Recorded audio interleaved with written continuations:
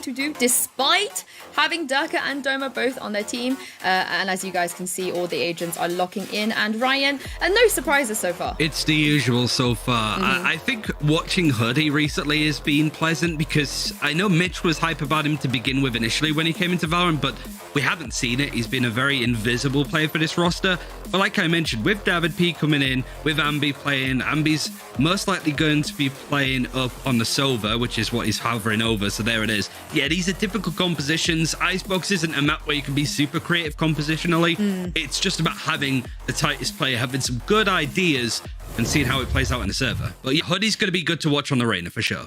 Hopefully. Yeah, I mean, he's been an absolute monster on the Sky lately as well. But Jess, also got to point out, you know, Fnatic running with a Killjoy, and because Giants, they favor the double duelists, we're not seeing any Sentinels there. We're not counting Sage at this point as a Sentinel. No, I think the good thing about the conversation that we have about Sage on Icebox especially is I am absolutely addicted to the fact that you need a Sage on this map, especially when you're attacking. I just feel like if you have that barrier orb, you have so much, you know, site control compared to other teams. So I'm glad that at least for them, you know, having the Killjoy rather than the Reina that we can see on the side of Vodafone Giants. I mean, I like their lineup a little bit more than Giants just because Giants is relying very heavily on that mechanical and gun skill side of things, but they are a very structured team. So it kind of looks like they're going out of the box from their new identity that I feel Vodafone Giants is attempting to get out there and be, this is who we are now. But on the side of Fnatic, the Jet, the Killjoy, the Sage, Server and Viper, that kind of seems to me like if you sat down, you had a, you know, bowl of spaghetti bolognese, you got every single traditional ingredient in there. Nothing is out of the ordinary. You're not trying to make it a fusion. That's the kind of roster and composition I like to see. Now I'm really hungry now, so thanks for that, Jess. And thanks, Ryan, as well. I'm going to let you guys rest your voice a bit because here we go. It's time to head into the first map and introduce you guys to your lovely and very talented casters for today, Mitch and Tom. What a lovely introduction, Tom. Damn, we're getting compliments off the bat. Sue must be feeling good today. I don't know what's changed to make her go that way, but I'm happy about it. Tom, I'm ready for Icebox. I'm ready to kick this one off. One of my favorite maps, that's for damn sure. Which team you favoring coming in today? It's got to be Fnatic. I think that they're always going to be the team to beat. They are the team that we sort of put them up at the top, so I think that it's going to be a closer game. I'm hoping that Giants will at least perform to a decent level, but I do think that Fnatic are always going to come in favorites here. Yeah, absolutely. I'm with you 100%, Tom. It might be the boring answer, but realistically, we know that Fnatic are the big dogs within Europe. They're the ones we expect to do a lot of the damage. But Tom, you know what? That's enough about the teams. Let's actually see them. Now, the people at home didn't quite get to see what we did, Tom. We had a little preview because we can see the in-game feed the whole time while you guys are watching the desk and the vetoes. And Vodafone Giants, they might be coming in as the underdogs. But I'll tell you what, Tom, they've got team spirit. We saw them doing a little bit of a huddle in the defender spawn to kick this one off. So you may bet that the energy is going to be pretty high for these guys, to at least to start the series. Yeah, I did feel a little bit sorry for Zilv in that moment as sort of like the creepy guy in the corner just watching them do the huddle, just like, oh, that's always Zilv, though. He's like the odd one out, the guy who didn't get picked for the team. It's like, oh, yeah, sorry, it's 5v5 and there's 11 of us, so it's a bit awkward. Do you mind just watching?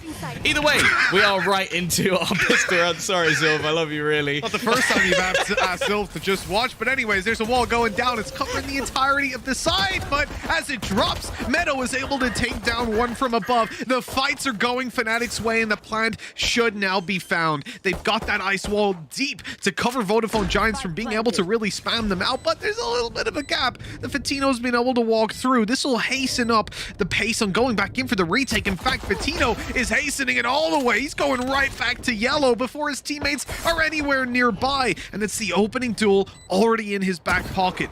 Fnatic want to play the post plants here. They want to run that clock down, and you can see the shock darts and snake bites on their way, but they've already got it diffused halfway on the Vodafone Giants side.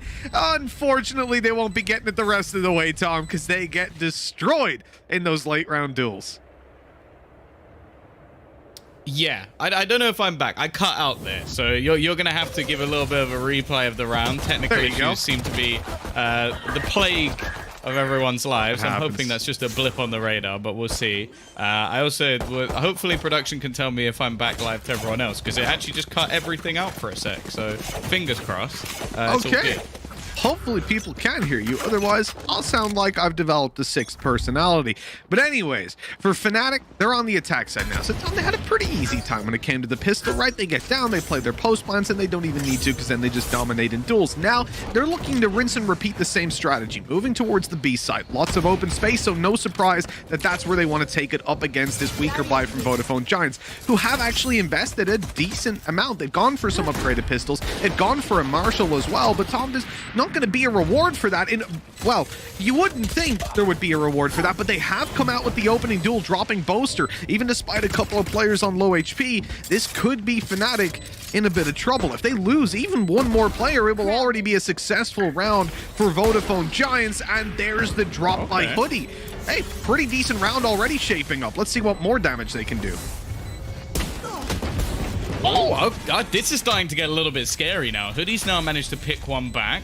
Doma is in a bit of a dicey spot. One kill goes his way, but they're looking to try and surround him.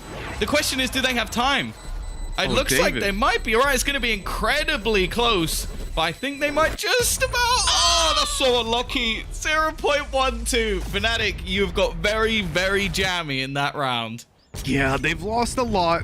Let's be clear about that. Weapons drop. They lose absolutely everybody. So reinvestment in this round is going to be huge. It's going to probably leave them with a weaker economy than Vodafone Giants have. But at the end of the day, they didn't get the round on the board. And I think that's going to devastate David P, because he actually jumped on it really quickly. The snakebite was still up and he jumped in there, sacrificing potentially his life, but getting away with it as the snakebite faded away. Sad thing being that, well, they lose the round by 0.12 of a second. There's not much you can do about that. Coming into round number 3, you can see the economy for Fnatic, Tom, is pretty shaky after losing all those players. In fact, they've got 2 Spectres and a Bulldog and a Guardian alongside their Vandal. Vodafone Giants are ahead in the economy game. And this isn't a bonus from Fnatic. They've had to invest everything. Yeah, it might look like a bonus, but it definitely isn't one. Durka with a rifle, though, we know what he can do. And, well, Doma's been on fire over the last couple of days. We've seen the double Ds coming back in full strength once again. And, well, I'm starting to get a little bit worried here because Boaster's Lurk is also going to find another pick. And they did so well in what was just a small investment round. But Fnatic have gone, all right, that's enough now. We're just going to go back to what we do best, which, for anybody who doesn't know, is winning. It definitely is, at least here in the European region. When it comes to Fnatic, having 5 players alive here, they're actually going to go even further and look for these weapons. They want to hunt down Vodafone Giants, and oh, they've got great info off that. Magnum able to get himself a kill. Cloudburst giving Fatino away, and there'll be some upgrades there for his teammate. Overall, not a bad bounce back, considering how poor round 2 was. They've come out of this with, I think, 2 Vandals, and they're going to be able to buy up onto the rest of them while Vodafone Giants take an eco. Yeah, that's the problem now. That was all of the round before basically came down to now punishing Fnatic. For anybody who doesn't know, I think it's been said multiple times, it is Doma's birthday. So make sure you go and at the man on Twitter on birthday and wish him a happy birthday. At him on birthday. You know what? He's 18 years old, and yeah, he's better at video games than I will ever be, no matter how hard I work. And I'm very jealous, so, you know. Oh my, Fatino! He's taking the fight right to Fnatic. The updraft dash play, and they're out of there. That's how you start an eco. Now, unfortunately, he will be dropped on the way back, so the weapon's not going to be retrieved. But Ambi in with another. Okay, this is starting to look pretty doable for Vodafone Giants. Another round where they've got a low buy. In fact, not even a buy. And Fnatic are into, well, a 4v4 after using a res. Yeah, they brought it back to a winnable position. It does just seem like a lot of these, like, more aggressive plays that are working out at the moment for Giants are just almost catching Fnatic off guard, but they've quelled things, they've slowed things down. They do have to be careful of Hoodie's Marshall though, Mitch, because we've already seen that he can definitely make this weapon work, and in fact, they're actually going to commit a lockdown. Of course, if it guarantees the round, I don't think Fnatic... power of the Marshall is strong, but it looks like this time around, Meadow's going to be dropping the backside, leaving Hoodie without the ability to really do anything. He's not on the site just yet, playing over towards the spawn, so it's going to run the clock down as they hope for an angle to be given. Durka offers that one up on a silver platter. Vodafone Giants have David P coming on the flank as well. He will be spotted, but he still gets the kill out of it before going down to the turret. Hey, it's worthwhile to put it into the 2v2. That's spam. It connects onto Magnum, lighting him up even further. Vodafone Giants aren't going for the defuse instead. They want to close the distance, and Hoodie gets in Magnum's face. This is so winnable now. Shock darts going over. Boaster will stop them right there. And it looks like they've still got time. Just about time. Oh God, that was close. But 3-1 we go. How is it the Vodafone Giants look so much better when they've got the Marshals out? Hoodie, drop that Vandal. Take a Marshal right now, man.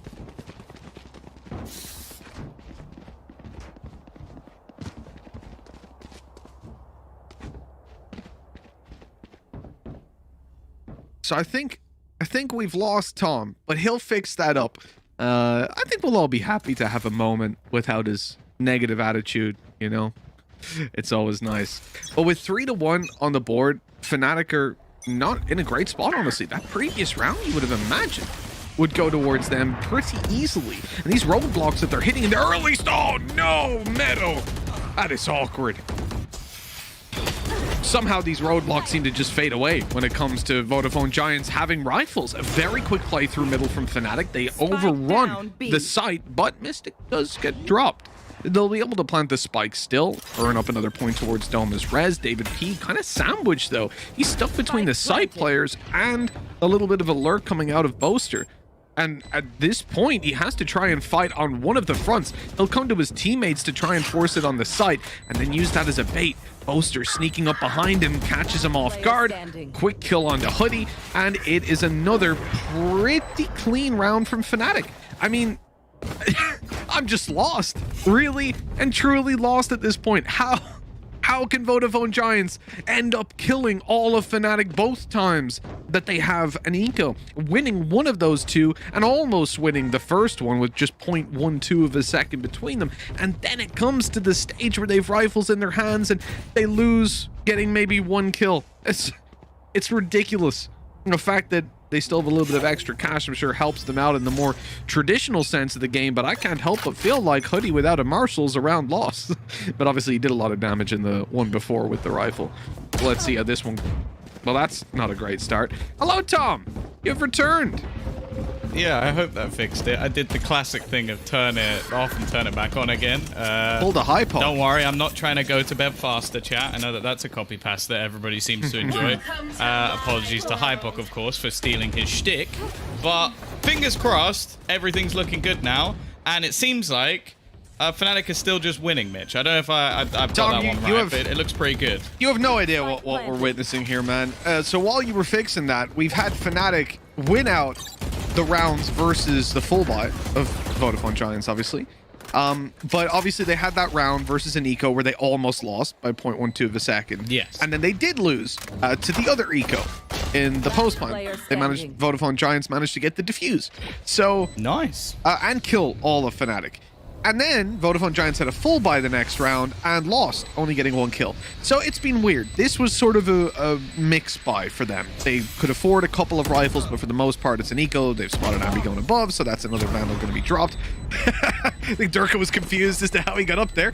But with 5-1 on the board, you know, you could glance at this and think, oh, Fnatic are dominating Vodafone Giants. Cool. But it's not really the case right now. It's a very close game when it comes to the eco rounds, and I think the pause we're seeing come in is probably Vodafone Giants discussing with themselves, yeah, what are we doing wrong when we have rifles?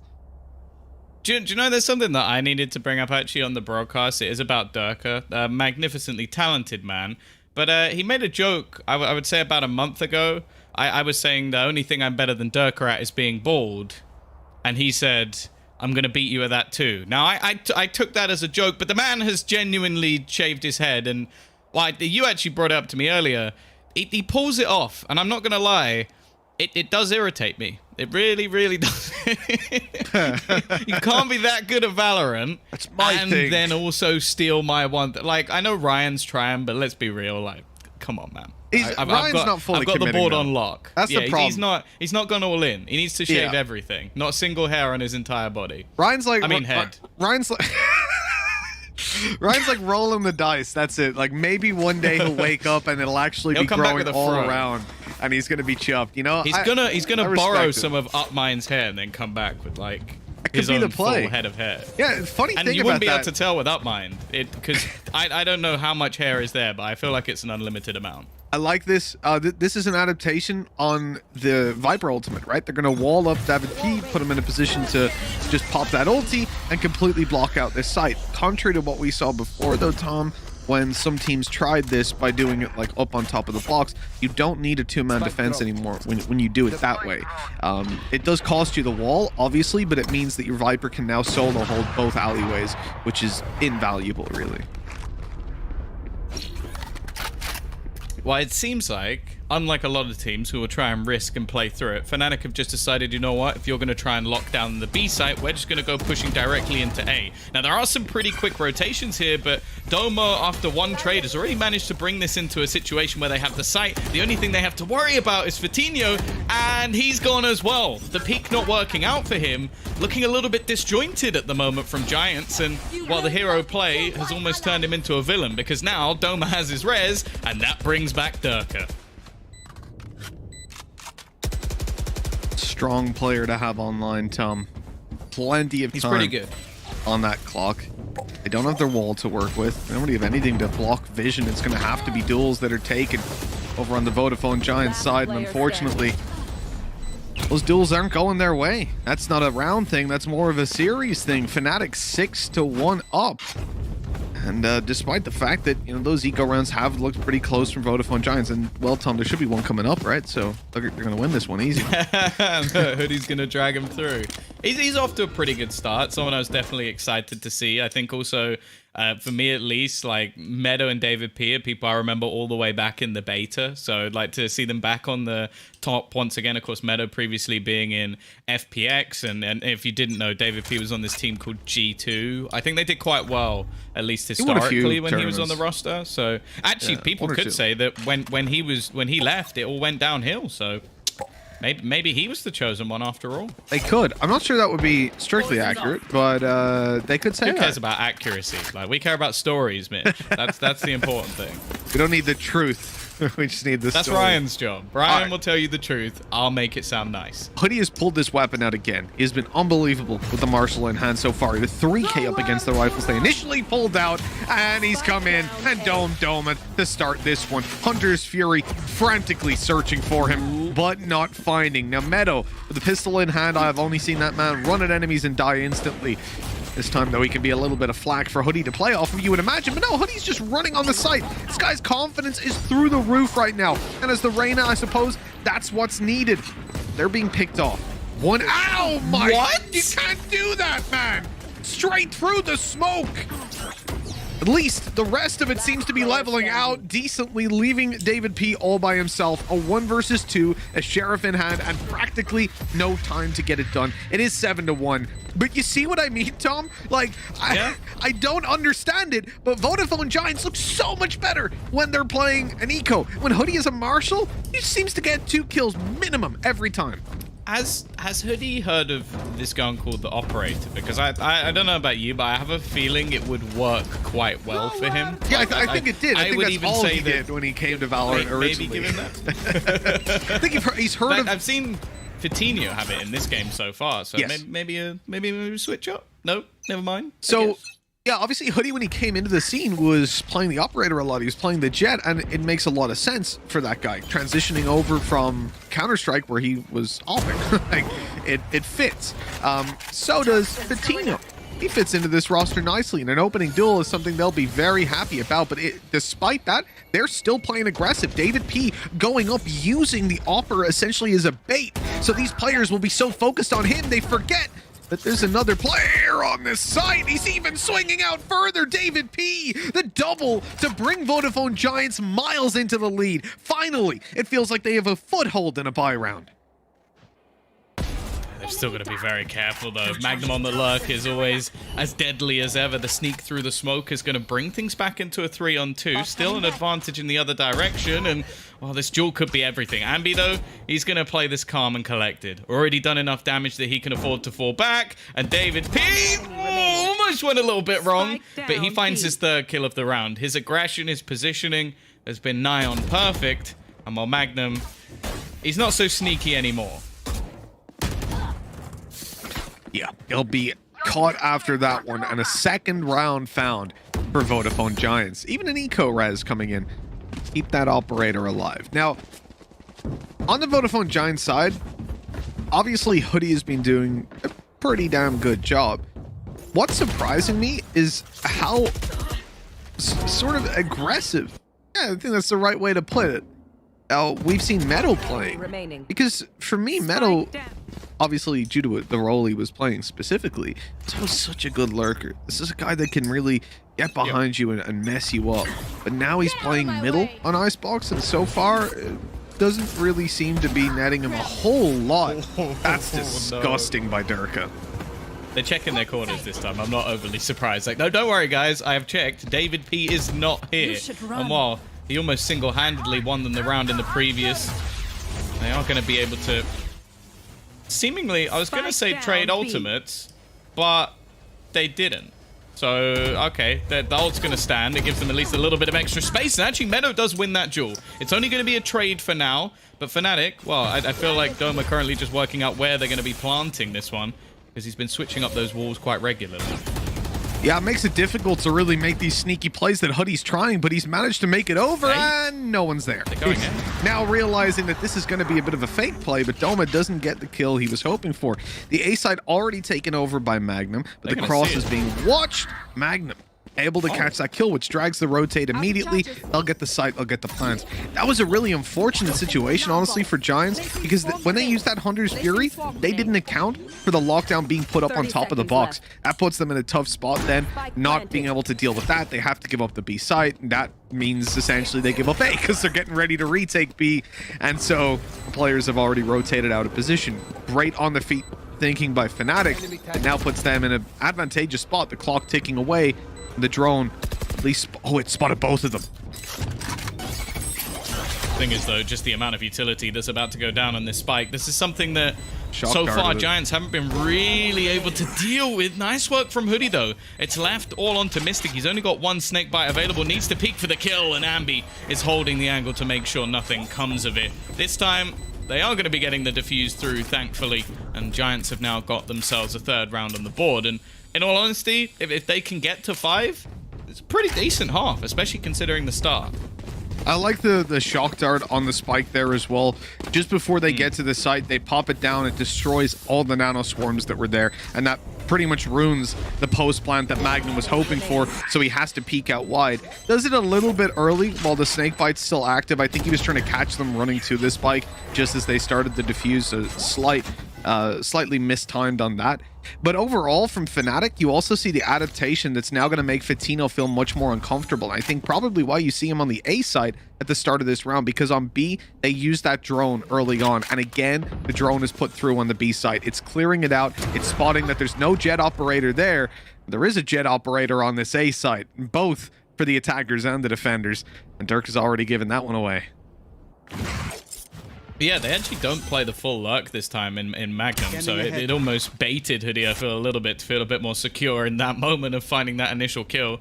Instead, though, it's a bit of a slower round, some pushing and probing from Boaster. And he's hit the timing pretty good to make it over to yellow. But yeah, as you said, they've basically just gambled this round completely on Fatino. He's a man who definitely can step up to the plate, but he needs to hit this first shot and get out of there, and that's a bigger problem.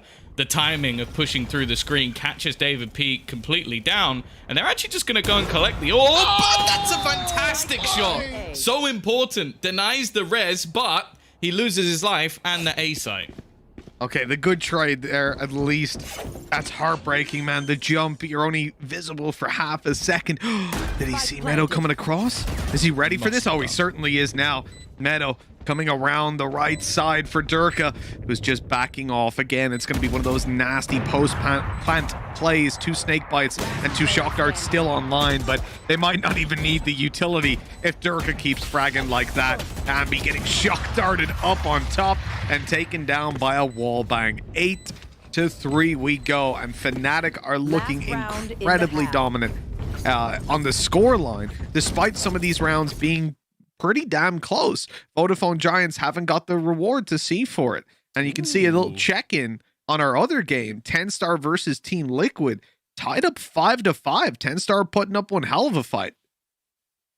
Yeah, no, I'm excited for that team. We got to see them in some of the earlier qualifiers, and they had like a few cool little ideas that I'd never seen before, which I'll be honest, especially on a map like Split, you see a lot of things repeated again and again. So they definitely caught my eye, but what they're currently doing, the damage they've done, the teams they've beaten, they're a prospect. And if they can somehow make it as one of the top 2, that would be a huge statement.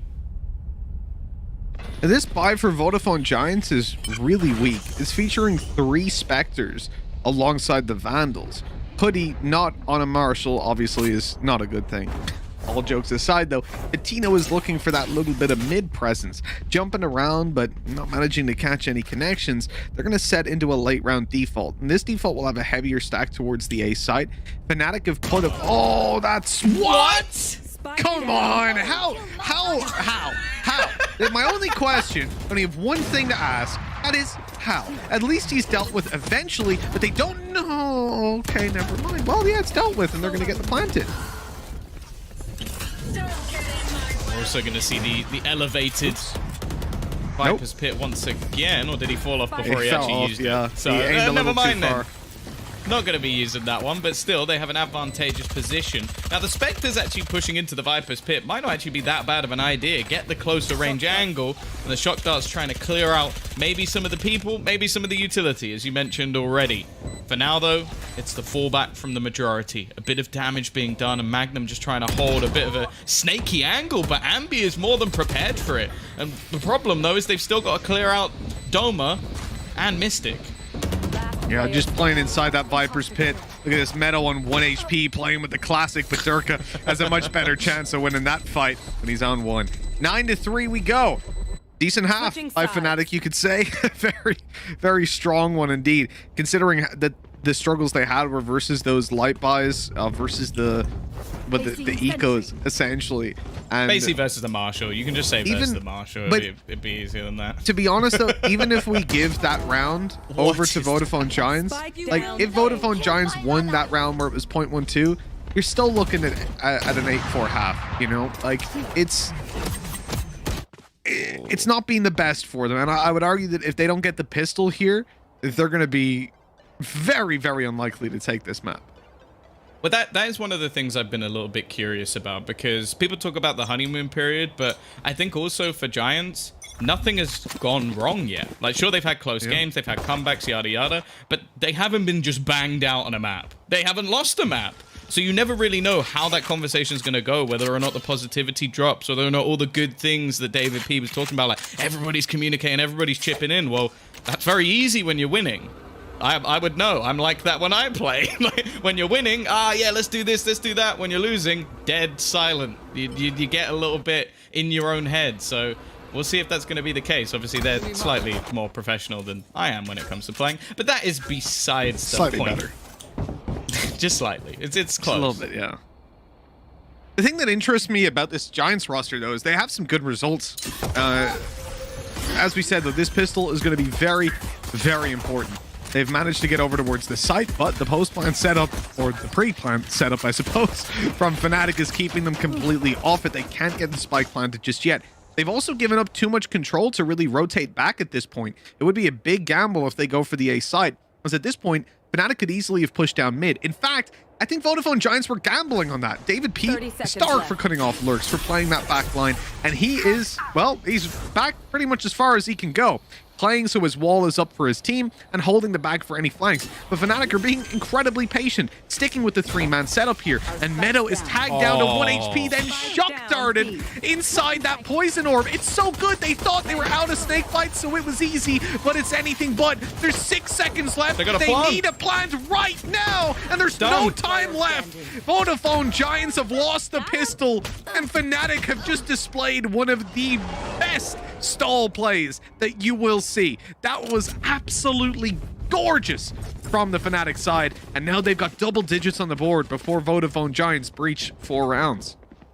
Well, they've always been the king of after plants. It seems like they're looking for another crown, which is just the king of no plants when it comes to the other team. Because this was just so rough. Like, there's so many positions that were just being held. The initial plant, I felt like there was an opportunity to get it down, but it just almost got denied enough that they fell away from the initial plant. And now it's put them in a spot where, well, they were just battling uphill from then on. We do have an investment in some marshals, though. So maybe, just maybe, they can bring something back here.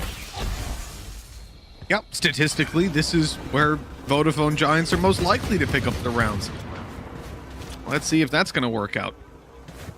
Yeah, the other thing actually about the last round, why Fnatic were able to delay for so long without actually burning up utility, is first of all the patience on their side to not just feel like they need to keep throwing in their shock darts and all that, but also the fact that I think they sort of read that Vodafone Giants were holding for that flank play. Oh. They were ready for it. And Boaster, the 2 people that he killed also had marshals. That's the thing. It's not like he took a fight versus pistols. He took the fight versus a pretty even, actually disadvantageous spot. Durka had pushed up A at the very start of this round. He's been on a very, very late flank. And he got the reward. 3 versus 2. Still winnable, though.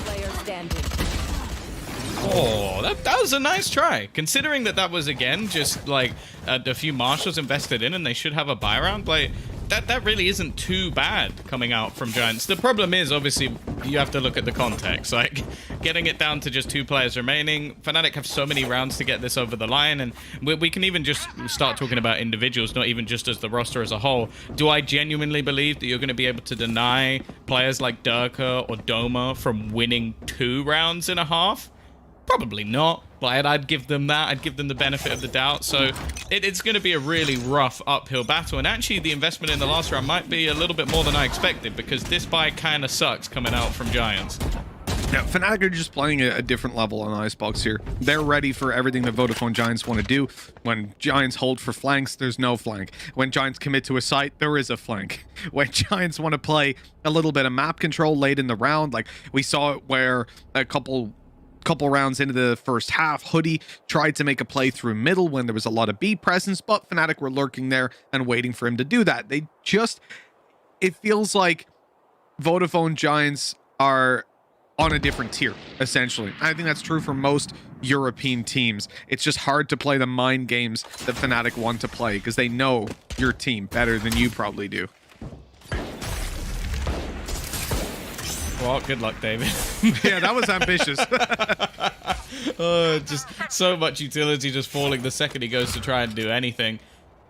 Already seeing the rotation also coming in through mid, the push through A. Like, they know exactly where this is going at this stage. Now, David might be able to force Mystic out of the corner. He's actually just going to patiently wait to avoid the bullets. Just making sure that they're not going to hand anything over on the other side. Although, I was going to say Boaster might get caught, but never mind. He's just cracked ahead with the Marshal, and they win that round flawlessly. I guess bring on Bind. Yeah, it's kind of felt like that the whole series. Like, I really don't feel like we're watching a game on this map, and it is very much Fnatic just dominating when it comes to the understanding of the map, of how to play the game, of what Vodafone Giants are doing. They have better reads every step of the way. And my question is that a map specific thing? Is that something that Vodafone Giants can bounce back on when it comes to Bind? Well, I think so, because it's an easier map to play in general. The problem is you're playing it against Fnatic, who are kind of like the Bind team. I mean, they were the only ones to really compete with Sentinels even for a long time. So I really find it difficult to see Vodafone Giants bouncing back in this series. Well, it doesn't look like it's getting any better in this map, at least. Already, Coutinho is going to lose that initial battle to Durka once again. It seems like a classic Durka showing. Just free roam around the map, taking battles. Ambi, though, with a nice shot at least. We'll get rid of Boaster. There's still a multitude of players here, though. Like the rotation even coming in to bring Doma back. Hoodie is going to turn this into a winnable spot, but they don't expect Magnum to still be close. The trade, quick, and Ambi again has turned this into what is at least looking like an extra round. So a 4. Maybe bringing it slightly closer like Ryan wanted, because I remember at the beginning he was saying, watch when this is a 13-0 now. Well, you weren't far off. Yeah, you almost predicted that one spot on. Let's see if Mystic can make the clutch happen. Nice shot. Oh, no. That was a beautiful start to it. Slowing it down, waiting for someone else to push. The time is going to be the big issue here. He's not facing into much post-plant utility. You've got 2 shock darts to deal with. But the real issue is just that clock is running down. The wall is going to keep him in the open when he goes for it. And of course, he's got 2 players to try and beat out. They peeked together and he even got the first one. So that came very close indeed. At the end of the day, it is a 4th round for Vodafone Giants. And that means absolutely nothing for them because they need 8 more in a row. So before I really start to believe in this team, I'm gonna need to see them hit double digits. I wonder if we can cut back to Mystic's cam, because it looked like there was like a man living on his shoulder, like just in the background. If that just wait for his cam to come back up and just have a little look. The man will probably have disappeared, but it does sort of look like an almost floating head just living on Mystic's shoulder. Just something I thought I'd add in, because we're now going to come back in with a buy round for Fnatic, and well, so far they have won most of those. Oh, he's gone. He's disappeared. Is the man gone? Tom, I think you're hallucinating. It's possible. Like after the internet issues I've had, I think I've just lost it. Yeah, I think you've lost your mind. I'm calling an ambulance, so hopefully you'll be all right for the second. You know the emergency number in Ukraine? 173. Am I close? I don't know it either, so we're both stuck. How do you've lived there for over a year, man? What are you doing? No, you lived there way longer the than round's that. going, Mitch. Let's move on. Tom, how many years you lived in Ukraine? How many years? Quickly, how many years? Who knows? Mystic, wow, this is incredible. He's dominating. He's found himself 3 kills. And Hoodie is going to be the last man standing. It is going to be a dominant victory. It wasn't quite the 13-0, but it was damn close. And while, sure, it was the map choice of Fnatic, Mitch, but realistically, we wanted this one even still to be just a little bit closer, because that was domination. Yeah, it really wasn't pretty to watch. I have to say, I'm a little bit confused because when I looked at this on paper, when I look at what Vodafone Giants have been able to do, especially in the Vitality game, it gave me a little bit of confidence that this is a team that could compete when it comes to top level. Maybe, I don't see them beating Fnatic, I don't see them beating a Liquid, an FPX, but I see them maybe taking a map off them, making at least the others close. I mean, don't get me wrong, Vitality beat Heretics, NIP, Wave, they knocked all of those teams out in a row out of this tournament, and they lost to Vodafone Giants. But right here, I'm going to say that this was a shaky game, Tom. I'm going to say that this was not the typical performance that we're going to see. So let's hope that things change when we go over to Bind. Before we go to that map, though, there's going to be a little bit of a break, and then the AD is going to be back. So let's roll on with that. We'll see you back here real soon.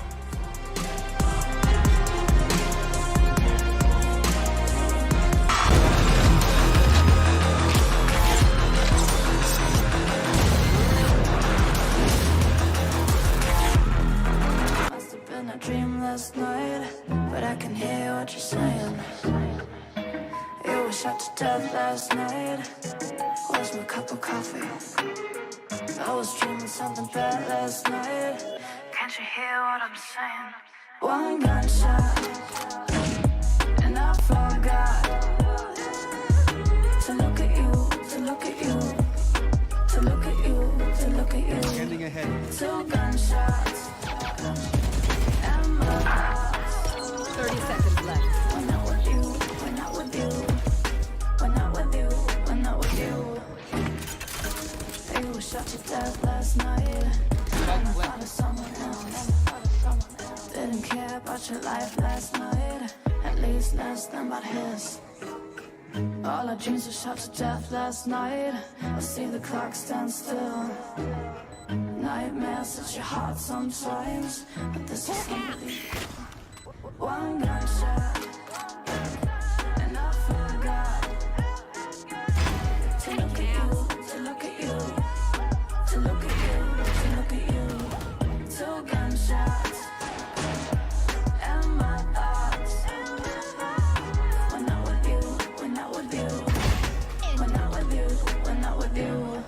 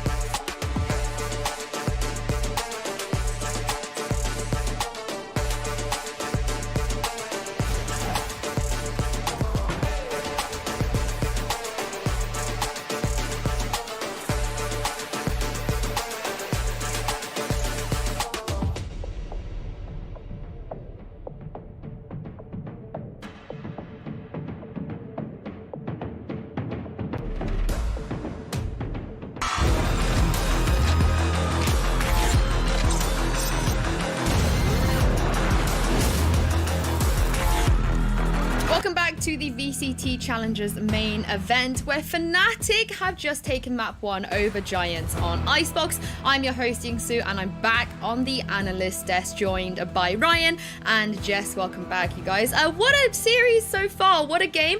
We had some reservations here, Ryan, about Fnatic's map pool, but this Icebox was very, very clean. Yeah, they were continuing on from yesterday when it comes to their win against Alliance. This one, much more dominant, very clean on the attack. We saw mostly defending against Alliance that they looked comfortable. But even then, there was still, it doesn't really reflect the scoreline when you're watching back some of these clips, because there was some nice moments from Giants on ecos, on the thrifties, on the half buys in some cases. But ultimately, Fnatic just had the better game plan and they saw it out perfectly. That is what a EMEA playoff quality team should be getting. And the big thing for me, especially as we bring up this graphic, is the 2 Ds. And as Yinsu puts it, the D&D. It's the Durka and Doma show. It's the birthday diff for Doma, if you're, shouting out the whole birthday congratulations. Doma was the one that was popping off in the first half of that half, and then Durka kind of found his footing and started popping off as well. But I'll just throw a line out there for my man Boaster.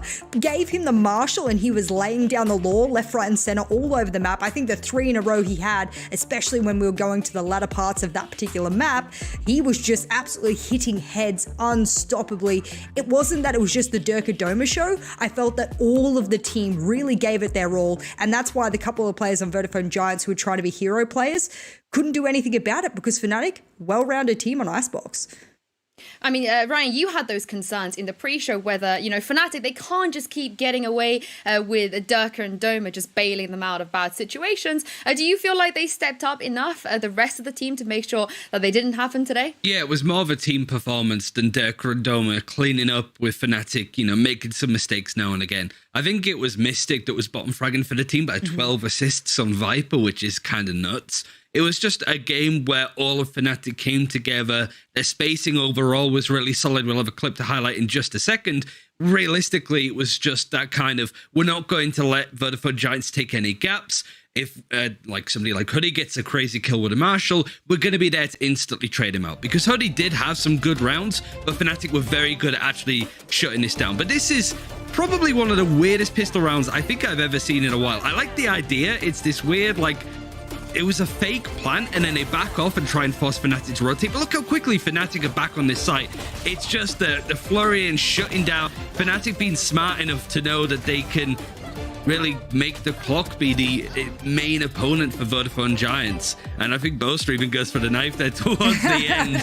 Almost. You can see just he's gutted in the bottom left-hand corner, but it is a Fnatic that knows exactly what they should be doing up against a Vodafone Giants team that also had a game plan, also really relies on those fundamentals, but they didn't see much of the action. I think the good thing about you pointing out that they use the time really effectively is I feel like a lot of teams don't use that clock as their like other teammate. You know, you could be a 6-man roster with the clock as your 6th man on the roster. And they played that really well in that moment, using utility to die out and eat up those seconds. And then once they got down to the dying seconds and the plant wasn't down, that clip was a perfect representation of what you can do when you play late round aggressive and the team has not done enough time consideration in their round. So Fnatic, they've got it all under their belt so far, but that was their map pick, so I mean things could change.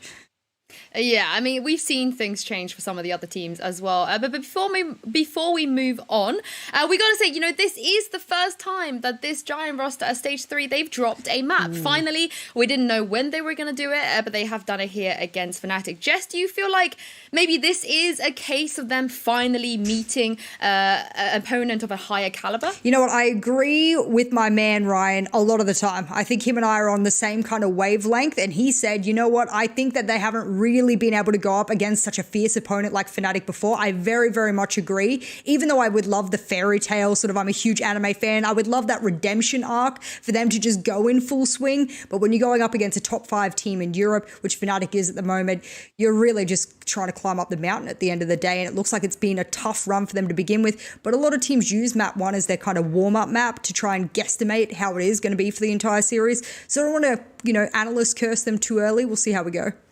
That's the thing overall, is just not only losing that first map in Challengers 2, but losing it this hard. Saying that though, I don't think in like a 13-3 score I've ever sort of said, nice try for Vodafone Giants more. Like, some of those rounds really came down to the wire, and weirdly it was always when Vodafone Giants didn't have much money to buy stuff with. So there is potential there. Icebox is a tough map to play on, and now Fnatic really looking to be back as one of the top teams in that spot. But like G2 Guild, they dominated Fnatic before in Challengers 1, but Fnatic looking to bounce back from that using the time, and overall it's just a solid performance from them. Well, it was a great start for Fnatic, but we are going to take a little break here. But don't go anywhere, because Vodafone Giants will get a chance to come back into this series right after this.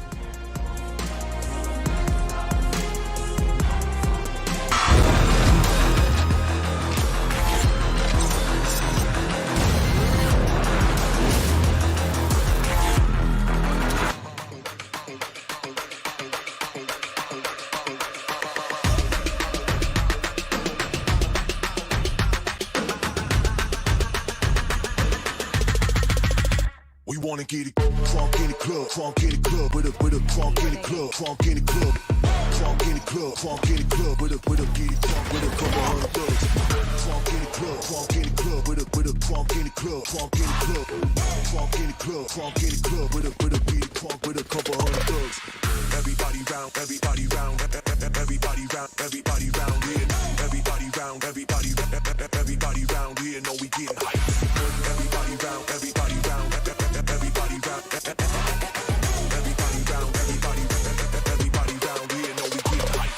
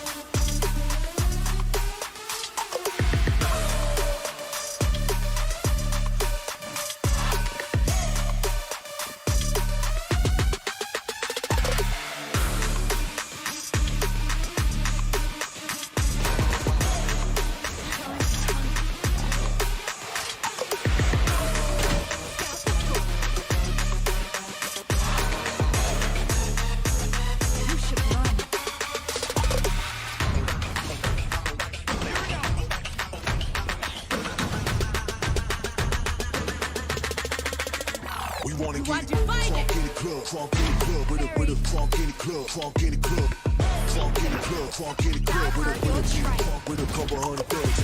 Crunk in the club, crunk in the club, with a crunk in the club, crunk in the club, crunk in the club, crunk in the club, with a couple hundred thugs. Everybody round, everybody round, everybody round, everybody round here, everybody round, everybody round here, know we getting hype. Everybody round, everybody round, everybody round, everybody round, everybody round here, know we getting hype.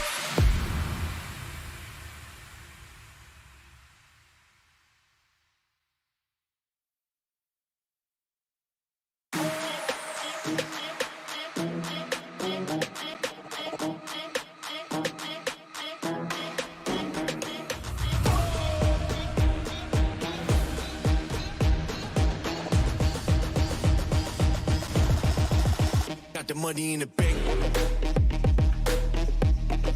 Hit you with the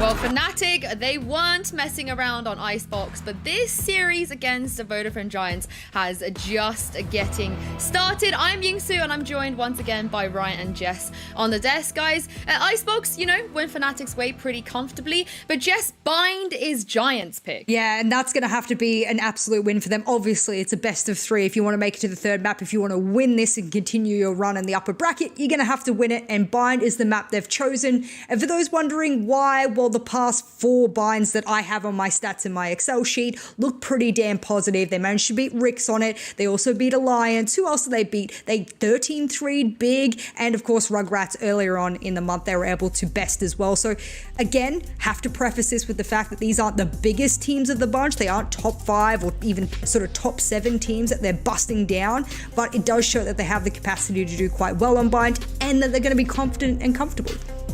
Despite the fact that Fnatic have lost Bind a couple of times and they're very much in this real-time adjustment phase, you got to feel a bit of trepidation on Giants' side to be going into this map. This is somewhere that Fnatic looked the most comfortable in the world. It was their choice one. It was a point where the only team that was realistically beating them was Sentinels at Reykjavik, right? Now, everybody's having a pop because Fnatic, they don't want to get anti-stratted. They don't want to rest on their laurels and just sort of sit there and go, the Fnatic comp, we're going to play that all of the time. There's no weakness. Minnie's there, like, we're being anti-stratted so hard. We need to make a change. Otherwise, we're going to quickly become the worst team on Fnatic. But that adaptation period, that experimental period, is where they're finding gaps in their play, and they're having to adjust this more so than any other map. So Giants, they can come out here full swinging, but I would really like to see Fnatic bring something new to the table, or at least work on what they had before, and come back and go, yep, Fnatic is still our home ground. Well, let's talk about that elephant in the room, Ryan, which is their comp. You know, they were chopping and changing since Iceland because, like you said, they didn't want to get anti-stratted. But the last time we saw them play, you know, Doma was on the Brimstone and Magnum was on the Breach. It just felt like they were all over the place. Yeah, I think we even saw like a bit of Astra as well because they went for this triple controller. I gotta say it as well. Like, I prefer EU to NA, but I think this region is throwing a little bit with a lack of Astra. Certainly with what I've seen from like teams like, I think Exa played it, I could be wrong, but obviously Rise did it a little bit. Def has been playing a lot of Astra, and I think it's still a solid agent, and maybe we'll see it again here for Boast. I want to see more of it though. We'll see now, actually, Ryan, because we are heading to Agent Select for these teams. For Giants, I think it's going to be pretty straightforward. They've had the same composition that worked for them time and time again. 6 out of 6 now here so far. And Ryan, Boaster, he heard you straight in there with the Astra. Okay, straightforward stuff. It would be exciting to see Doma back on the Raze. He was like a Raze one trick way back when, but now he's pulled up his group. Yeah, this composition is sort of in line with what we have been seeing before, there or thereabouts. So again, I guess it's Fnatic not wanting to take the plunge on a gamble right now, at least, as far as I can tell. I mean, for the longest time, you know, this was one of the only maps where Durka didn't play that Jet. Yeah, he was on the Sova, and now Jess, he's now been moved to the Sage, and it's not something we usually see from Fnatic. I mean, the big thing for me will be is that the control that they can get on site as well, and especially when you have a map, and we were just discussing it before, where they've been chopping and changing things, and in the interview you did earlier, they sort of referenced the fact that they've cleaned things up, they've sharpened things around the edges, and in doing so, if they feel that this is their best opportunity to be able to best a team, then go and do it. My big thing will be is that Vodafone Giants has already given up the jig, and they have sort of shown the fact that they are willing to be extraordinarily aggressive, especially early on in their defensive round. So if Fnatic know this, they know that that's likely coming in, you know, bind, then, you know, things can go really well for them if they have those counter strats and the utility with Sage even to deal with it. The only thing I really want to say is we don't see Magnum on the breach. Like, that's a feels bad man considering we are the breach region. His popularity going down and down. But yeah, just a little bit of a change overall, but we'll see how they do strategically.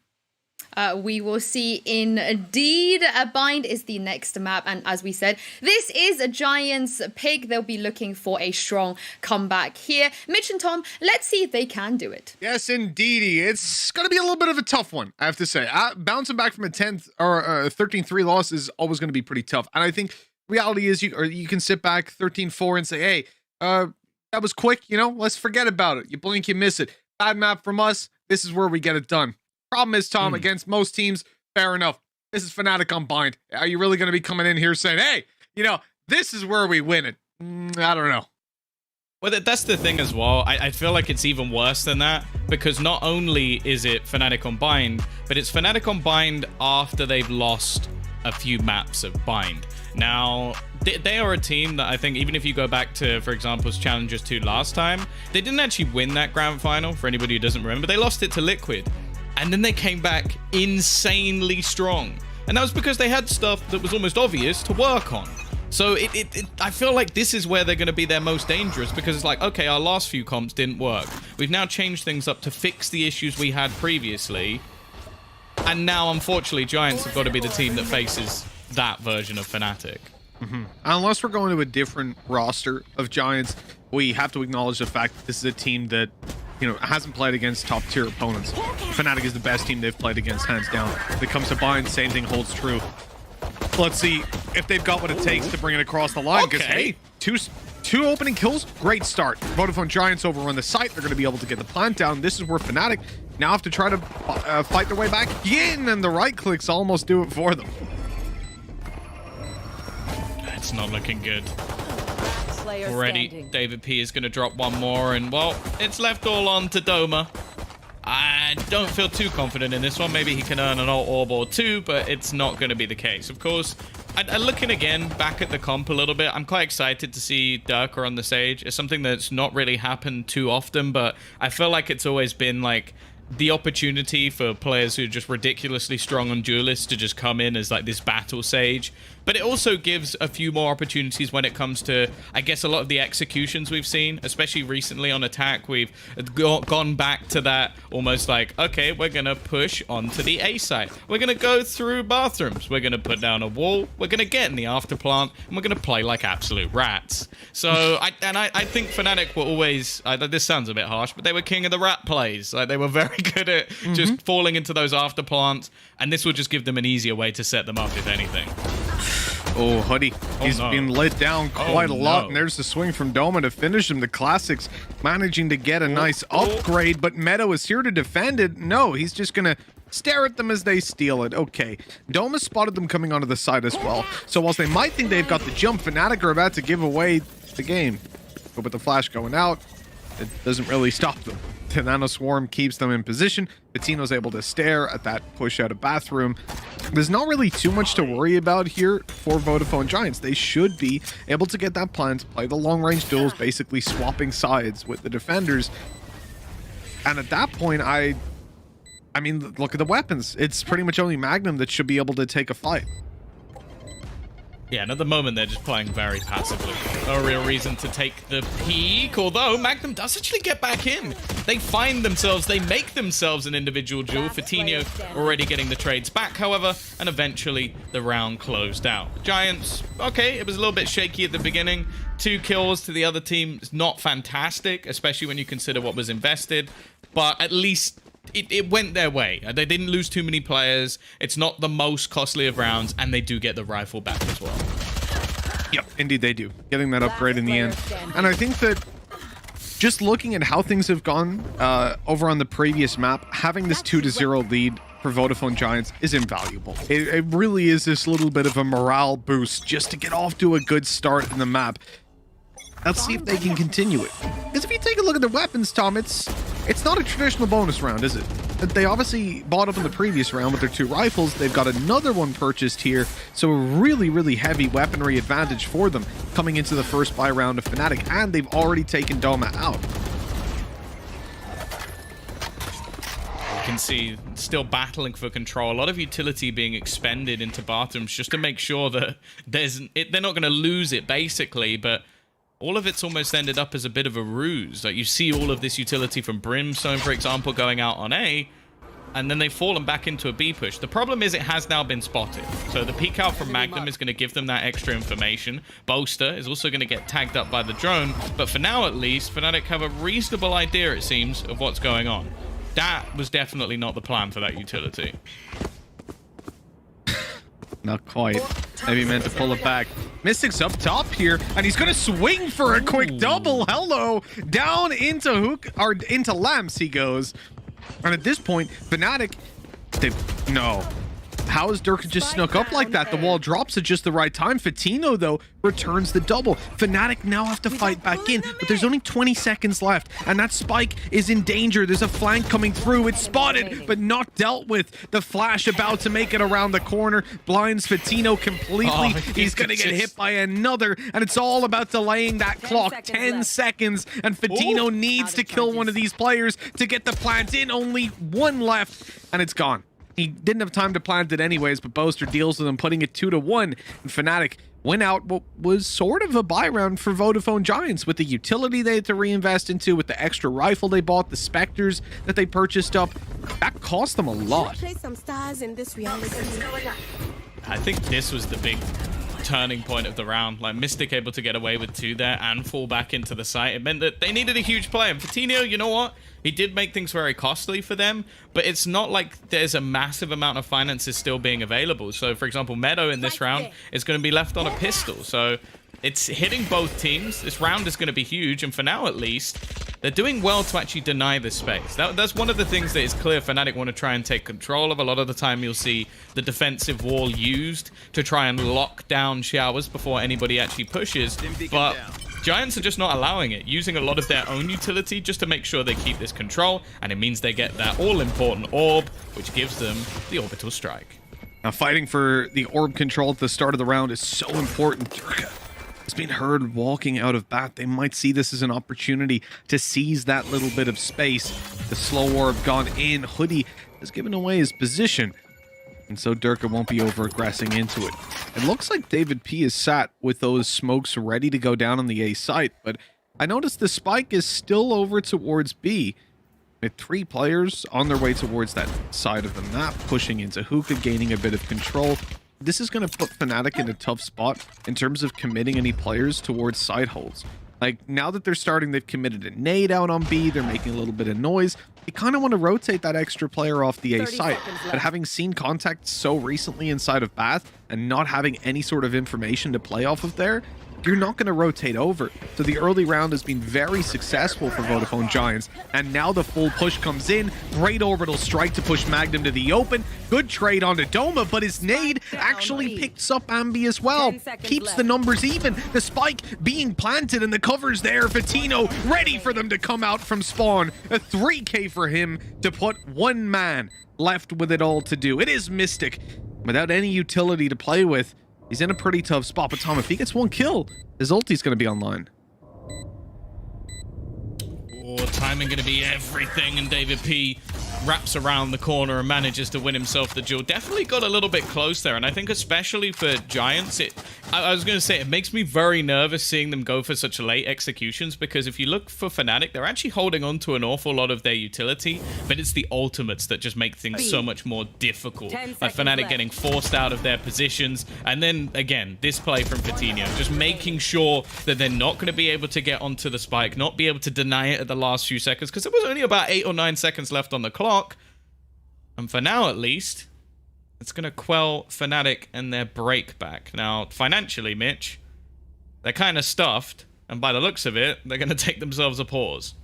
Yeah, so this is a really important round for Fnatic, though, in one way, because Vodafone Giants have got money, right? They're going to have rifles, but they don't have a lot of it either. If Fnatic can manage to do damage in this round, it puts Vodafone Giants on the back foot, because then coming into the next, the economy is pretty much even. That's if they get like 2 or 3 kills. 3 would be ideal. But if you take a look at where the ultimates are at, Tom, you have a Viper's Pit to play with. You're 1 away from getting the Showstopper, 1 away from the Res, and Seekers are online. That is a lot to play with. Yeah. The possibility of even force buying up isn't necessarily out of the question on some players. In fact, you saw Doma for a second toy with the idea of taking the Judge. And fighting for the early orb control could really change the direction of this round entirely. Yeah, even dropping a few pistols over. So he's spreading the wealth a little bit. He had some extra cash for this round. But this is important for Giants. So they don't want to lose too many players. This is a good opportunity to get off to a flying start. And, well, they're using their utility very well. Just look how much damage they've already done just based off Molotovs, based off nades. They are not allowing Fnatic to hold on to any of these angles. They are clearing every single position available to them. And by the looks of it, getting information as they go. For now, at least, looking like a very good start. And Boaster, he's going to get stuck, but the remaining players have actually pushed up alongside him, trying to pincer in onto Hoodie. I think he's realized now, and they might be a little bit more hesitant to try and push any further forward.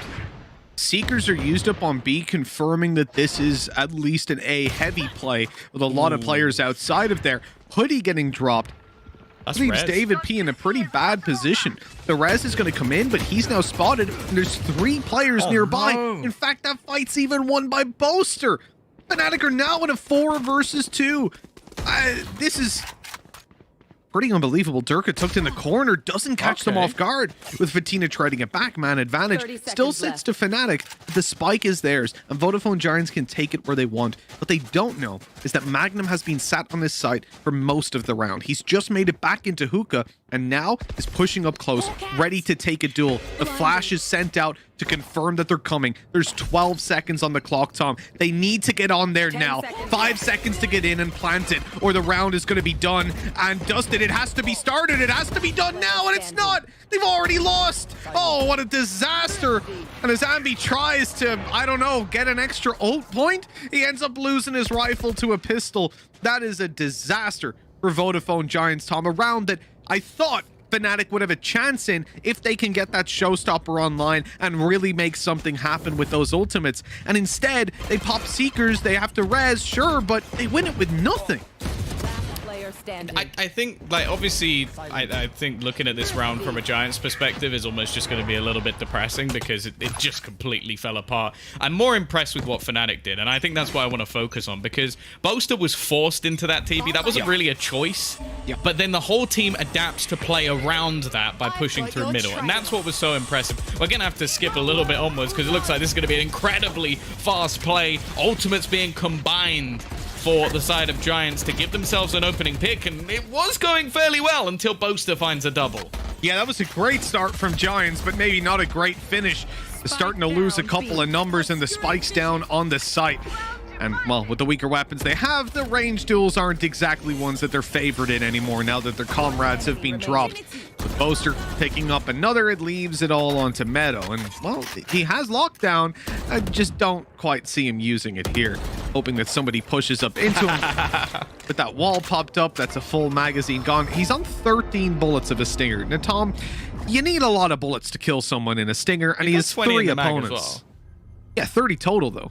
What I mean. Yeah. Oh, I thought you said 13. Okay. No, so I misheard. I don't know that he's going to be able to kill them all with this. So he'll have to drop out of hookah and upgrade to another weapon in 30 seconds. Plus, they're all here ready for him to swing out because they know he's in hookah. And they've even made a little pyramid. So, you know, you could kind of see from that little description, things were kind of stacked against him, as they might be for Vodafone Giants soon, because that lead that they had after an eco lost has turned into a tied up scoreline. Yeah, I definitely think that might be a round that they live to regret. They also committed a fair amount in here, and while, as said, the start of it was decent, but it's these couple of kills coming back from Boaster, and then you've also just got the committal of the Astral Divide or the Cosmic Divide, which, I'll be honest, I'm not surprised he used it in that round, because we've seen so many times the Astra ultimate just come in and almost burden a team. The other issue as well is, that was an investment round from Giants. That wasn't them ecoing. That wasn't them saving all of their cash. That was an attempted break back. So normally if it was like a round like this, for example, they get a couple of kills, it's not too bad. But when you put everything you have into it, they would have wanted a little bit more. Yeah, definitely. It's not about how many credits you spend necessarily in some of these rounds. It is also that ult economy that they've now fallen behind in for nothing. And of course, the showstopper is still online for Fnatic if they get into a bit of a dicey spot. In fact, we might see it used here. Doma is on the site with 2 of his teammates close by. But if a few kills come in from Vodafone Giants, that's where this big rocket launcher can come in to deal damage. They've heard 2 on long now because they know there's a player on the right side.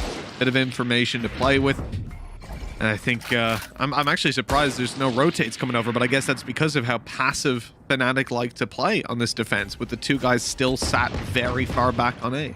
A little bit risky for Magnum, facing into some of his opponents, but the weaker weaponry, and again, at the moment it just seems like Fnatic have just been burning out the clock. Like, they're just basically making it so they have to execute within the last few seconds. Flashes being popped just to try and slow them down if they do try and get into the site. It's some nice shots coming through, though. This is one of the closer rounds once again. They don't quite check properly. Oh, it's got awkward, but Magnum will switch up to his pistol and hit the headshot. Now, in isolation, a pretty good round. They make it costly with not really using too much in general, other than just, as said, the investments into the Marshals, for example. But it's still another round on the board for Fnatic. So, again, we're looking to see if there's a breakback here. 1 enemy remaining. 10 seconds left. That is good damage, but as we said as well, the fact that Showstopper, the fact that Viper's Pit is online, these are big game-changing ultimates. At the same time, Vodafone Giants have got their own. Orbital Strike just came up. Meadow has had that lockdown for, I think, the entirety of this game so far, probably since Icebox. And so this is a reasonable time for Vodafone Giants to come in, call that pause, get up the rifles. This is going to be a big investment from them, and they don't want Fnatic to just run away with this. We said that 2-0 start, the 3-1 lead, those are important things after being smashed on the previous map to really just keep you in it mentally. And when it comes down to how things are going now, Fnatic extend up, they hit 6, they hit 7. I think you're going to start to get a sense of deja vu pretty damn quickly. Yeah, I can definitely see that. As said, I even mentioned it in the last map. They haven't lost a map yet, so we don't know if they have that ability to just mentally reset, mentally bounce back. I would say there's a lot of experienced players on their roster, so I'm not gonna like worry for them just yet. But I do want to see a response because they've had a few close rounds. They've also had a silly loss, and I think that can also just break a team's mentality, losing a round like they did to Pistols. Now, Fnatic are not like miles out in front. 1 round difference economy, not off the charts, but they do have themselves some decent ultimates here, and already Mystic looking to lock down mid.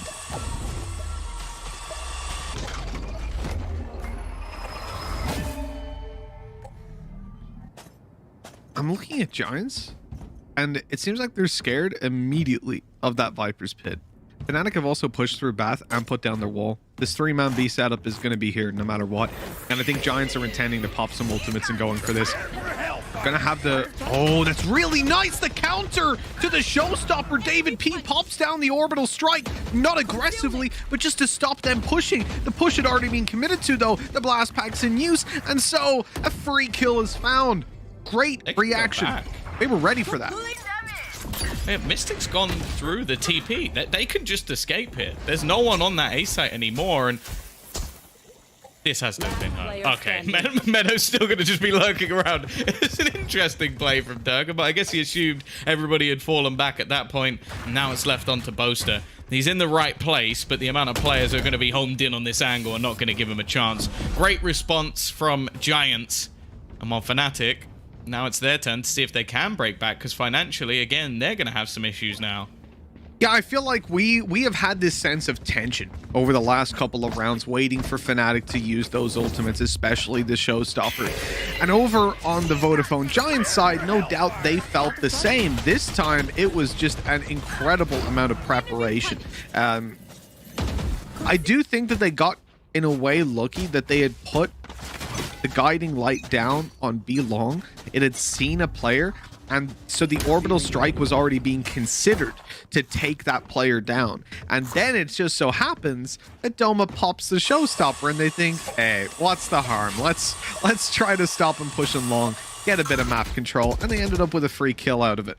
The really unfortunate set of events for the Fnatic side, but very good planning by Vodafone Giants and good awareness. They still have the lockdown to play with. I feel like I'm going to be saying that all half. Meadow doesn't seem to like using it just yet, but this could be the round if they get a little bit of hookah control. Doma has turned into a monitor, it seems, but a little bit of support when it comes to the utility. Waiting through the back, but Vitinho has managed to win that duel. Just hopping straight through, finds the kill.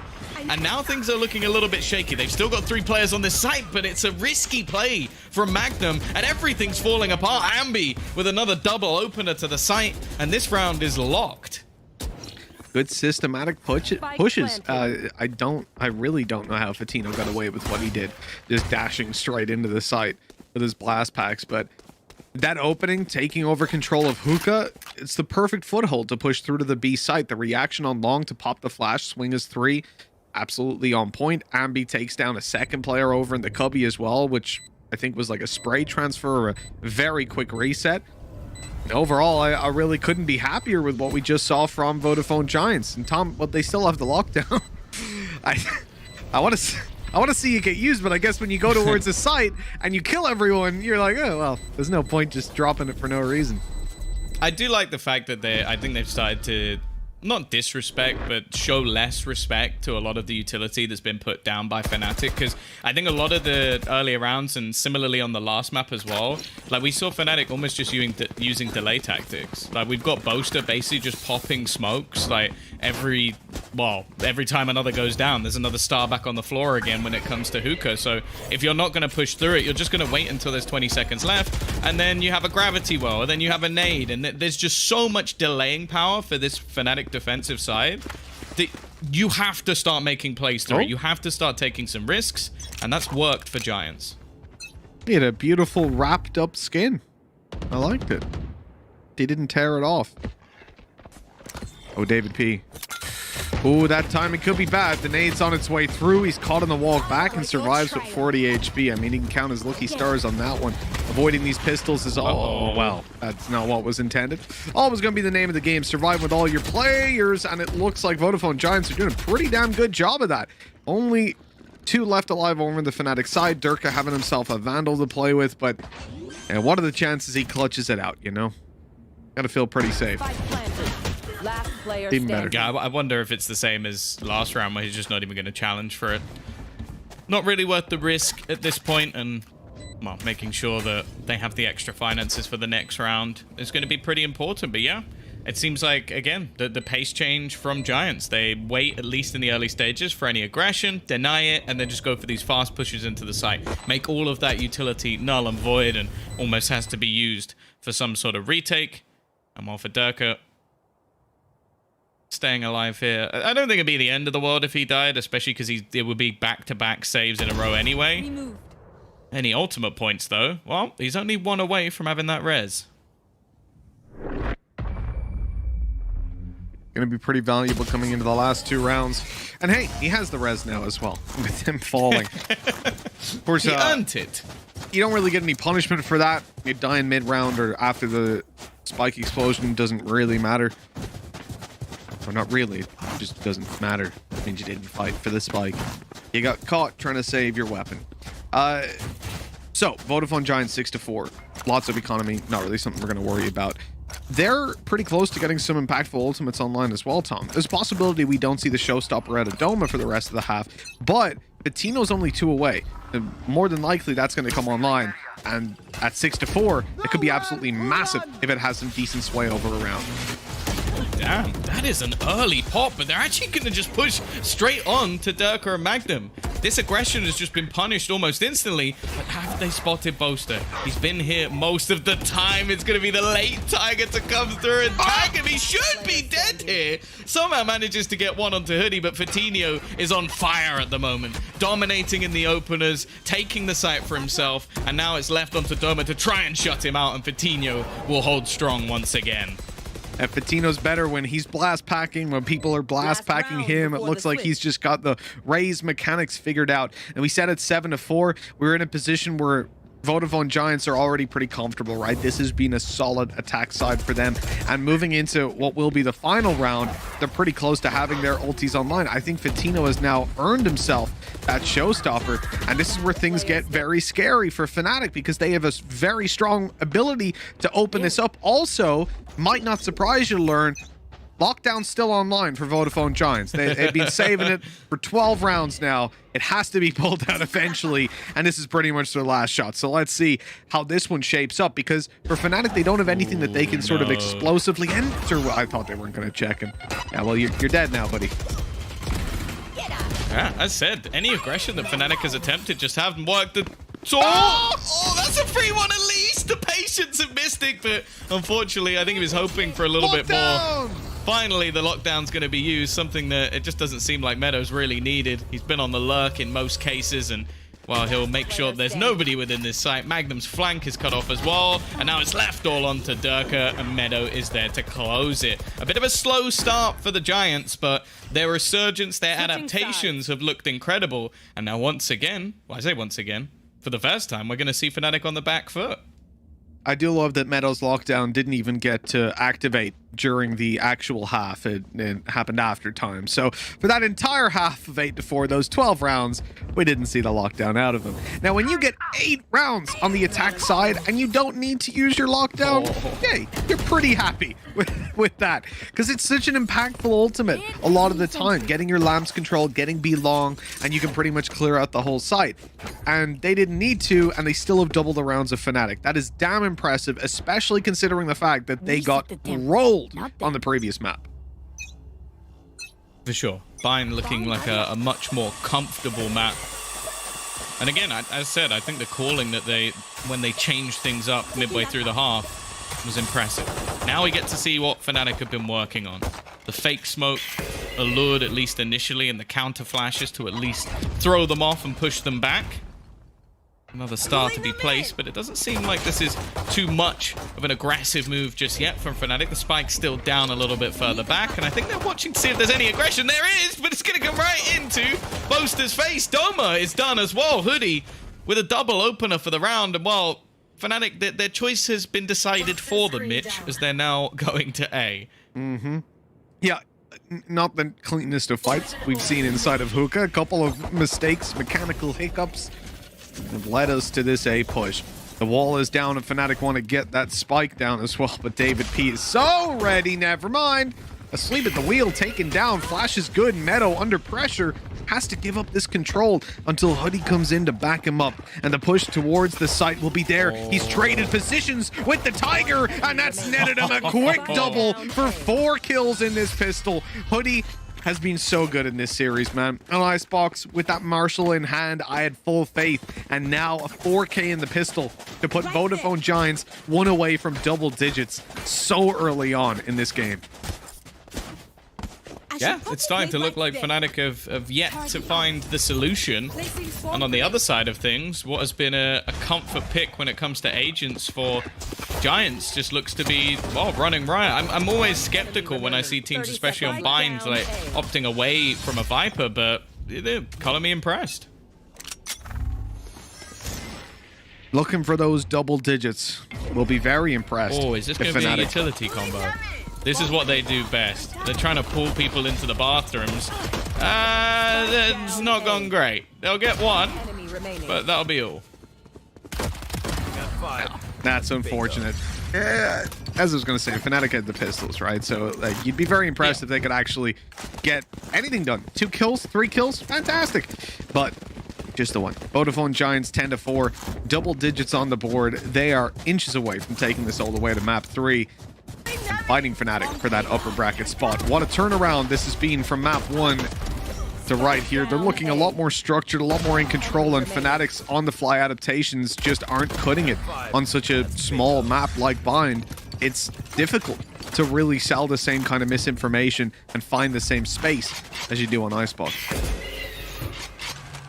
The weirdest thing as well at the moment is, well, I don't know, weirdest thing, maybe the most impressive thing is if Giants carry on the way they are, like the biggest defeat Fnatic have ever had on this map is 13-9. So they are proving that, well, maybe they're even up there with the best when it comes to Bind teams. Like, it's never been dominant victories against anyone. So that might be evidence that there's going to be a fight back, but for now at least, it's looking good. Now, this is, of course, going to be the bonus round, but they still have some rifles in here, Mitch. So it's not like it is just an easy walk in the park for Fnatic. No, not at all. Oh no. That's as free as they come. Once that smoke fades, Magnum's on for one at least.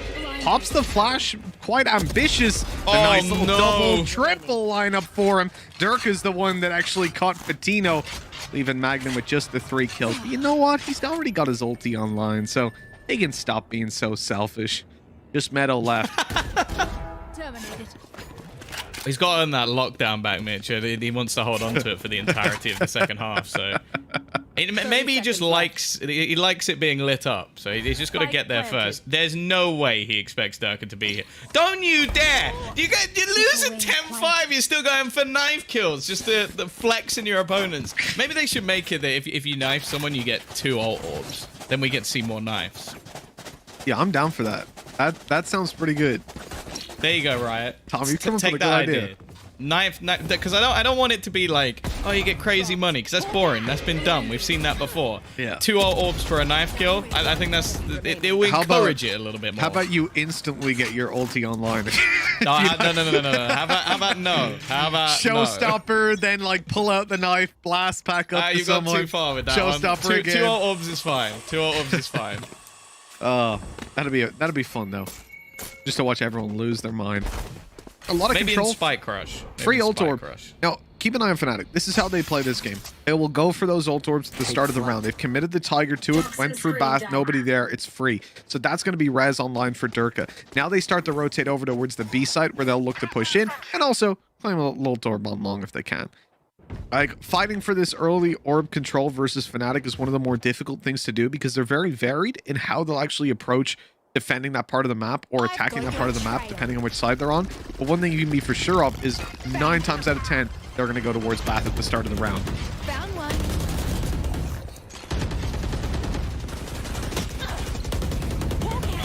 It's going to be the push coming through. Magnum, he's got very far into this side, but it doesn't matter. It's that utility combo again. Vitinho, though, he's doing his best to try and fight this one back. It's going to be a 3 versus 2. We see the lockdown put in, Mitch. Maybe that'll be the difference maker. Maybe a lockdown used in the middle of a round impactfully. I don't believe it. But yeah, Meadow has finally found the bind. Using it up here. The B side's going to be clear, but the rotates are there. They're already on A and looking to actually plan from middle, crossing over from the bathroom TP play. Meadow's trying to spot someone out, but not really seeing anyone. And that lockdown might have worked a little bit too well in shifting them completely towards the other side of the map. But let's see what David P has up his sleeve. He's coming in behind. Unfortunately for him, it's the wrong behind. It's the one through middle, and they are playing a bathroom post plant for the mid plant. Strange, but it will probably work here. They have a cross. They have a crossfire still, but one less player to hold it with. This is now looking a lot better. David P tagged down to 30 HP. Meadow has to be the hero of this round. He has a duel up close, a hard shot to hit with that Sheriff in hand. A little bit of time to play with, but it's just too far gone. They would rather save this rifle at this stage, grab a little exit kill along the way, and give 10-6 over to Fnatic. Well, of course, Meadow worth going down to the spike, make sure he gets that extra finances for the next round. But yeah, an important break. But I'm always going to love those utility combos, even when they don't work. But that one was just awesome. Like, leaving players stuck at the back of the site. One of the main benefits to having not only Astra but Sage, you can pull people in, they can't run away. And then you got the paint show on your head. So pretty much winning Fnatic the round at least. And now we're going to see what can realistically come into this round for Giants. You've got the rifle that's saved already for David P. He should still have enough finances to buy into the next round, unless he's going to spend all of his extra credit on getting those nice little stim boosts, but I have my doubts. It's probably one of the most critiqued pieces of utility in the entirety of the game. Other than that, though, I feel like this just has to be maybe a few pistols, maybe a Marshall. Hey, if you're Hoodie, why not? You know, someone dropped that man a Marshall. Fatino, give it to him. Go on, let him have it. A timeout from Vodafone Giants makes perfect sense at this stage of the game. Just trying to deal damage to Fnatic. You take a look at where their credits are at. Like, this is not going to be a round that Vodafone Giants come in expecting to win. But if they can just manage to push themselves into a position where they've got 3 kills, 2 even up against Fnatic, it means that those credits won't get out of control. And that connecting a follow-up round will be that much easier, which is exactly what they want when they're just 3 away from closing out this map. This can definitely get scary with Fnatic's attack side, but so far Vodafone Giants have been much more composed and much more comfortable than what we saw on that point. For sure. The attack side of Fnatic is, especially on this map, has been, well, it has been one of the toughest things to play against in all of Valorant. Like, even taking the best of the best in Sentinels to overtime on this map in particular. Patient stuff, though, this time for Fnatic, waiting for the peaks to come through. A trade here really wouldn't be bad for David P, and considering he's got the rifle, he's got to be a little bit more careful. We did get our trusty Marshall purchased up, but for Hoodie, well, he's going to try and just stand within the paint shell and survive. And while now, David P, save probably not possible. And, well, that's as blind as you can be. Yeah, pretty much. 10-7 we go. Fnatic picking up that round in a pretty clean fashion. And for Vodafone Giants, this is going to be their investment. This is where they really get to commit to it. But I think Fnatic, at this stage, they've got the credits built up. Their early round is what I'm really concerned about, though. The fact that Vodafone Giants have not been able to fight for those ult orbs successfully, and Fnatic have seen insane value out of rounds. Win or lose, they're still getting that value. That is where the danger is. I mean, I did like that there by David P. When he came into bat, he didn't have time to deny the orb, and he took it instead, because, hey, why would he be tucked in the corner if you're taking the orb, right?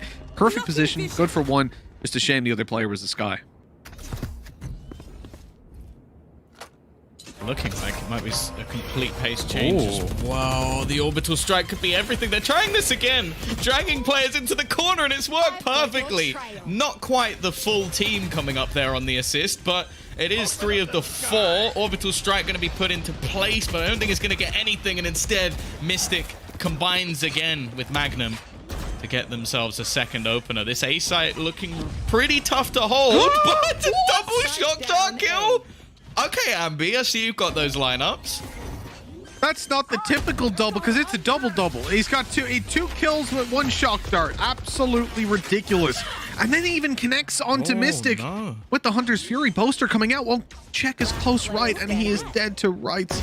But he having the angle lineup on Mystic easily, and that is a massive round for Vodafone Giants. In fact, I think Fnatic were even ready for the start of that play. The fact that the orbital strike came in, they were already moving out of position. They baited that plant 2 or 3 times to try and get that to be used up. And then when it eventually was, they thought, okay, we're going to be safe to plant.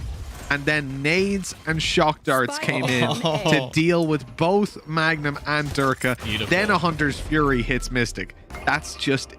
it's ridiculous. They spoke about Fnatic combos. We've just seen the other side from the Giants as well. That was better. That retake was better than anything we saw in Icebox. Like, their comfort level is so much higher here. Yeah, you can definitely see it. Well, goodbye, Boaster. That's about half the utility for Fnatic just disappeared in a matter of seconds, as he'll be caught. Now Doma needs to try and find some sort of trade, hoping that he's given an angle. Hoodie might actually peek this. I don't know if he's going to be expecting anybody to be that high up. The trade really needed, and they're going to get it. Rez coming through onto Boaster as well. It leaves Fatinho with quite a bit to do in a horrible position, but he gets the timing spot on. Even throws in the nade, and they're going to counter the showstopper. Fatinho goes nuclear with 3 kills of his own, and now Mystic and Boaster are the last 2 standing. They do have a Viper's Pit, and, well, they're not far off the Cosmic Divide. Not that that'll probably help too much, but the re-aggression is actually caught, and we go back to a 2v2. But look at the HP, 45 and 25. That is not an easy position to play from. We were talking headshots only, and for Mystic, you got to be pretty close range as well. Patino's on 76, though. Tucked in the corner. And the divide is on A. They might not expect him to be here still, but it doesn't matter. Patino tears them apart and puts the ace on the board. An incredible round for him, not just for his own bravado, but because it's for 12-7. It's to put them on map point, guaranteeing they cannot be eliminated to the lower bracket off of this regulation, at least. Fnatic need 5 rounds in a row now, and that will only get them in overtime.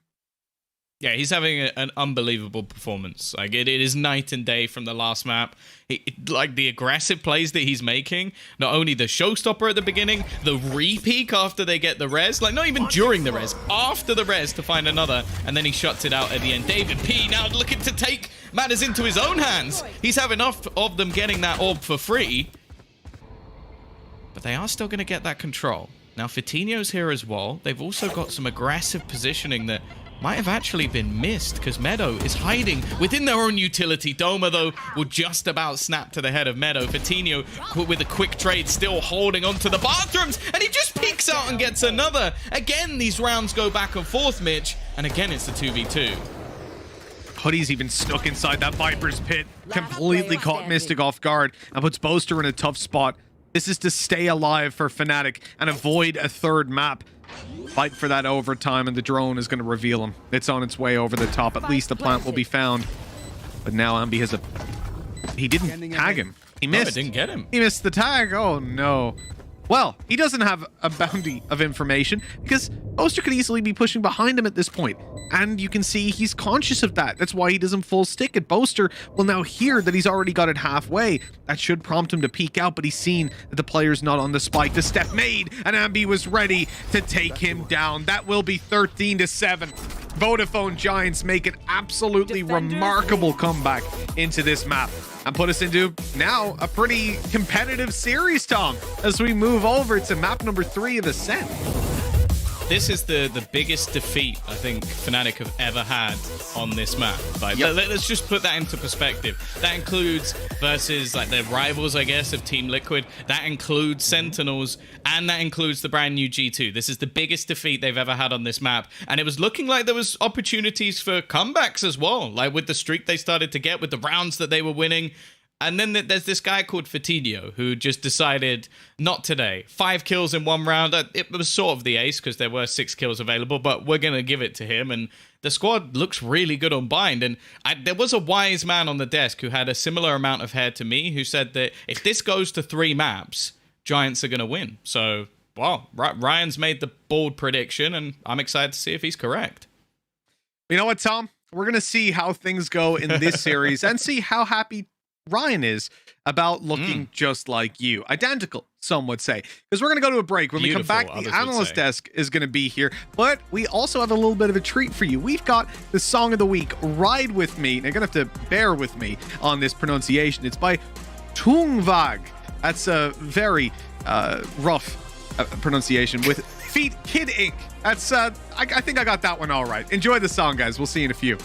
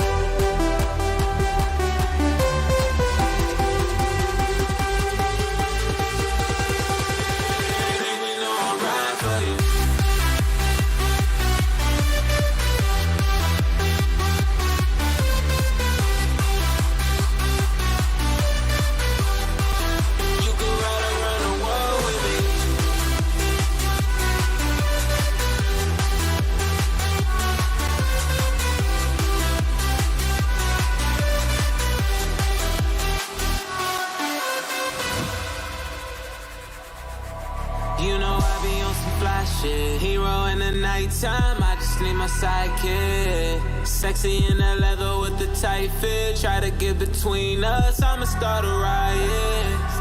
Look how she roll it up. There ain't no room in this two-seater, you can't roll with her. It's getting hot up in the city, but don't keep it tucked. I put that test on your neck, make sure you cold enough.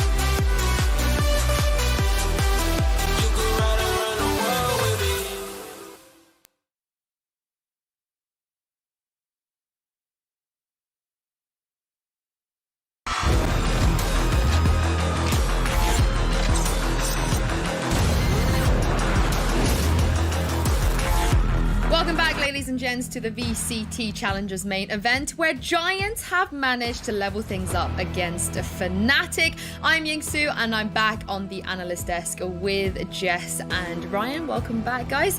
Now, this was Giants' map pick, and Jess, they showed exactly why they've been unbeaten here. That's probably the biggest turning point for me, at least as I'm trying to center myself in the camera. I'm sort of zooming around, working out where the center is, but I think for the side of Vodafone Giants, there's a particular reason that they've done so well on Bind for such a long time over this past month. If we're talking about recent form on Bind, the fact that Fnatic didn't get rid of it against Vodafone Giants goes to show that they must have misinterpreted how damn good they have been. We said they might have not gone up against other Giants, and pun intended, but they have shown that this is their map, that this is their playground. So much confidence from them. We'll go over that a little bit later.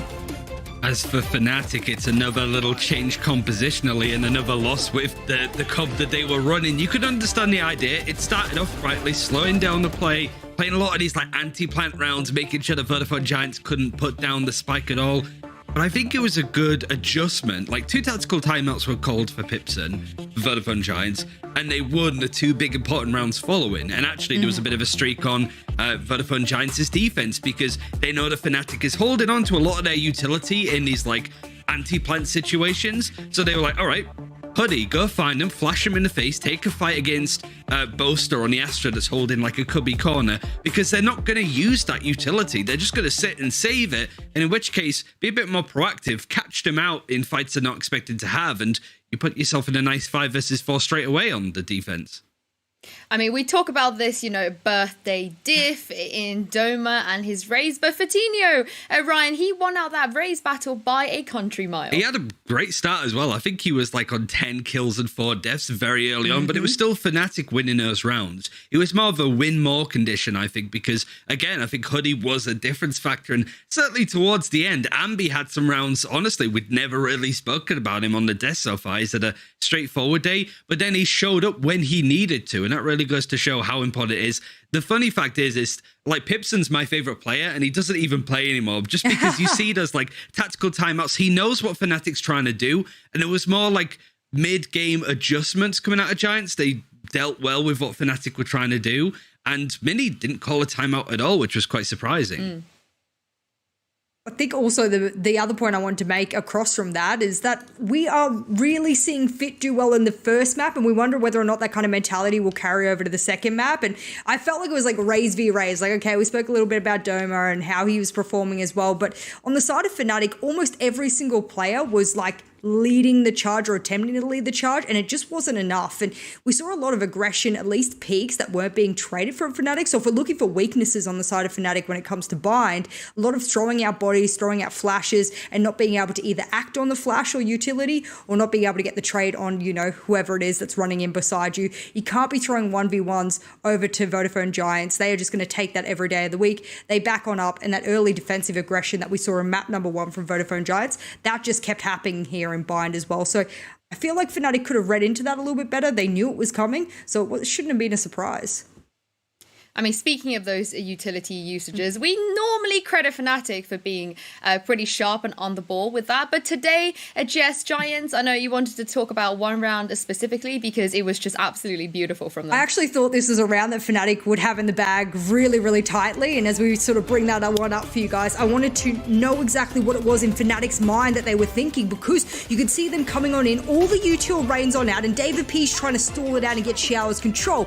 But in the background, Ambi knows the line for the default plan. He can zoom out his shock dart whenever he pleases, and there's also some paint shells that come out from the Raze as well. They're backing all on up. They're trying to get Showers control, but as they use all of this utility, the plant isn't going down. Dirk is too late to the pump, and as a result, Ambi gets the perfectly timed shock dart over towards. Paint shells were used in unison, and they had lost such key players as a result of that. I think this is what I meant when I spoke about Fnatic having really poor timing, especially when it came to trades, making sure there was coordination. But on the side of Vodafone Giants, that just goes to show when they lose the site, they don't freak out, they keep their cool, and they use their utility first rather than just throwing players into a problem.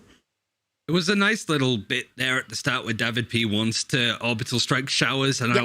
I like Boaster's little gravity well that throws him off kilter. Fnatic used the Seekers to work out that David P's playing from Showers. They double peak him. It was just a really nice round, but I think that was the breaking point. The Vodafone Giants, they were up. We were starting to see Fnatic come back a little bit, but that was the deciding round, to say the least. And it comes from Ambi, who is playing back in the distance, hasn't really been a focal point at all in any of the games that we've highlighted. Just goes to show that everybody's rising to the occasion. And Fnatic, the adjustments weren't enough. When you're changing your composition and you're moving Dirk onto like a Sage, for example, it's a lot harder to adjust because I usually do this when things are going wrong, but I'm playing a completely different agent. A lot of our game plan is to slow down the aggressive Vodafone Giants and how proactive they're being.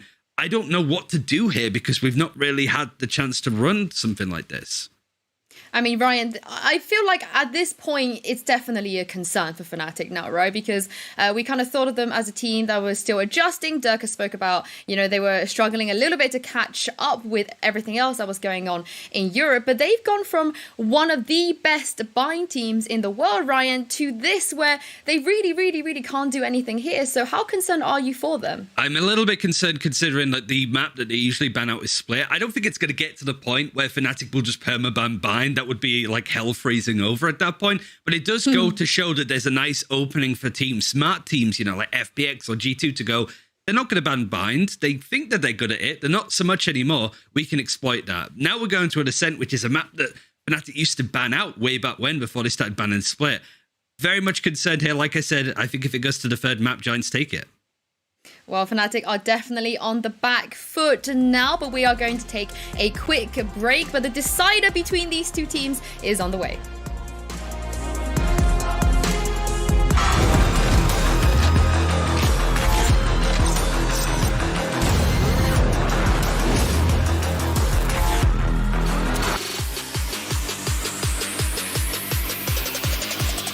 Let's get money.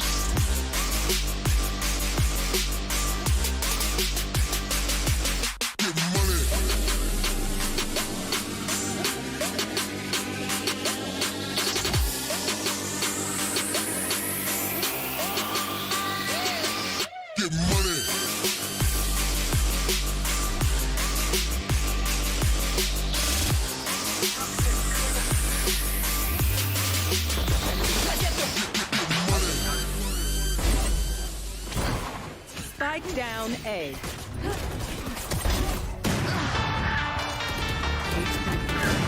30 seconds left.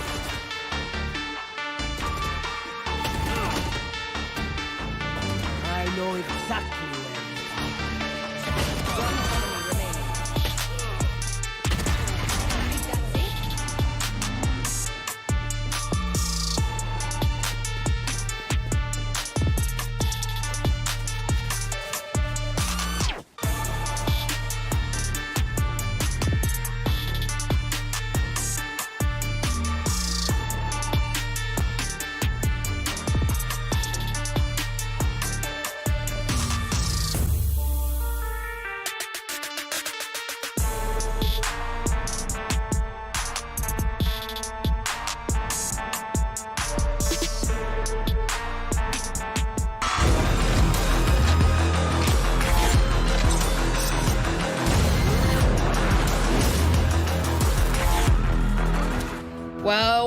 Well, we are going the distance here in this upper bracket best of 3 between Fnatic and Giants. I'm back on the desk with Ryan and Jess, and we're ready to get into Ascent. Now, Ryan, you said if this went to map 3 and Giants would take it. Talk me through why you think Fnatic can't come back on this map. I think that it's, again, just a map that Vodafone and Giants have shown that they're competent on. I was thinking that, and then I realized, actually, more than any other map, I think, out of the 6 that we have in the game, this is where we see KO'd the most, is on Ascent. And there might be a chance of an adjustment there that could make a lot of sense realistically. But looking back, we've not seen them play it that often. Fnatic have 2 wins recently, beating 10-star 13-8 and Guild 13-11. So it's not a terrible map by any stretch from Fnatic. I just think that it's a map that a team like Vodafone Giants thrive on because it's very proactive. You could start to push and pull. I was really impressed with how they dealt with some of the other teams on this map during the open qualifiers. And again, if it goes a bit awry, Pibson's just going to call a tactical timeout and go, all right, this is what we need to do because this is what Fnatic are doing. I swear, I am just the biggest Pibson fan. You're in love with Pibson, man, honestly. You know what? I respect, because I used to be a support staff myself. I used to be, you know, what am I calling it? A tactical FPS professional coach, but I'm washed up now, so this is why I'm here with you guys, essentially. But I do feel, that when you have such a big brain behind you, you can be confident in whatever you're doing and you make very quick decisions. The reason I also am leaning a little bit towards Vodafone Giants beside you there, Ryan, is probably because their defensive aggression has been excellent. They've been moving up into really good power positions on their defense, getting that initial pick, and then all of a sudden, Fnatic doesn't have the necessary utility to get the entry that they want to, you know, get on. I mean, we saw them only run 1 duelist on map number 1. That is something that can only work if the entire team is there to be able to support and get your duelist in there for the opening kill. Now we're getting onto the very final map here. They need to keep that kind of gusto behind them. Otherwise, Vodafone Giants will keep taking these opening picks successfully, continue that positive opening kill rate, and that is going to knock Fnatic away. I mean, the momentum is also on Giants' side, and it does feel like they're a team that once they get ahead, they just snowball out of control. We've seen it from their win rate as well. So, Jess, do you feel like maybe this is too tall or too big of a mountain for Fnatic to try and climb back in? No, because the personalities on Fnatic are so jovial, and I know that sounds ridiculous to point out that being sort of a key turning factor, but when I used to work with players, sometimes all you need is someone to break the ice, turn around the sort of mentality of the team who might be a little bit down, questioning themselves. When players are questioning themselves and they're down a little bit in the dumps about how they've been performing, they will internally perform either way more aggressive than they usually do or way more passive than they usually do. And that's going to make it a very, very difficult chance for their team to work well. So maybe break the ice a bit, reset the mental. Map 3 can be new. Well, Agent Select is on the way. I know, Ryan, you want to see the KO, but Astra, do you feel like you want to see this here too? Because Fnatic, they used to run this agent. I think so. Looking back at the compositions, which is like Astra, Jet, Sky, Killjoy, Viper for Fnatic, it's a good composition. My concern with Giants, they don't run a flash at all. It's just the one with a paranoia. So I think playing up against a Viper on Ascent, which is something you don't see, that could be an interesting one. Well, we are in Agent Select now, and you know, this is already a little bit different for Fnatic in comparison to the last time we saw them play. I think the biggest point here so far there, Ryan, is no Viper. Yeah. They've had Viper for quite a while. This is a more like standard composition, which I think is Fnatic kind of pulling back a little bit on their sort of experimental ideas. Like, again, very similar compositions. It's nice to see a Killjoy versus a Cypher again, but I do worry about the lack of flashes on this defensive side. I think Doma, considering how good he looks on the Sky at the moment, I think in Challengers 1, he was still adjusting, especially considering she was changed a lot in patch 3.0, so you can't get away with flashing as much. A lot of the executes from Fnatic was like trying to hit a site, but we have one less flash. We're really running on fumes on his XX. And so our team is just sat there with a gun waiting, just little comfortably sitting back and just mowing people down. So I think the Doma is able to do quite a lot of stuff here, and I'm a little bit concerned for Giants compositionally at least. Are you concerned at all there, Jess, for Giants' composition? But also, you know, Meadow back on the Cypher is pretty much what really made him in Valorant. Yeah, absolutely. I mean, they almost always bring the Cypher, the Jet, the Omen, the Sage, and the Sova. And I think it's probably a good composition. And not just from the fact that the map as a whole, and you look at what agent compositions work usually, I'm more looking at Giants going, we're comfortable with what we usually take. We may have lost map 1, but we're going to stick with what works, because if it ain't broke, don't fix it. So that's what I like about them. They've had some positive sort of showings here on this map as well. And I know we spoke about it before against Vitality, against Big, but they have won this the multiple times they've played it. So I just want them to keep on that same straight road. Don't try and change things like Fnatic have. Yeah, I mean, the comfort picks have really worked out for them to date. Well, it's time for that all-important decider. Tom and Mitch, the pressure is definitely on. It most definitely is, Tom, and I don't know who I think this gives the advantage to be honest. Fnatic obviously have performed at the top level internationally for quite a while. We know they're capable of handling the pressure, but when you look at Vodafone Giants, it's not exactly as if these players are unknown, are unheard of, so certainly they'll have something to say. Yeah, I'm a little bit sad that we don't get to see the Mystic Viper anymore. I think that was always one of the things that I actually really enjoyed about the Ascent composition coming out from Fnatic, especially when it came to their defensive side of B. I think it enabled some pretty ratty setups, like with like snake bites having to run through and then having like the one-way smoke setup. But clearly they feel like they needed to adapt just that little bit further, and I'm interested to see how this one's going to work. It does look a little bit more standard, and of course we now have Durka back on his trusty Jet, and I think we both know that that means that things might be a little bit tougher for Vitinho in this map. Definitely, he's going to have someone to compete with, but hey, he's already winning that fight. Durka's taken down straight away. Now, Vitinho doesn't get out of there unscathed, but you're definitely going to be happy with that as an opening duel. Fnatic still posturing towards the A side a few seconds later, but they have still got to lurk on B. The turret position for mid pushes, and they're starting to make their way into B main. So lots of map control to work with, but Vodafone Giants can sit happy with that man advantage and all the control they have towards their spawn with those tripwires.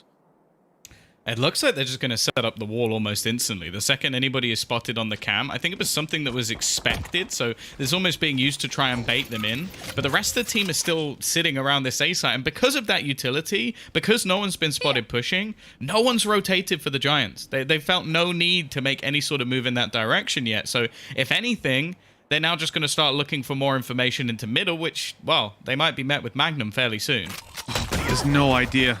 Absolutely no clue. Down to 50 HP as he swings 3 players spotted. That's a lot of information. You saw his face light up as he tells his team to push straight onto the site. Good tags. There's the shock dart into Vitinho. And as he falls, so too does the site. The late lurk play by Magnum's going to be cancelled, and David P has a big whiff. That's the man advantage now in favor of Fnatic. Post plans can be taken, and their back is well and truly covered by Magnum for the moment.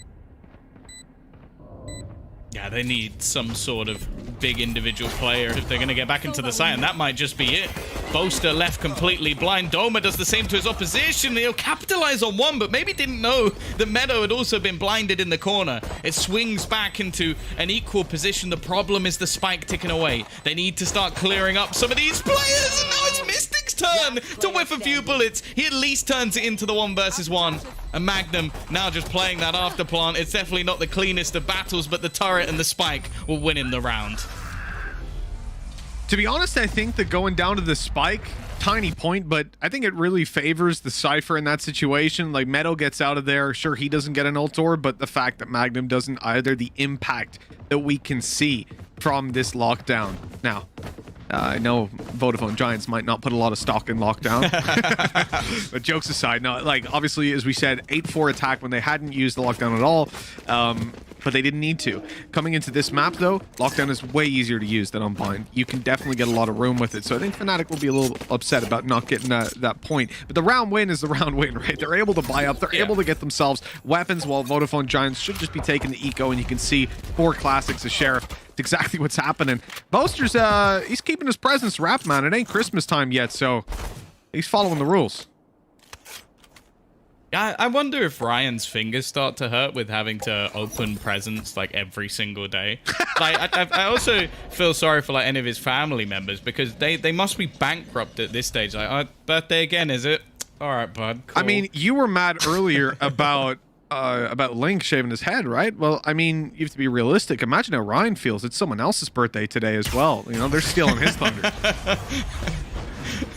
They've completely ruined. You've ruined his day, Doma. Couldn't you have been born some other day? Anyway, it's going to be the fast push in. A full stack here, though, for the defenders. Every single member waiting, and they've already managed to get 3 kills. Now, the spike's still in their hands, but they're still going forward. They're still taking the peaks, and they know exactly where Boaster is. Somehow, they've managed to make the classics work to a ridiculous degree, and now Boaster has to try and scurry away and win the 1v2. 30 seconds left. Is this Icebox? Are we watching Icebox right now? The guys are winning the round with classics. I mean, all right, Boaster's got a 1v2. He'll get the plant down, but that's about where this fairy tale ends.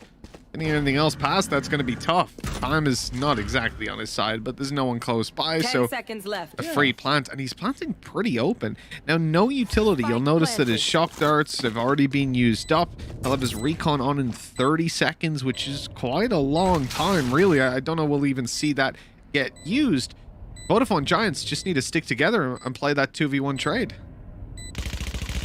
I do wonder if he's planted it there as bait. Like, you've even seen them ping on the map that he could be in defender spawn. So it's a plant that obviously still works for his current positioning, but it might just get in the back of their heads. They're still going to be checking everything thoroughly, and David P is going to make sure this round is taken home. A round that realistically never, ever should have been for Giants, but their full stack risk pays off, and I have to be honest, Mitch, I'm a bit disappointed that Fnatic didn't disengage from that, especially in the 2 versus 2.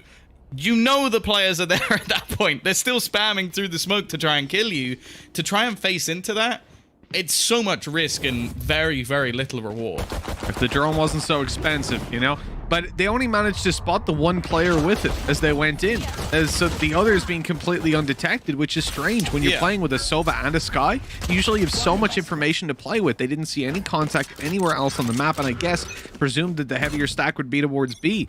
Vodafone Giants really rolled the dice on that one with a 5-man A stack. They kept it the entire round as well, you notice, and it worked perfectly. Now a double opening to start this one, and Fnatic having a few pistols but no armor. They don't really stand a chance in these mid fights when Vodafone Giants are contesting like this. Are they going to spot out Doma? Oh, I'm liking the party hat. I'm liking the party hat. That's a nice touch. He almost gets 2 there. A lot of damage done with the pistol, but it's left all onto Mystic, and it won't matter too much. I would like to see if he put his cam back on, if they'd still have the photoshopped hat. Like, it would take a lot more manpower, I feel, from the production to actually, like, track his head movements. And also, I think his monitor was slightly in the way, so they'd also have to somehow Photoshop that out. But other than that, I think it's workable and something that the team need to be putting all of their effort into. Tom, it's worth letting you know that this is the first time I've ever seen a round be played out, let alone 3, and Durka has 0 ACS. He's done no damage. I have a feeling that that's going to change. He's put Trip on top of the generator because if that's where a lot of Jets will updraft and dash into the site. So if they try and go up on top of generator, they're going to get caught by a Trip. I really like that. It's almost gross. Like if you were to get caught by that, you'd be so frustrated that you've been directly countered. And this is something that we'll see Durka do a little bit as well. So I can't help but feel like Vodafone Giants have maybe had a little bit of a look at how he likes to play. The dash gets Fatino out of there just about, and he goes back in, taking Durka down. That is absolutely disgusting. He's full blind, so he doesn't know there's a player right behind him, but he's managed to sneak over towards the switch room. Now waiting for a pink to come in. The turret's destroyed from far away, and Fatino has Magnum trapped in that corner. A second player even coming over to help him out. A few spams received from behind. Hoodie dropped. And this is actually turning around pretty quickly for Fnatic. That recon was perfect. It reveals everyone. Kills from Magnum as well. Equalize it up into a very decent scoreline for Fnatic, considering how things started. They are now 2-2. That round was scrappy, but they made it work.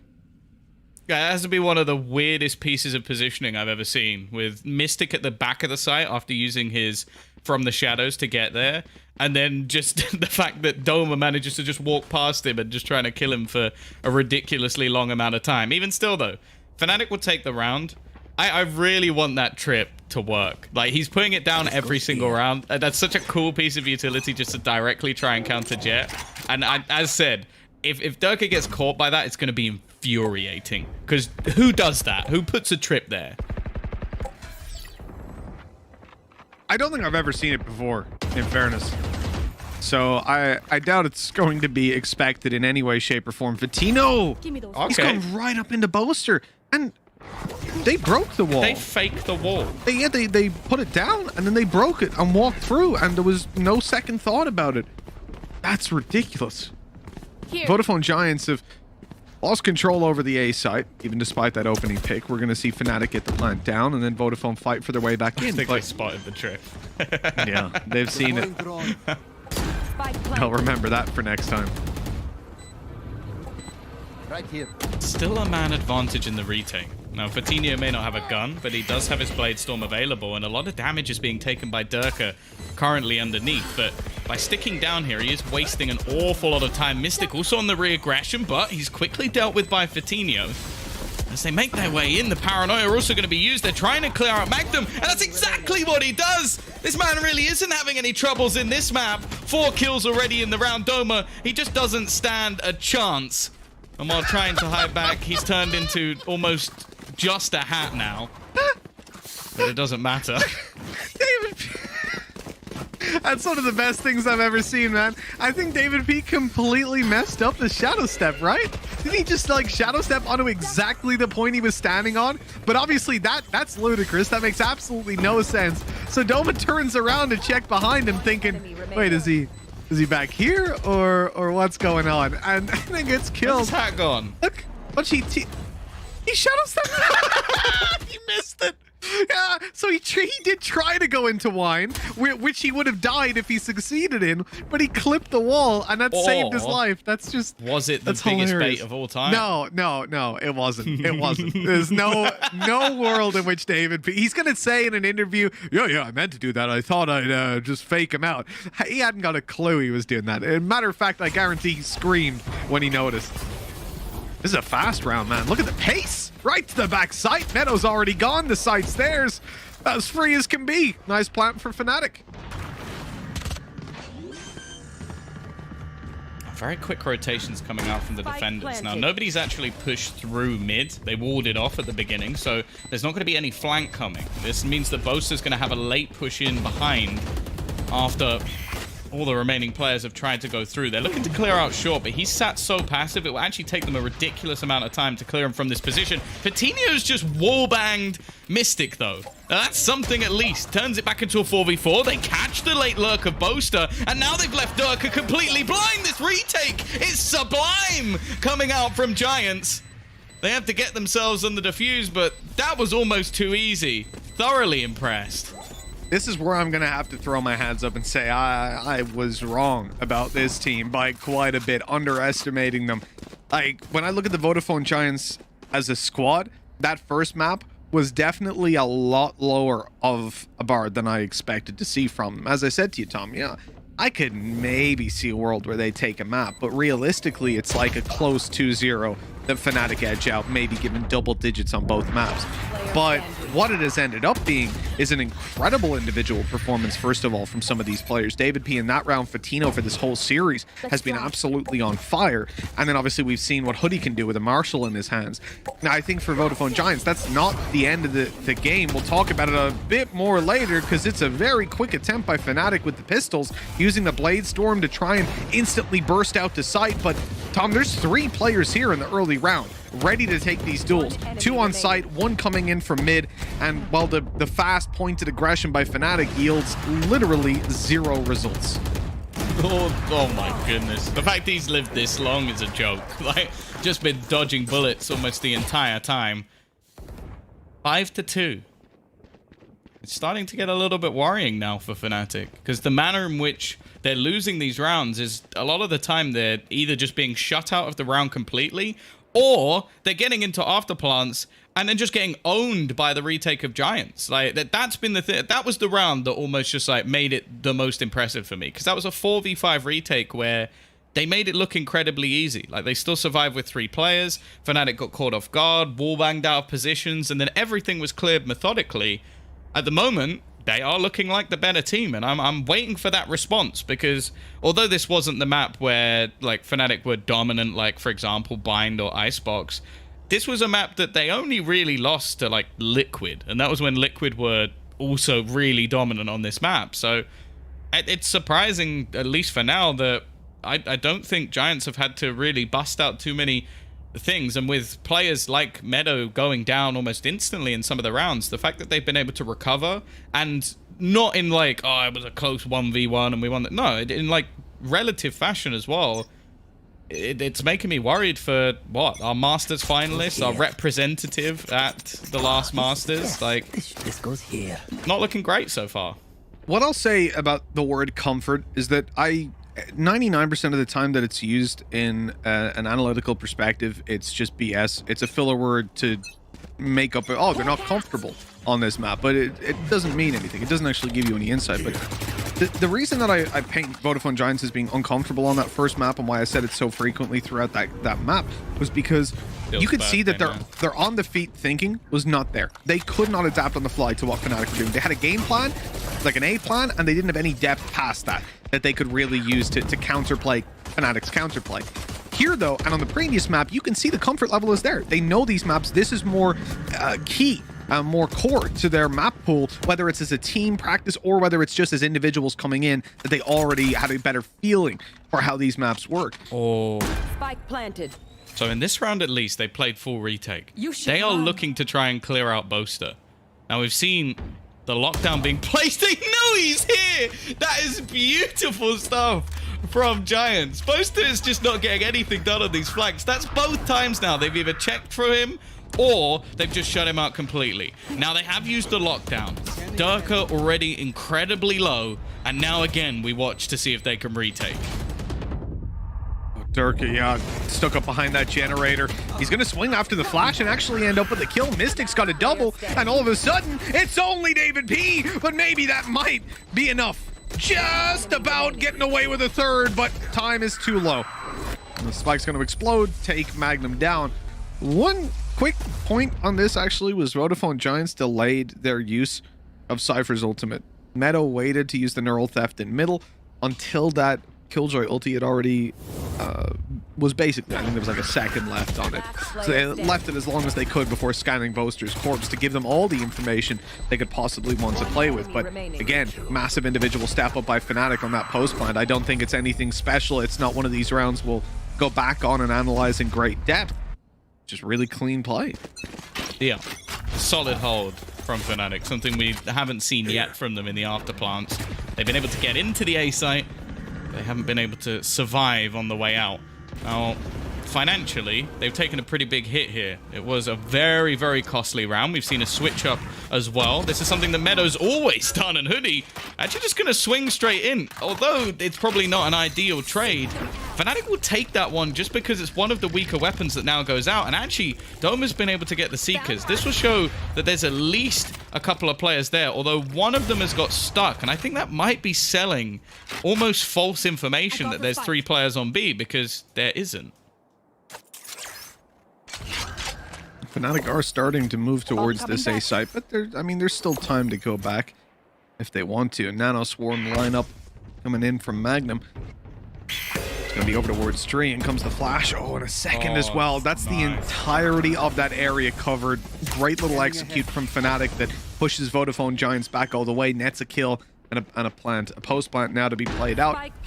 Again, they don't have a lot of utility though coming into this stage, Tom. You can see for Fnatic, it's going to be the alarm bot they put down, and after that, there's nothing to play with.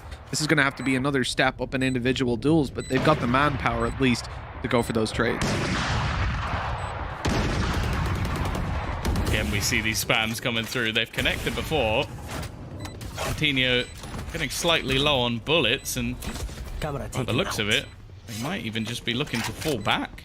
Keep that extra weaponry into the next round. It seems Fnatic have already done enough in this one, and without that extra utility to get them back in. In fact, a lot of their A-side retakes have relied on Paranoia. That's been something they've just been using straight from Tree all the way through to the back of the site. Yep. It's given them a lot of openers back in. So with David P already dead, it seems like they've just decided, you know what, we've got nothing to get us into this site. Let's just make sure we keep the weapons. The value of Paranoia for both of these teams has actually been off the charts, and I think it's something that is highlighted on Ascent and on Split in particular, how viable this Agent of Omen is as a smoker. Sure, you lose like your Molotov, you lose the ability to cover the entire map and have slowing utility like you do with Astra, but at the end of the day, that flash, it's just so damn strong. It's on a map like Breeze, let's say, not so much. But yeah, you try pushing the A or B site with a Paranoia here, you can blind everyone on an angle.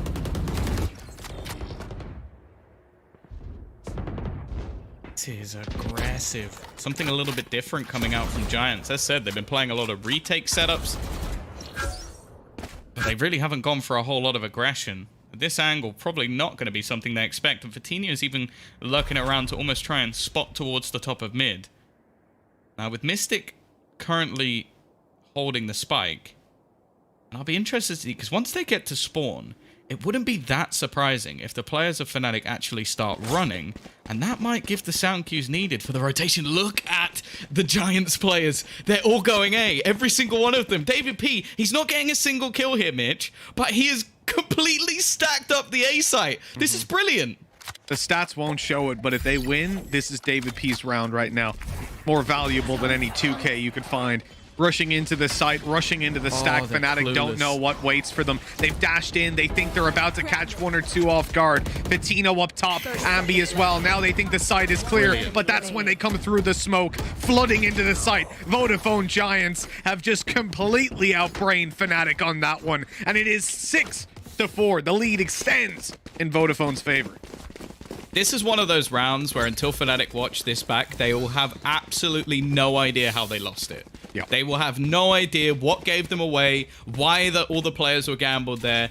And as you said, we've got 10 assists already for David P. I think you've got to add another 5 to make that statistic actually worthwhile, because that was perfect from him. Because a lot of players in that scenario will panic and try and make some sort of play to force the victory. Instead, calls it to his team, and you're not going to get a better round than that. To be honest, if the desk aren't breaking that one down, I'll be disappointed. You got to hit up your doppelganger for that one. Get Ryan on it. My bold brother. Okay, Hoodie's gone straight away. The split through B, a much faster strategy from Fnatic, but not relying on the straight B main push that they did before when they ran into that 3-man stack up from Vodafone Giants. Instead, they're getting the picks and the site under their own control. Doma can even heal up Magnum and Durka. That is, if they weren't pushed up in such aggressive positions, both being satellites of this site, playing towards middle.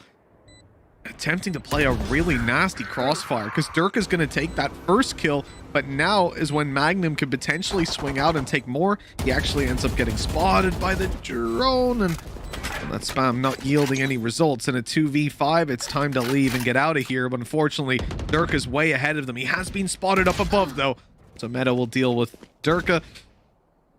Not the biggest of losses for Fnatic, really. In fact, they could still afford to go and hunt if they want to, but coming into the final round, I think they know Vodafone Giants are going to get a buy no matter what. Yeah, especially after the last round being reasonably clean. It doesn't really matter to them. For Durka, of course, he'll have the Blade Storm anyway, even if he's unable to afford a rifle, but I highly doubt that that's the case. And again, this is something that you're always going to see at the top level of Valorant, but I've always enjoyed these sort of pace changes coming out from Boaster. I think they started to realize that these slower rounds have given the Giants time to figure them out, to reclaim map control, especially in retakes. So if you just blast your way onto the site, it becomes a little bit more of a gamble. And in those cases, Fnatic are probably going to win out a lot of those duels, which is, well, that's what Durka does best. These are the strats that normally end up as Durka go kill, and Durka does go and does kill. Get out of my way. Yeah, Blade Storm going to be activated right at the start of this round. Let's see if Dirk is killing a couple of these defenders with it. Up on top, a little awkward fight there. The operator could easily one-shot him, but both players miss it out. Mid control conceded. Vodafone Giants start the rotate to reinforce this B side. The Hunter's Fury comes in for a tag. Not a kill, though. These players on the back side remain only detected for one man, and Ambi is taken down. Now Meadow could potentially catch them off guard, but they've heard the steps. They know he's inside of here. He has a teammate covering for him, though. The operator wanted to watch the cross, but is pushed back because, well, you never know what's around that corner, right? Got to be worried about main, meaning Meadow has to fend for himself, and that's not going to happen. Plant and double the manpower. Pretty tough retake here, and one that isn't necessarily going to happen. The worst thing is he almost just used those smokes to try and give him a better angle into main, and Dubba just spams and insta-headshots him through it. Like, a little bit of bad luck for Fatinho. David P, been superb so far in this map, but he's not going to be able to do anything in this clutch situation. 6-6, an even half, and I'll be honest, Mitch, I think it's fair coming into it. Like, both teams have had their moments. I think Giants have definitely impressed me with what they've been able to do on the retake, but Fnatic, they always just seem to be so fast to adapt in a lot of these positions and getting themselves into afterplants in a lot of different cases. So even scoreline going in, Pistol definitely going to be that springboard to kick things off once again. Although, saying that, the amount of second round victories we've actually had throughout this series so far is almost harrowing me to my core. 6-6, tied up close as you like it, Tom. It's the way this series, well, it's the way it played out, at least coming into the second map. Sorry, not the first one. The first one, very different score. Matter of fact, the map was almost over at this stage. Oh, that paranoia really has just done him dirty. The push up completely failed from Fnatic off of that. Vodafone Giants are fighting back for that map control. The orb will pretty much be theirs, and there's a 3-man stack from Fnatic. They've got a lot of players in this area. I can't help but feel like this is where Vodafone Giants just slow the round down and really start to play those mind games. Try and take their time with this one, although it looks like they might be pushing into a 3-man stack. Already, though, they get the opener. They do take quite a bit of damage onto Hoodie at least. He is going to try and heal himself back up and actually boost over the top, try and give them some extra duels here, but it's just not gone well in the Pistol. The shot's not connected. David P trying to make some sort of resurgence here. Doesn't have much support from his teammate, who's only just wrapping in, and eventually Mystic puts him in the grave. It's left onto Ambi. Please, someone hit a shot. Oh, God. A little bit awkward. Well, Fnatic end up with the win at the end of the day.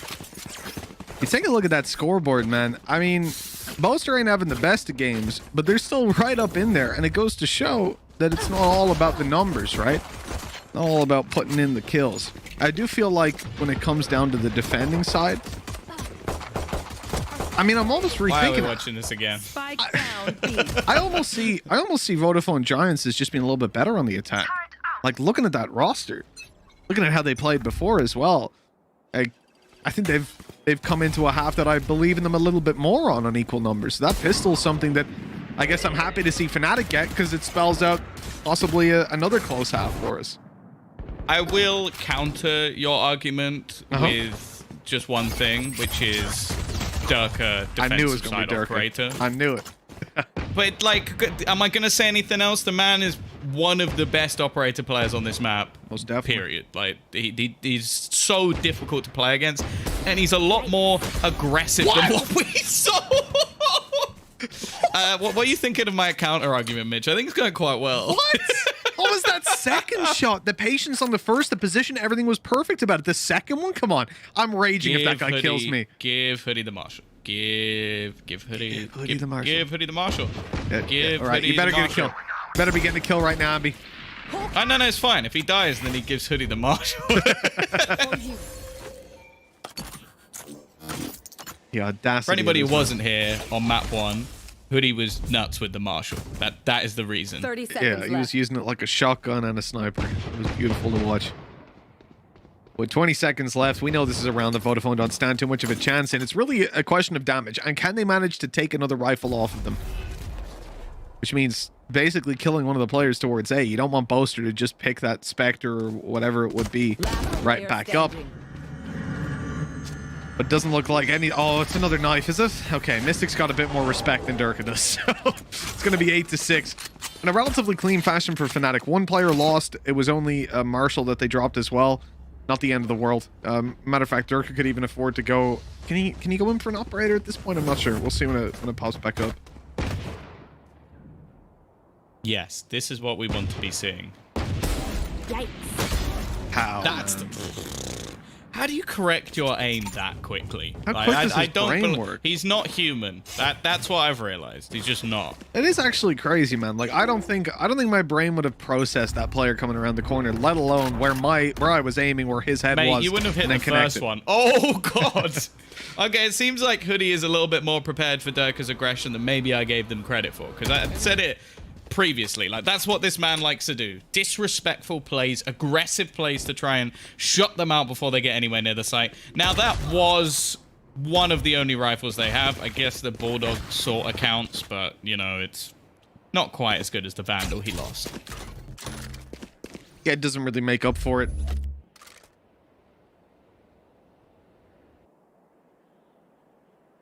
With a minute left on the clock, Fnatic seem to be favoring towards the A side on the back of the aggressive play that Magnum's got inside of main. The interesting thing about this setup is that Magnum's first point of contact is actually going to be his turret. He essentially has a crossfire with his teammate, or he's ready to swing on their contact. But the teammate's a little mechanical being who already has one kill. Here we go. This is very unfortunate with the drone, but he swings, ignores the drone completely, and that's one kill for them. The problem is Vodafone Giants just going to waltz onto that site, get a plant, and then they've got a 2 versus 4 that surely they can't lose. I'm out of stuff. Hawkeye.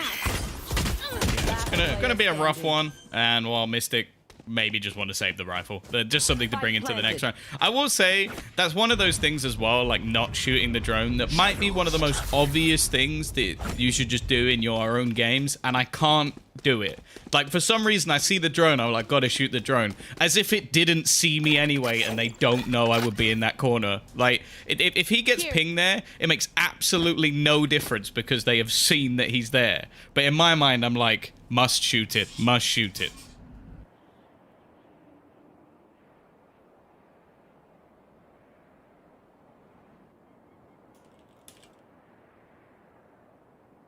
I think Mystics going to just be tucking away for the rest of this, right? They haven't spotted him out. They won't be able to take him down. Rifle carried through to the next round. It's little consolation. At 8-7, Vodafone Giants have managed to get themselves the round of the board. One that they should do up against somewhat of a bonus, I suppose. Fnatic now get themselves that full buy. All the credits invested. Where's Durka? Durka should be 1 or 2 off his ult, right? Yeah, I think he's a couple away. Yeah, 2 off. Thank you. So it's not going to be the free economy is really what I was looking for, wondering if Fnatic could... Because getting the Bladestorm and Showstopper, getting those online in round 3 is so important for teams. Or can be so... Not necessarily so important, but it's very impactful when it does happen.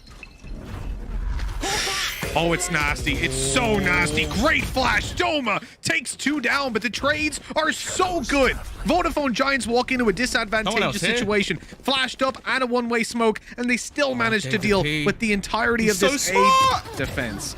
And David P has dealt with the B defense as well. Durka's flank caught off, and the man advantage now sits to Vodafone Giants. Well, that's a quick push coming through. David P actually dealt with as well by Boaster saving his teammate's life. And the remaining two are somewhat stuck here. Now, they got loads of time.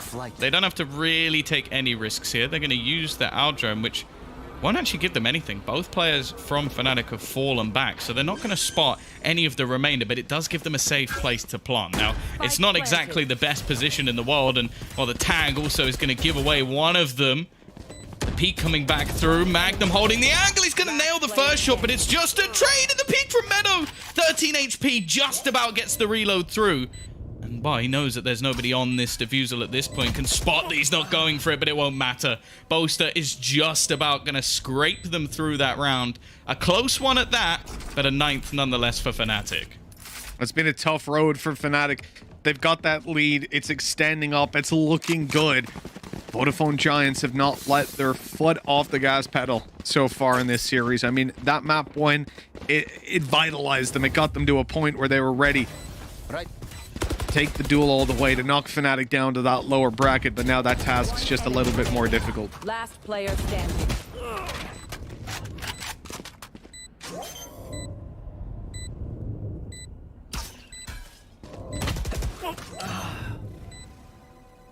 Likelihood is, I think we actually, yeah, we're going to get the Blade Storm for Fatinho. So, obviously we got the pause coming through. They can buy around this. He's the only one that basically has a few pieces missing here and there. And we've already seen, I think he's had some pretty impactful rounds with his Blade Storm thus far. On the other side of things, still yet to get that operator. That's the one thing that I do think has been missing for Fnatic, even though they've been coming through in a lot of these rounds. Their finances really haven't built up. They've been incredibly close clutches, and in most cases, they're the ones to just about get a 4-buy on the board, but even still, there might be a piece or two of utility missing here. So if Giants can break back, well, it's game on, Mitch. That would basically be 9-9, unless we can see like a huge victory off the Blade Storm or something, which, you know what? Never mind. Forget I said anything.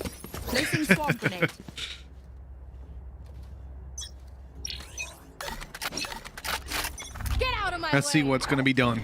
Fatinho likes the faster plays, likes to really get up in their face. And the whole team is right behind him. I can feel the dash into side already. And Dome is ready, though. Putting out the Tiger. Is this Fatino's opportunity? Does he go through and try to hunt him down? No. Slightly slower because they want the drone first, but it's tucked in the corner. Doma, it's able to actually do a pretty decent job of just remaining undetected. Even swaps over position, so they'll be covering the corner he was in. That's so big brain by Doma. And an easy double as they come out through the choke point. They are met with the full force of Fnatic's defense. 10-7. Double digits for Fnatic, and a heartbreaking round for Vodafone Giants. They throw a lot at that one, Tom, and they get nothing for it. Yeah, that was a full investment. That was the Blade Storm as well. And I have to say, for Mystic, that paranoia, it seems like a lot just to paranoia an Aldrone. But without that play, they know exactly where Doma is. And, well, you can almost bet that Fatinho's going to dash, updraft, and probably just Blade Storm him in the head. So the fact that he blinds it as they come through just means that Doma's safe, and well, we saw how much damage he did in this round. So 10-7. Hoodie's got himself a Marshall, so there might still be a little bit of hope, but Durka is just starting to battle and brawl into mid. Well, Fatinho maybe getting a little bit further than he might have expected, although there is Doma up the top shoulder peeking, and I think, I don't know, I don't think he has spotted him because he flashed quite deep there. Eventually they're going to realize, but, well, it's realization with a bullet in his teammate's head, and Meadows now got 2. This has just fallen apart so quickly for Fnatic, and somehow they've managed to get the site. This is massive. They're going to be able to get that plant in now, knowing where the final 2 players are. Grouping up together, Magnum and Boaster have a tough task. Those 2 on site. There you go. That's, whoa! Magnum in a lot of trouble. He hears the players on long, but there was nothing he could do. The res got pulled in. 10-8 we go. Vodafone Giants aren't letting go of that one. And what a godsend of a round that is, Tom. Being able to get in with a Sheriff. Fatino creeping forward the space that you said he had found, and the dash caught them off guard. Mystic had no idea he could be there. At that point, it was a kill. It was a rifle retrieved. And that was really the foundations of a one round. With it, yeah, even if it was just a distraction play, it also gave Meadow 2 kills because, of course, you're going to be focused on the man that's just managed to dash into Generator. I don't know how that happens from Fnatic, especially because Doma was shoulder peeking Heaven. So you almost think, like, how has that not been seen? But I guess just thread the needle. This was what I was talking about a couple of rounds ago, though. Durka has been holding on to this, at least for an extra round. And they have some pretty powerful ultimates online. Sure, the purchase, not perfect. But, hey, you put yourselves in... Wow, that's what I was going to say. The Seekers, Bladestorm, and maybe a Lockdown. And this is still a good buy. Yeah, the ultimate economy coming in to save the credits at times. The 4-man stack remains on the A side. I think Giants are starting to realize maybe they've pulled the rotations over. That cage not quite as deep as you would like it to be. Still an angle they can peek through. There be. They didn't see them. The dash out of Fatino, but he goes right into Durka, thinking maybe he'd caught a player off guard, but instead he has taken down. That timing read wrong for Vodafone Giants. And the man advantage sits double in favor of Fnatic. Look at the amount of utility they've still got on this B site. Stopping any sort of lane push. Those nano swarms can easily be activated. And Sova towards the spawn, the second player that might not be expected. But no, it's all a fake. And Vodafone Giants don't know that they're still running into a 3-man stack. Fnatic are so good at this. We saw it on Icebox as well, Tom, where Vodafone Giants would try to take map control elsewhere and try to make noise. And Fnatic just wouldn't move. They would just sit in position and go, yeah, cool. You can go B if you want. We're sticking with 3A. Vodafone Giants have to save. They have no choice but to just save this. The time is way too low, and we're going to see 11 on the board for Fnatic in, well, I was going to say flawless fashion, but then Magnum died immediately, so 4 players surviving. Yeah, it's worth it for him if he can remove the extra weaponry. It's not really that much of a loss, but the other thing as well is I feel like selling a fake in a 3v5 is really hard to do. Like, you would almost have to just run into the site and then run away. Like, there is absolutely no reason for Fnatic to over-rotate, because even if they just trade evenly, that's a 1v3 retake for the remaining couple of players. So they're not just going to abandon the site and just walk away. So sending one man to just almost be like, look, I broke the door, everyone come in. Like, this, it was never going to work. Like, if Fnatic fell for that, I think I would have just left, because that would have been the worst sold fake of all time. Like, there's no chance that would have worked. I can understand why Giants are trying to do it. You get into a desperation point with that little time left on the clock in a 3 versus 5. So, yeah, fair enough. But Fnatic have now broken back in a couple of rounds. Again, Durka Bladestorm, never underestimate it. The man is just an absolute monster. But it does seem now that some of those more aggressive plays, some of those risky pushes into the sites have stopped working. And then the slower plays is what benefits him. Because shutting him down, even when he's playing solo, it's one of the toughest things to do in Valorant. Like, even the best teams in the world have struggled to do it. So the fact that Giants are currently suffering the same problem, it's not that much of a surprise. I think one of the biggest problems as well for Giants in situations where they're trying to sell fake info is in reading how teams like Fnatic will actually respond to the things that they do. The caliber of opponents they usually play against, no doubt, will have been more prone to over-rotate, more prone to give them the advantages that they want. But, I mean, look at Fnatic in this round. Giants make a little bit of presence towards B. They start to move back to the mid area. All the while, Fatino is watching short, waiting for a peek to come through. But there's nothing. Shock darts behind the smoke in case someone's playing up close. Again, nothing. Fnatic are playing this incredibly passive. They know what is going on from Vodafone Giants. The only combat that they're really looking for is Durka pushed up in main. And Fatino's about to swing into him, and this is going to be such an important fight. The wallbang shot to Durka takes him down, and now puts the man advantage in their favor. Vodafone Giants have Hunter's Fury, and they have Omen's ulti. They can go into any part of the map they want for information. Basically, a free Sova arrow, which can be so important when you have this man advantage to stop you from running into a stack. The choice to go B would currently be the correct one, but the rotates are on the way, and slowing it down a little bit, Vodafone Giants will get some big dividends, but they're throwing over arrows on A. They've got to go fast now. Do they clear? Oh, surely Mystic has to be dead. No, he's actually going to get away with 2 kills? Oh, eventually the trade comes through, but the spike has been dropped on short. They've only got 20 seconds to try and deal with it.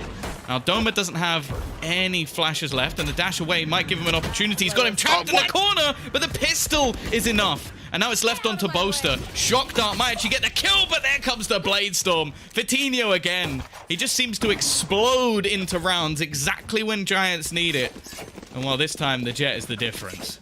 And the really important thing about that is Vitinho had the spike. He had the balls to just go for that play. When you've only got like 10 seconds left to get the spike planted, you can't really rely on that one teammate to cover you. If that kill is found, it's a 1v1 and you are on the back foot. I mean, he has the high ground, you know? It's over. But not only that, the fact that you're stuck where the spike is, there's like 2 angles you can potentially peek, and that player is going to be primed and ready to take that fight. Instead, Vitinho says, hey, let's catch him off guard. Let's take the fight to him. Brings it right to his turf and takes him down. That's exactly what you want to see. And Dirk is actually ahead of this smoke.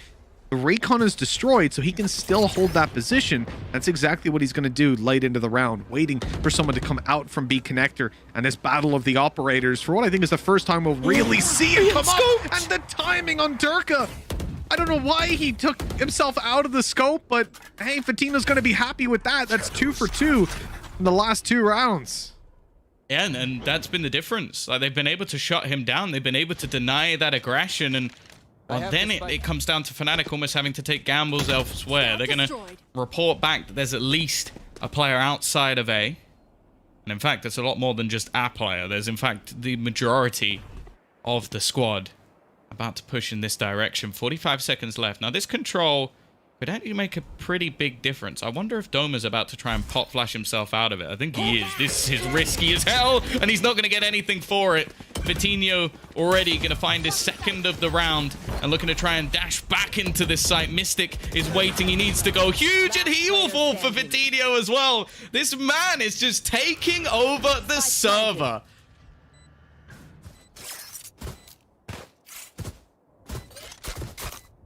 We really need to take a look at this guy after the games. Vitinho has been around for a long time.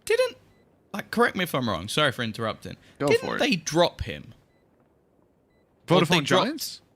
Yeah, I'm sure that he was in like X Giants at one point. I'm not 100% sure. I could be wrong in that one, but I'm pretty sure that, yeah, he played for X Giants Gaming, but it might have just been that he joined the players who were then Giants, but it is almost funny that he went and then became part of that team and now has ended up in the actual roster and now just looks absolutely sick. Yeah. You know, back in the day, when it was, when he was playing for X Giants. Yeah, you're right, because they were the full Spanish team, right? With Jamba, the man who first showed us the double shock darts back in the Allied Esports Invitational Ignition series, way back in the day. And Vitinho back then was one of the... It was Vitinho and Jamba. Those are the ones that really caught my eye. Jamba because of his proficiency on Sova. It was unlike anything we'd seen from players in the European scene at that point. Of course, closed circuit invite only. That's bound to happen. And then Vitinho was just incredible individually. But I will say he is way better now than he was back then. Like, he caught our eye back then. Now he's stealing the show completely. Dirk has found the opening kill, mainly because it wasn't Vitinho on the other side this time. He's got the hero operator in this round. No one else you'd want with it, of course. And he's already managed to find them the opener. Now again, lockdown's still online. Again, I don't think that's been utilized at all, really. They're probably saving it for the right retake, but a lot of these rounds seem to be lost before that's really an option for Mystic. Oh, sorry, for Magnum even, to bring that one in.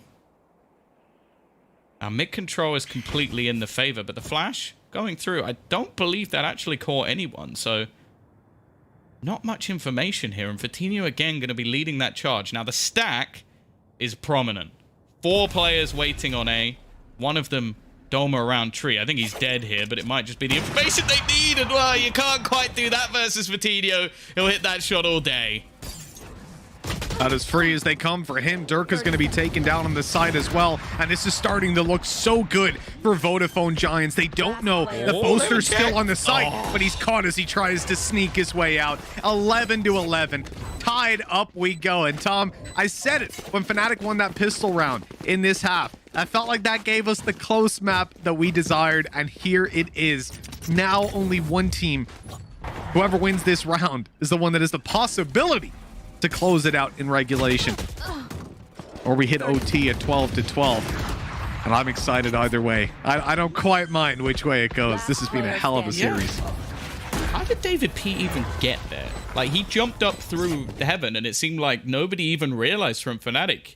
He's been finding holes in this roster pretty much all the way through the map. Sure, Fatinho's definitely been the star of the show. I don't think there's any argument there. And to be honest, that is a surprise to me. Like, we watched map 1. Let's be real, that was Durka domination. Like, that was, like, we never really saw Fatinho come onto the server. We were raving about Hoodie. We were worried for this squad. Get into map 2, he was phenomenal. Night and day, completely opposite. And now we go into Ascent, and again, it looks like a map where he just thrives. It looks like he's just completely, quote-unquote, comfortable, as you said. So now Fnatic, they're going to take themselves a pause. It was something mentioned on the desk that it wasn't something they were doing, but giving Mini the opportunity to have his input. We know that Boaster and him are the deadly duo behind the scenes which drive this roster forward. Let's hope he's got an idea, because right now Fnatic are desperate. Placing sentry. Placing swarm grenade. Calling a tactical timeout this late into the game. You can see how serious they're taking it. It's time to make that push happen. Tactical timeout is over at this point. There we go. I suppose in a way, Tom, the whole round is a tactical timeout. Shut up. If you really think about it. No, not really thinking about it. It's 11-11. I could not care less about whatever weird analogy or thought you're going to try and come up with. We're getting on with the round. Mid control is the point of contact, at least. We've seen a couple of attempted B splits, but a lot of the time is ended, well, almost in a bait. The B site has not been the turf of Giants. In the majority of rounds, they've ended on A. Magnum is in a good position. Is he going to be able to do much here? Even a trade here for Giants would be absolutely fine. Ambi, he's not checked it properly. Oh, it's a little bit... Oh, it went wrong. It went wrong, to say the least. Magnum with a chance to get a multi-frag. He's only going to come out with one. And now they're pressuring onto Durka. He's been caught a few times. This time he escapes. Doma in a bit of trouble himself. This is not the greatest of rounds for Fnatic. It seems like they're almost choking out of this one, but Mystic might just be there to save the day. 3 kills as he fades back into the smoke. And he'll just about get around the corner. Oh, man. I did not think he had that much time left on the smoke, so fair play. The read was there. Meta with 11 HP left to keep the dream alive for regulation victory. He needs to win this 1v2, and the Hunter's Fury, it ends his chances. There's no way he gets this plant in, surely. Oh, no, it's right on him. 12-11. Fnatic edge closer to that upper bracket final. They're looking to win it out 13-11 here, map number 3, and avoid the overtime, which would send them to face off against Team Liquid, who've already secured their spot in the upper bracket final. Tom, this is tough. This has been very, very tough indeed, but Fnatic, they've made it work in, I would say, one of the craziest rounds I've seen for a long time. That was truly ludicrous. It felt like fights were happening all across the map, and there was no attacker or defender. We were watching a deathmatch with a bit of strategy. The Odin play, it's come out from Boaster. Now I'm a big fan. Always loved Boaster, but this one's really pushed it over the line. Let's see what he can do with it. They've TP rotated as well. There's going to be some counter ultimates being expended. Magnum actually pushes straight through and manages to turn it into a 3 versus 2. Now the spike is still in their control. They're actually going to take a bit of a risk here. This turns it into a 1 versus 1. Doma might be able to end this round in his tracks, was expected by David P. The man just has a 6th sense in this matchup at least. That could have been it. That could have been map over. That could have been series over. But he wins the duel and turns this into a 2v2 retake. The steps are heard. David P, we talked about his lurk plays earlier on, and he's in a prime position to get some serious work done. There's the kill to Magnum, leaving Boaster alone. 50 HP and a 1 versus 2 to win out. The spike planted open for them and a player flanking him from heaven. That is going to be an overtime question mark. He's already sticking it to halfway, or at least that's what they think. Pushing down, Ambi will catch him, and we're going to OT on map number 3. Vodafone Giants have made it work. It's been a damn impressive series from this team. They have earned the respect of absolutely everyone within the European scene, from the showing that they've put on here alone, from the victory over Vitality, and possibly the victory over Fnatic. As we enter the OT, it's all on the line. I have to be honest, like, when we saw like a lot of players coming over from Counter-Strike moving into Valorant, there were definitely some players I doubted, and I can hold my hands up and say that one of them was David P. Like, coming over, I was not sure how much this man would be able to perform. Now in G2, he proved, at least individually, he could definitely still roll with anyone. In this team, honestly, in this map, they would have lost if it wasn't for him. Fatinho is, as said, the star, but he has had so many impact plays which turn this map on its head. And I'm loving watching Giants, I have to say. This is the first time I've got to cast them, I think, ever. Even just the whole roster. But this is a different team completely to what we've seen in the past. A different level to what we've seen in the past, no matter the result in this matchup. And now they have a chance to take down a Masters finalist. I've got the chance to cast Vodafone, obviously, back in the days. And actually, just as you say, they dropped Fatinho. I mean, they did drop the whole roster. I think they just pulled out for a period. Just him. So, yeah, it wasn't so much like they dropped him or they dropped a couple of players. Like, they just left the roster and then rebuilt later. But technically, yes, he was removed from the roster. Or you could look at it this way. They removed themselves from the game, and when they wanted to re-enter, they looked to Fatinho because he's so damn good. Either way, the point is, this team has been built relatively new, certainly compared to Fnatic, compared to the success Fnatic have found. This is not someone that you would expect to be potentially knocking them to the lower bracket, but they've become a little bit of a dark horse within the scene. Great flash by David P, and a double kill, a shutdown on the A push, and they still have Fatinho here with the operator. How did that not connect? Through the shadows it went, and Mystic is now harassing the backside, taking down Meadow. Oh no, Vodafone Giants are on the back foot, and Fnatic, they've pulled this one out of absolutely nowhere. That shot might have been everything. Mystic getting one of the kills on the way back in, but there's still 2 players to fight for this one, to try and give them that advantage that they so desperately need. Hoodie trying to peek back in. He's been spotted. They now know where both players are, or at least should do, with Ambi spamming through the smoke. Hoodie has made some ground at least, but with all 3 players underneath heaven, there's no way they can clear these angles. Fnatic just group up as a squad, and they will garner their 13th round map and series point. Magnum's looking different these days. 13-12. Fnatic are certainly feeling like it's the birthday of everyone on their lineup. They feel like they're Ryan Central right now, because they're just one away from connecting their spot in the upper bracket grand final. Or yeah, well, you call it a grand, you don't call it a grand final if it's just the upper bracket. So it's just a final. Yeah, it's just a final, Tom. But what it is one game away from qualifying, right? Making it to that EMEA playoffs to face the best teams within our collective regions. That's what they're gunning for. Recon on mid sees nothing. Vodafone Giants definitely have the pressure on, and dealing with Dirk is going to be the first big task that they face. He's up on top, and Hoodie's ready for it. With that down, there's a player up close in the form of Doma, but Hoodie, full blind, just deals with him. This is fantastic from Vodafone Giants. Up on top they go, and Mystic's able to drop one. Dancing around the generator, he will be taken down. All onto Magnum to make this clutch happen and avoid another overtime. But look at that. Vodafone Giants' decision-making is on point. They realize this guy's already rotated into position, so let's rotate back. They've heard the steps. They know he's here. Yeah. They know that he's coming in through spawn. Yeah, they're watching the smoke like a hawk. He still manages to get away with one. There shouldn't be anything more, though, as David P is there with the trade. 13-13.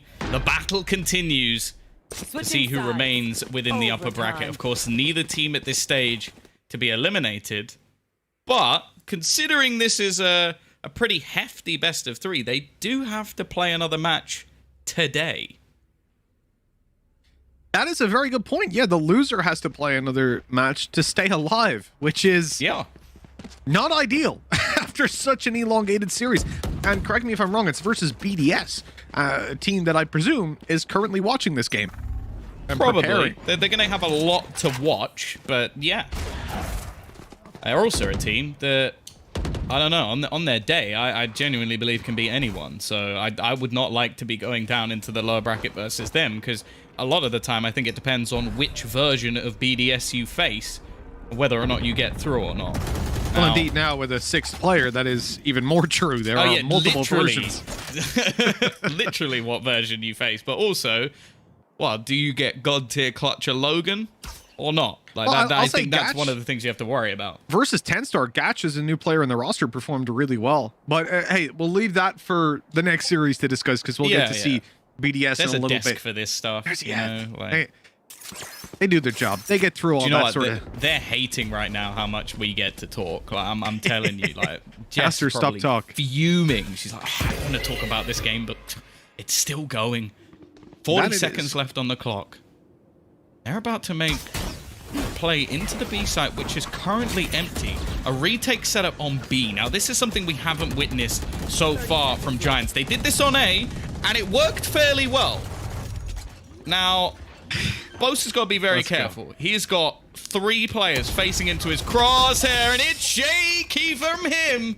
David P will be the one to close him out. Barely any damage done, and the remaining players, well, they're locked into the site.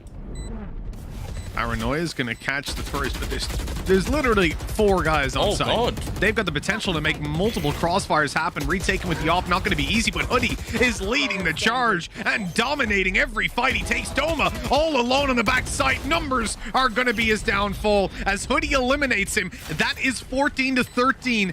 Vodafone Giants facing map point, series point to make it to the upper bracket final. To face Liquid. This could be Fnatic going to the lower, Tom, and facing elimination from the entire tournament. Their chances of going to Masters, gone. Their chances of going to Champions, hurt, let's say. Yeah.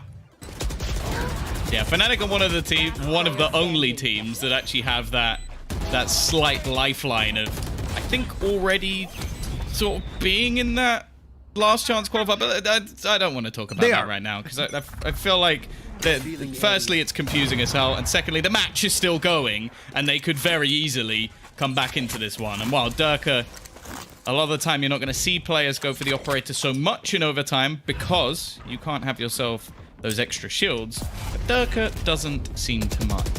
I'm gonna have to buy this man tickets to Hamilton or something. Boaster's playing the Odin on every side. He just keeps buying it up. What is that for Magnum? He's ran after Fatino. He's chased him down. Nano swarms, Cloudburst, smokes. It doesn't matter. You can't keep this guy away. He's looking for a little bit more, and even catching Ambi off. Now staring at main for another challenger. Step right up, step right up. And looks like finally we have a victor. But with David P left last alive, a 1v4 and a shot to the side confirms another overtime, Tom. 14-14. This is a draining series for these players, but they are still putting up those numbers. Patino close to hitting 30. David P really showing up, and we've seen some big plays from him coming throughout this. And I can't help but feel when you see Hoodie around the middle of the scoreboard, you know it's a good day for Vodafone Giants. Either that or it's a really bad day, but in this case, it's a good day. I was about to say, either that or it's not gone well at all, but hey. Either that or they've lost, 13-4. 16-14 is the number both teams are now looking for. Now, I think there's another game with that scoreline. We don't normally get there, but this has been a worldy of a series. A slow start for Giants, but the fight back has been massive. Do they have the gall to take it over the line? Vitinho, an aggressive position, waiting patiently. He's got David P alongside him, and it's the bait and switch. It's the attempt to try and catch out Magnum, but it doesn't work. He's done the majority of the damage, and now the rest of the team are looking to try and put pressure in. They've got the slows to try and hold things back, and Ambi garnering quite a bit of information for his team. He's got to be careful, though, because a peek out here could be his life lost. It's going to be deep flashed on to allow Durka to push, but Fatino was just sat there waiting. He'll eventually be dropped, but the trades are there. And it looks like Vodafone Giants have done just enough to pull themselves into the lead here. Fnatic are surrounded. There's players on every side. The site has a 2-man stack with a crossfire, and 40 seconds on the clock kind of limits their ability to rotate. Boaster has found himself that big weapon. A little bit of damage onto Hoodie. He needs a bit more. 20 bullets as he swaps over. The Phantom now in his hands. 25 seconds. The flank on its way. David P easily takes the first. Paranoia onto the second. And with the barrel spotted, Meadow closes it out. 15-14. Another map and series points for Vodafone Giants. Can Fnatic hold on this time? A really solid hold coming out from the side of Giants. No way into that B site. Decent crossfires as well. And of course, at this point, I think David P might have some of the best positioning I've ever seen. Like, he's always behind them. He's always catching someone off guard. But in this round, I feel like it was probably the least important part of the play. Now, they're actually going to take a timeout themselves on the Giant side. A moment for David to come up with a strat, talk to the coach, and try and come up with something to break this Fnatic defense. Now, first thing on the list, probably try and kill Durka. He got aggressive in the previous couple of rounds, managed to catch a player or two off guard. But can he continue to do that? Can he continue to make these rounds difficult? And, well, if they go towards the B site, I wouldn't be against it. I would say it's almost likely. Oh, certainly, if they give him the opportunities. I do think that they've run into B a couple of times, and he has had the chance to take a couple of shots. I do think that if they do go towards B, there's going to be more direct counterplay, whether that's even just putting the drone down there right away, having your smokes down up on top, and a paranoia for the right side. There's a bunch of different things that you can do with this kind of composition to counter that operator and make it difficult. And I see David P is currently holding his flash in hand. He's ready to paranoia them up right at the start of the round. And that could be a big problem for Durka if he does go to peek into main, which he currently is. There's the flash blinding him up. He now has to play much more passive, peppering them up here. Boaster's doing some good damage, but just swinging left and right a little too much. The accuracy kind of going to hell. And look, it's nothing really. It's a little bit of a tickle onto Fatino. Deploying drone. Interestingly, he hasn't got the operator here. And playing with the rifle, I mean, we saw that A play, right, where he dashed in, updrafted, and took on top of generators. I can't help but feel like maybe it won't be A, but he will still go for that faster entry play. Seems like Durka might just be in the right place at the right time again. Now they are going to smoke it, wall it, not give him the chance to take that fight. And the pace has been picked up. Potential spam to come through. And he's actually just going to go running through. Doesn't quite... Actually, I think he did. He wallbanged David P, but he survives. Now it's left on to Boaster at the back of the site. The flash through from Doma will at least garner him one. And Boaster, he steps up in this round. 3 kills off the back. It even grants him his trusty ultimate, the Hunter's Fury. He won't spot out the player yet, but Magnum is quick to do so. 15-15. Best gun in the game. It's the best gun in the game. Odin. Overtime. That's a little theme tune I made up for it. I did make it up just now, so it might not have lived up to, you know, some of the other jams out there. No, to be honest, I thought that was actually written by Jonas, so, you know, thoroughly impressed. You know, I tried my best. 30 seconds. Yeah, I will say, I'm not sure I agree with your point, especially when you consider... Well, I don't know. If you're looking at all the best players in the world, like if you're going for like a tens of Dirk, I don't see many of them playing Odin. Boaster's gonna get there. He's gonna make a name for himself. He's gonna be #1 player in the world. Oh, here we go. All right, David P. How do you get out though? You know, that's something you'll see a Jet do. We've seen Durka, we've seen Fatino make those kind of plays. Maybe a Reyna, you know, but an Omen, not so much. Good trade back, though. Meadow is going to give the man advantage over towards Vodafone Giants and completely stop any push from Fnatic. They're now just stalling out, trying to play for a little bit of map control, and ultimately the goal of this round becomes very blurred.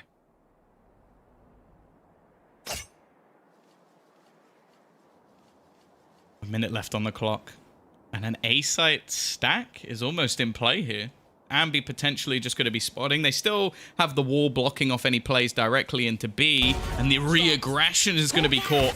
Hoodie falls, but now they're almost going to try and sell this has control of A, but they're not currently going in that direction. Now, any push into mid would catch a trip, but instead, actually do start to wrap back into the A site. Still going to be 2 players waiting here. One of them, Meadow, sat underneath Heaven, but more importantly, Fatinho up above with that operator. He's not been one to miss too many shots, but that might be the one. Meadow, however, has been able to pick off Doma in the meantime, leaving Boaster to try and trade.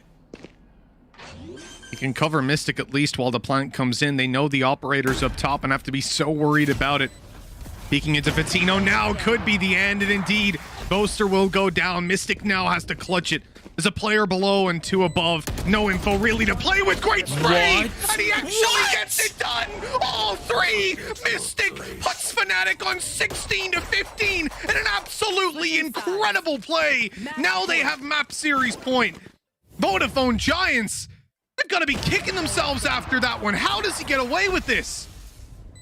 So there was a play to get us to overtime in the first place, where Mystic finds a multi-frag in a position where I thought he was dead and gets back around the corner into the smoke. He has just blown that play out of the water by finding a 1 versus 3. That might be the match winner. We've got to see if there's a response now, because going on to the attacking side, this is where both teams have struggled for the most part. And Fnatic have themselves an advantage. Same shock darts going over. Of course, the objective of killing anyone, not really a thing. We saw it before. Trying to take out any killjoy utility that might be around there. Alarm bots, nano swarms, all that sort of good stuff. And of course, tripwires if you're playing against the Cypher.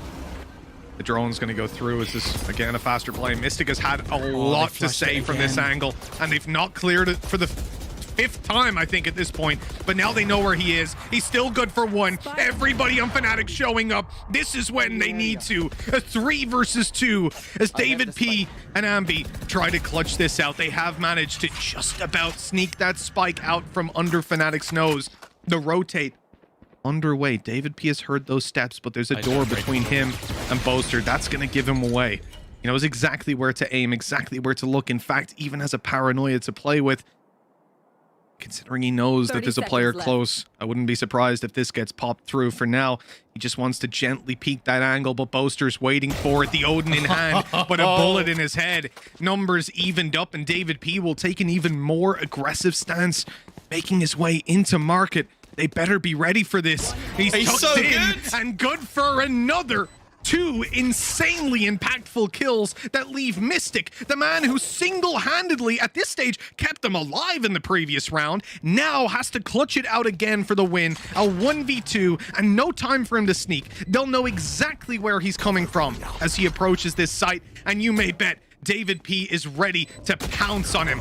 And there it is, an easy 16 to 16, tied up yet again, and another overtime on Ascent. Overtime. I think this is the Omen overtime. That's what that was. The clutch coming out from Mystic in the 1 versus 3, and then in the 3 versus 2, David P managing to pick off every single member of the opposing team. We're at 16-16. It's genuinely getting to the point now where I feel like both of these teams are just going to be exhausted of strategy. Somewhat, it's just going to come down to individual plays. It's going to who has the biggest balls to throw this one off and get themselves that victory. Now, David P still going to be challenging early into mid, not wanting to take quite the risks we saw from him previously. And already Ambi actually peeking in to break the Tiger. Of course, they currently, or at that point, had 3 players holding onto the B site. So a spot onto Fatinho, for example, would have actually been a lot of information garnered for Fnatic. That shock dart goes through to destroy the tripwire, and similar to what we saw from Vodafone Giants on the attack, that's going to buy them a little bit of extra space and a lack of information on the opposing side. The turret not destroyed, the drone rather, is going to give the information away that Dome is outside, but I mean, they had that from the shooting alone. It's a very slow round from Fnatic. As we said, it's already been an incredibly long series. These players have got to be fatigued. I think we're going into like the 4th hour of this series, if we're not already in the 4th hour.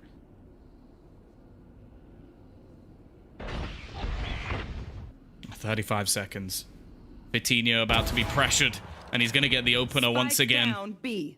Magnum almost has to try and pressure onto him, and Dirk has been caught in mid. They're going to try and wrap back into the A side, but there's been an aggressive push. And of course, it's David P. He's got the perfect spot to deny anything in this round. Are they going to expect anyone to be that far forward? Probably not. So it's a free kill. Boaster goes down, and they just close it. David P with the double. And a beautiful round from the Giants. They've got their chance once again as they head into the attacker round.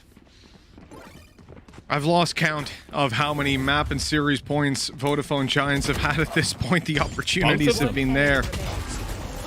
Despite a wealth of chances, they haven't been able to close it out. This time around, on the attacking side, they will attempt to finish it. Now, they won the previous round that they had on attack. Fnatic have definitely going to be feeling like their backs are against the walls. The only reason that they're still in this is because of that big play by Mystic to keep them alive, which happened both going into overtime and in overtime.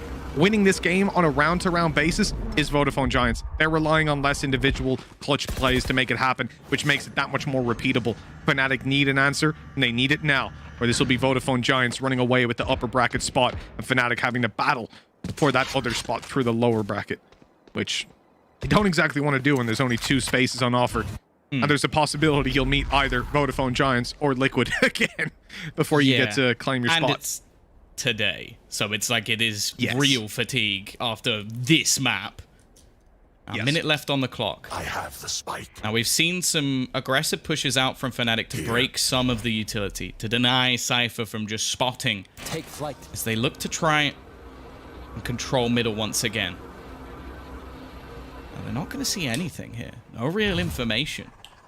The same sort of aggressive push we saw in the previous round. And now they're going to look to try and push into Boaster. Already, Dirk is going to be able to pick off one. Did they even expect him to be here? The answer is no. And again, it starts to fall apart, but David P has at least isolated one. They've got themselves the cage. I expect maybe some spams through it. In fact, a flash going through it to try and not leave Dirk isolated, but they're actually going to start falling back. There's such a small amount of time, and if they run through all of this utility, it's actually not going to be popped in time. So David P will at least get them the afterplant, and they've left Ambi behind to almost just try and catch out Durka, who I think is just going to be running, but gets away with it. This is a scary situation for Fnatic. They have nothing to work with in terms of utility, bar that paranoia. Durka's on his way with the operator. He'll be the first to take contact. With the dash, the ability to fall out, he goes right onto the site. Good position! Oh! David P with the triple! Vodafone Giants 1 kill away from knocking Fnatic down to the lower bracket. It's Mystic again that has to pull this clutch off. He spotted the final player, but he won't get it done. 18-16, an incredibly long series, but Vodafone Giants come out on top. What an incredible turn of events this has been, Tom, and one that I don't think many people will have seen coming. That's the best map of Valorant I've ever watched. That hands down. Like, that was one of the most competitive games, back and forth, all the way through. That's the longest map I've ever casted as well at 18-16. And holy cow, Giants have actually managed to do it. Moments of clutches, of bringing things back. And David P, just so you know, he finished top of the board. He wasn't even close to Fatinho. I think Fatinho had like 26 kills when maybe he had like 16, maybe less, and he just had so many high-impact plays. This man was always a question mark when being brought into rosters. Was he like, oh, is he the right choice? It said he didn't even want an in-game lead in this team, and now they've just beaten Fnatic in, what, an 18-16 victory? I don't know, man. And isn't he standing in? I've said this before. I know I've said it before because it was with G2. Give the man a damn contract right now, because that was an unbelievable performance, both individually and as a caller as well. Yeah, I remember those days, Tom, back when we were always talking about David P as a factor on these rosters, because, you know, this guy was realistically not a great player in CS. He wasn't a scream. He wasn't a tier 1 player. He had some drama. Yeah. He came into Valorant, and I remember saying, like, oh, this guy's not going to go anywhere. Like, look at his CS past. He's here for a couple weeks, and he's gone. He managed to stick on that G2 roster for a long time, and it was when we hit the We Play Invitational that you and I sat back and went, you know what? I take it back. You know, he is a good player. He's fitting into the team right. He's not baiting. He is just a solid player. I think his time on G2, he learned a lot. He grew as a person, and now certainly one of my favorite players to watch. I've become a big fan of David P from his time on G2 and now certainly his time on Vodafone Giants. Look, that is the end of the series. We will get more Fnatic. That's the good news, as they will go up against BDS in the lower bracket. But before we toss to a break and we have all that, we need to talk to you about the player of the match. Now, we have 3 options for you today. It's hard. If it didn't go to so many OTs, it would have been incredibly difficult, but I don't know if David P will have won your vote after that. Fatino, Hoodie, and David P are your options. I know Dave's got my vote, but hey, you're a Fatino fan, I can't really blame you. Tom, who would you be throwing it to? See, for the final map, I have to give it to David P, but you have to bear in mind as well that Fatino on that second map was unreal as well. So if it's either of those two, don't get me wrong, Hoodie had a great series, but on impact alone, David P. Yeah, absolutely incredible series. Vodafone Giants upsetting a lot of people today, making me very happy, making us very happy for putting on an incredible show. But I'm sure there's a bunch of other happy people as well, because all of the plays that we just saw, Tom, we saw so many advanced tactics, so many counter plays that we didn't really get on map 1. I have to say, I felt sorry for Ryan. I was watching him do the breakdown on map 1. You could tell he was just looking for anything. There you go. But you're looking at that map, that first map, and there wasn't that much to really break down. There wasn't a bunch going on, really. In fact, I would argue I didn't want to see that first map being broken down because I didn't want to watch any more of it. But after that, I'm sure Ryan's going to want about a 40-minute segment, so we better give him a little bit of time. Let's toss over to the analyst desk after a little bit of a hiatus. They will be back to talk you through the madness that was that series.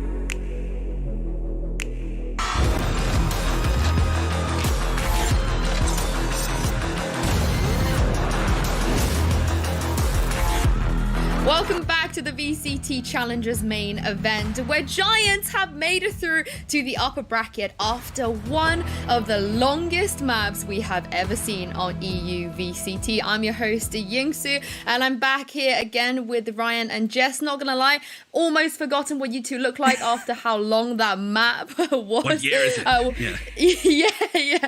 We could have cooked a dinner, had a nap, given the you guys amount didn't. of time I went to they Disneyland played. and back, so yeah, you guys missed out. Yeah, Jess, you look like you've had a lot of fun. But, you know, speaking of a lot of fun, the Giants boys, Ryan was right there, but they managed to come back in on Ascent, Jess, and they took it. You know what? After the first half where Fnatic were able to tie that 6-6, I said to myself, Fnatic have got this. Why? Because historically, Vodafone Giants usually are very defensive favoured, and as a result, they struggle on their attack. We were discussing the fact they've got one flash, and it's a measly flash at that, and most of the time, I mean, Ryan and I were discussing it, and he said they're using it super early, so getting that execute onto site is really difficult, and that's why they struggled very early on in their attacking rounds.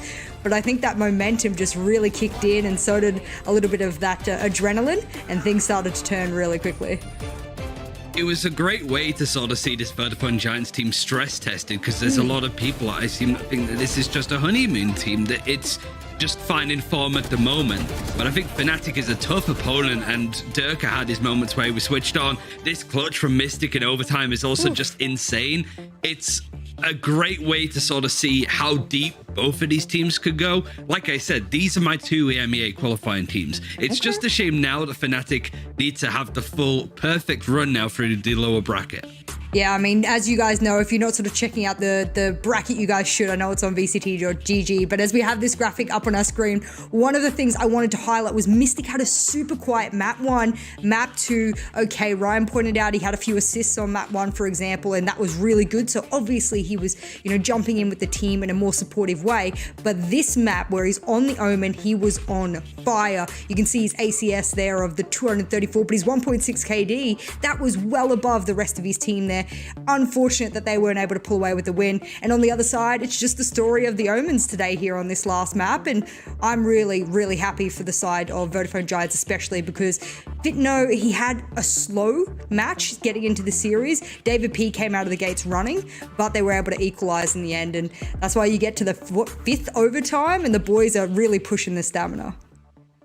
I mean, Fnatic has some huge moments there, but Ryan, it does feel like both on Bind and here on Ascent towards the end, they were just outclassed. Yeah, definitely. And I think we saw the real apex of what Giants could do, and certainly what David P could do with a clip coming up, just because it was the timing, finding that space. I think Durka was in a few positions where he got caught out. So yeah, this is a firm example, I suppose, of it overall, of just being able to like hold these positions for the most part.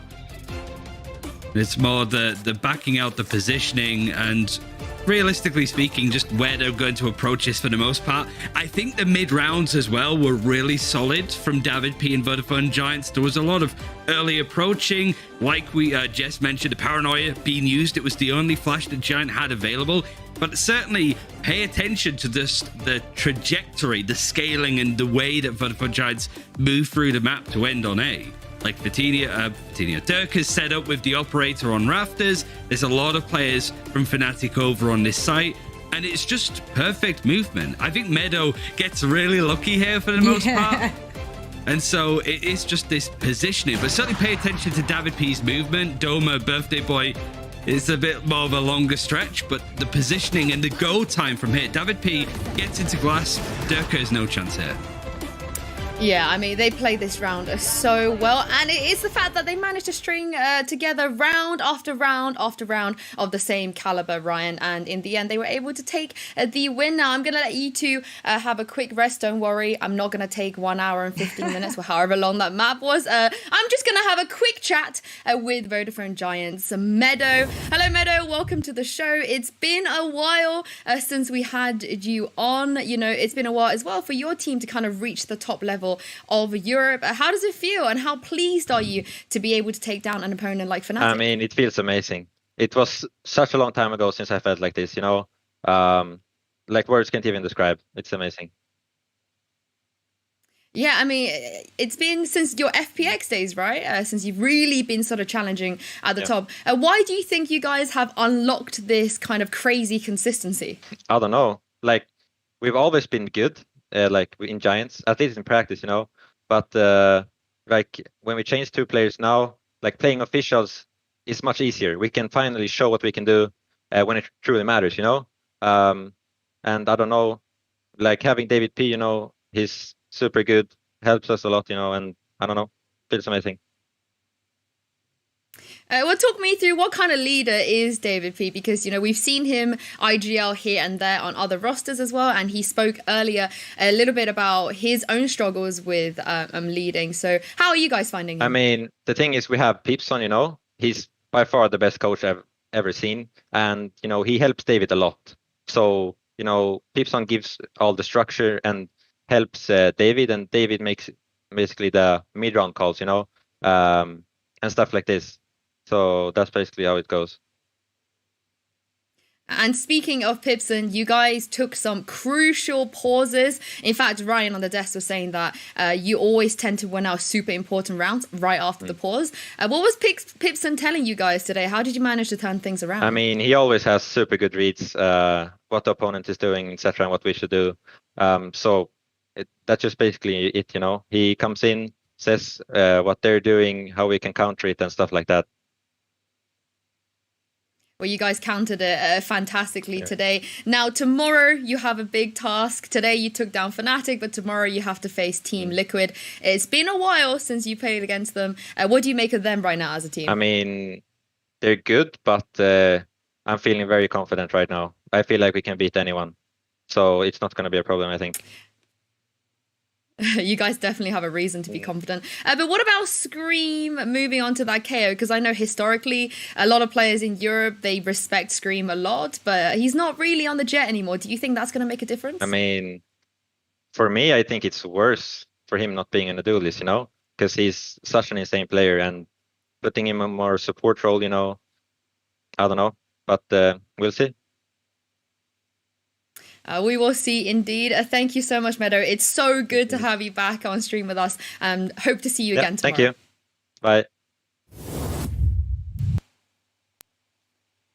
Well. I feel a bit emotional, Ryan and Jess. I mean, Ryan, you've been here since the beginning, since the beta, and we've seen Meadow so much throughout the years. I do feel like it's been a bit of a drought over the last few months, and now he's finally back on top alongside David P as well, another player who we talk about as someone that's been kind of missing out on these big tournaments. How do you feel they performed today, and also hearing everything that Pipson has been doing behind the scenes? I think even if they lost the series in the end, they've done themselves proud to get into overtime, to come back from such a dominant Fnatic win on that first map. It was also kind of funny to see Meadow actually propping up David P, because David P earlier on was saying how great he was. He was like Napoleon from the Aristocats, just like, I'm the leader, I'll say when we do well or whatever. But Meadow being able to sort of promote that, be like, actually, he has helped out the team quite a lot. Like I said, I don't think this is just a flash in the pan honeymoon period team. I think there's some nice solid fundamentals there. And the fact that it worked out so well against a good Fnatic side, I don't think they're done and out just yet, really shows how far this team can go. But it's all or nothing. If they don't get to EMEA, they get 0 points, they're out of VCT. So a great time to actually find that form. And yeah, Jess, it does feel like they've peaked at the perfect time. We've seen Fnatic in the past, you know, they had a couple of roster changes. They peaked at the prime time and they made it to Reykjavik. Do you feel like this Giants roster has what it takes as well? Yeah, absolutely. Because part of me kind of feels that it's also a bit reminiscent of the 10-star roster as well. I know Ryan hates me speaking about the whole 10-star and how they're on the up and up, but it gave me the same sort of vibes as following 10-star over the past few days. And I thought to myself, Vodafone Giants, they're coming into this with a really solid backing, and probably what makes me feel even more confident about Giants over, let's say, 10-star is that they have this solid foundation to work off of. You need the brains before you need the brawn, and we're in a tactical, objective-based FPS, so you cannot forget that at the end of the day, you know, it's all nice and well to be the most mechanically skilled player, but there's mentality, there's so much more behind the scenes, and to hear that Pipson is doing a great job, and he's been able to elevate David's gameplay as well as his leadership, I mean, not only will they become better players in the lobby, but they'll become better people as well. And I think that will elevate them throughout not just this tournament, but beyond.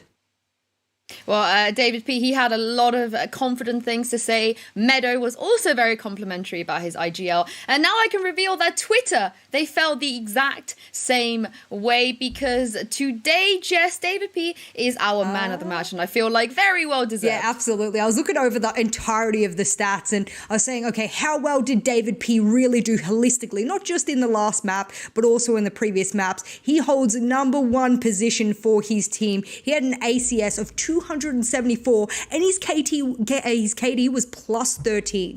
That was huge, especially from a player that's not necessarily playing a duelist role. He came in, he had a positive opening kill, he had an awesome positive KD, he was doing a massive amount of damage, and he had an awesome combat score.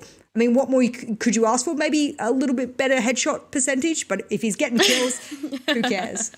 Yeah, I mean, that's just like we're really trying to scrape the barrel for something that he didn't do well enough. Well, congratulations to Giants once again for making it out to the next round. We're going to take a little break here, but do not go anywhere, because when we come back, Fnatic will be taking on BDS in the lower bracket.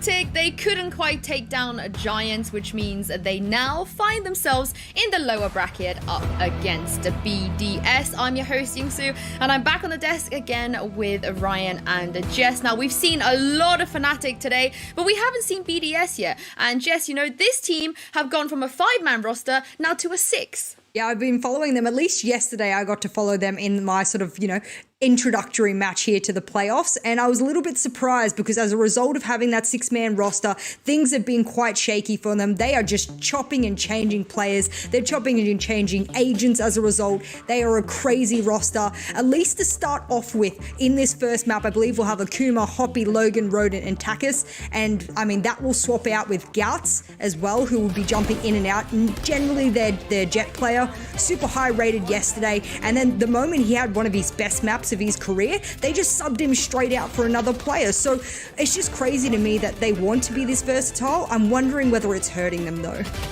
Yeah, I mean, Ryan, where's your stance on this? Because we don't usually see this kind of style, not since Heretics. No, and I think even then, if you're even looking like NA does it a lot having 6-player rosters. I think of like Cloud9 and stuff. And for the most part, it boils down to we have a 6-man roster because we're looking to drop somebody or at least work it out. And I think for Cloud9, it was interesting watching them sort of bringing in and out Floppy in that roster, because it's like, all right, Challengers 1, we're going to run with Floppy in the roster. It didn't work. Challengers 2, we're going to run without him. So that's kind of what I expect at that level, seeing somebody like Takas or Hoppy be benched for a period to see what it's like. But no, they're interchanging players in between maps, and it was frustrating enough for me personally to watch BDS changing, like Hoppy playing a Cypher to a Phoenix to an Omen. It's just you're doing 3 fundamentally different roles in 3 different maps. Now you're pulling Hoppy out of the server, bringing in somebody else. The fact that they beat Vitality so consistently yesterday was a massive shock to me, because it really seems all over the place with how they're playing it, but it seems to be working. Well, speaking of those maps, we do have the map vetoes in right now, the picks and bans, and see which other 3 maps we're going to be going to today. We already went the distance earlier for the first best of 3, and now it does look a little bit like a deja vu here, guys, because we're getting Icebox and Bind again, which didn't work out for Fnatic, but it's going to be the Haven this time, no Ascent, which, Ryan, they're going to be pleased to see that. Yeah, I think so. I mean, hopefully it's not another overtime, because Haven and Ascent apparently are massive overtime maps now for Fnatic. But I do think, at least starting off on Icebox, that was their one dominant win over Giants. I think they could do something similar here. Although saying that, Takas yesterday had an insane game on the Reina. This is a map that Hoppy will be playing on. We mentioned Gatch as the 6th player in this roster. He's likely not going to be playing on this map, so it's the typical BDS lineup we're used to. Yeah, well, we're going to go into agent select now, and almost a player select as well, because like you said, they are stopping some players in and out. So as you guys can see here, Gatch is going to be not going to be filling in. So Jess, we're going to get the kind of OG 5 here. Yeah, and I'm having a look over sort of to the BDS usual composition here on Icebox. I mean, at least what my Excel sheet is telling me, we should see a Jet, we should see a Reina, we should see the double Jewelers come out of them. Check, it's both there. Viper, because it's criminal not to take it on this map. Mixwell taught me very well, of course. And then the Sova and the Sage. That to me, remember I spoke a bit before about having that usual, spaghetti bolognese. You want it traditional. You don't want to change it up too much. Whether or not you change the Reina or the Killjoy out for each other, it doesn't bother me. I think that's interchangeable. But having the Viper and the Sage means it's going to be a really good match.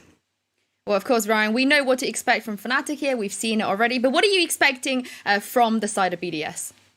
I think Hoppy's a player that's going to be I think when I was looking at the 6-player roster, I was expecting either Hoppy or Takas to be taken out, because just statistically they've been underperforming a little bit. He had a life game yesterday against Vitality. I'd like to see that consistency run through. It seems that they've really taken the 6-player roster in their stride.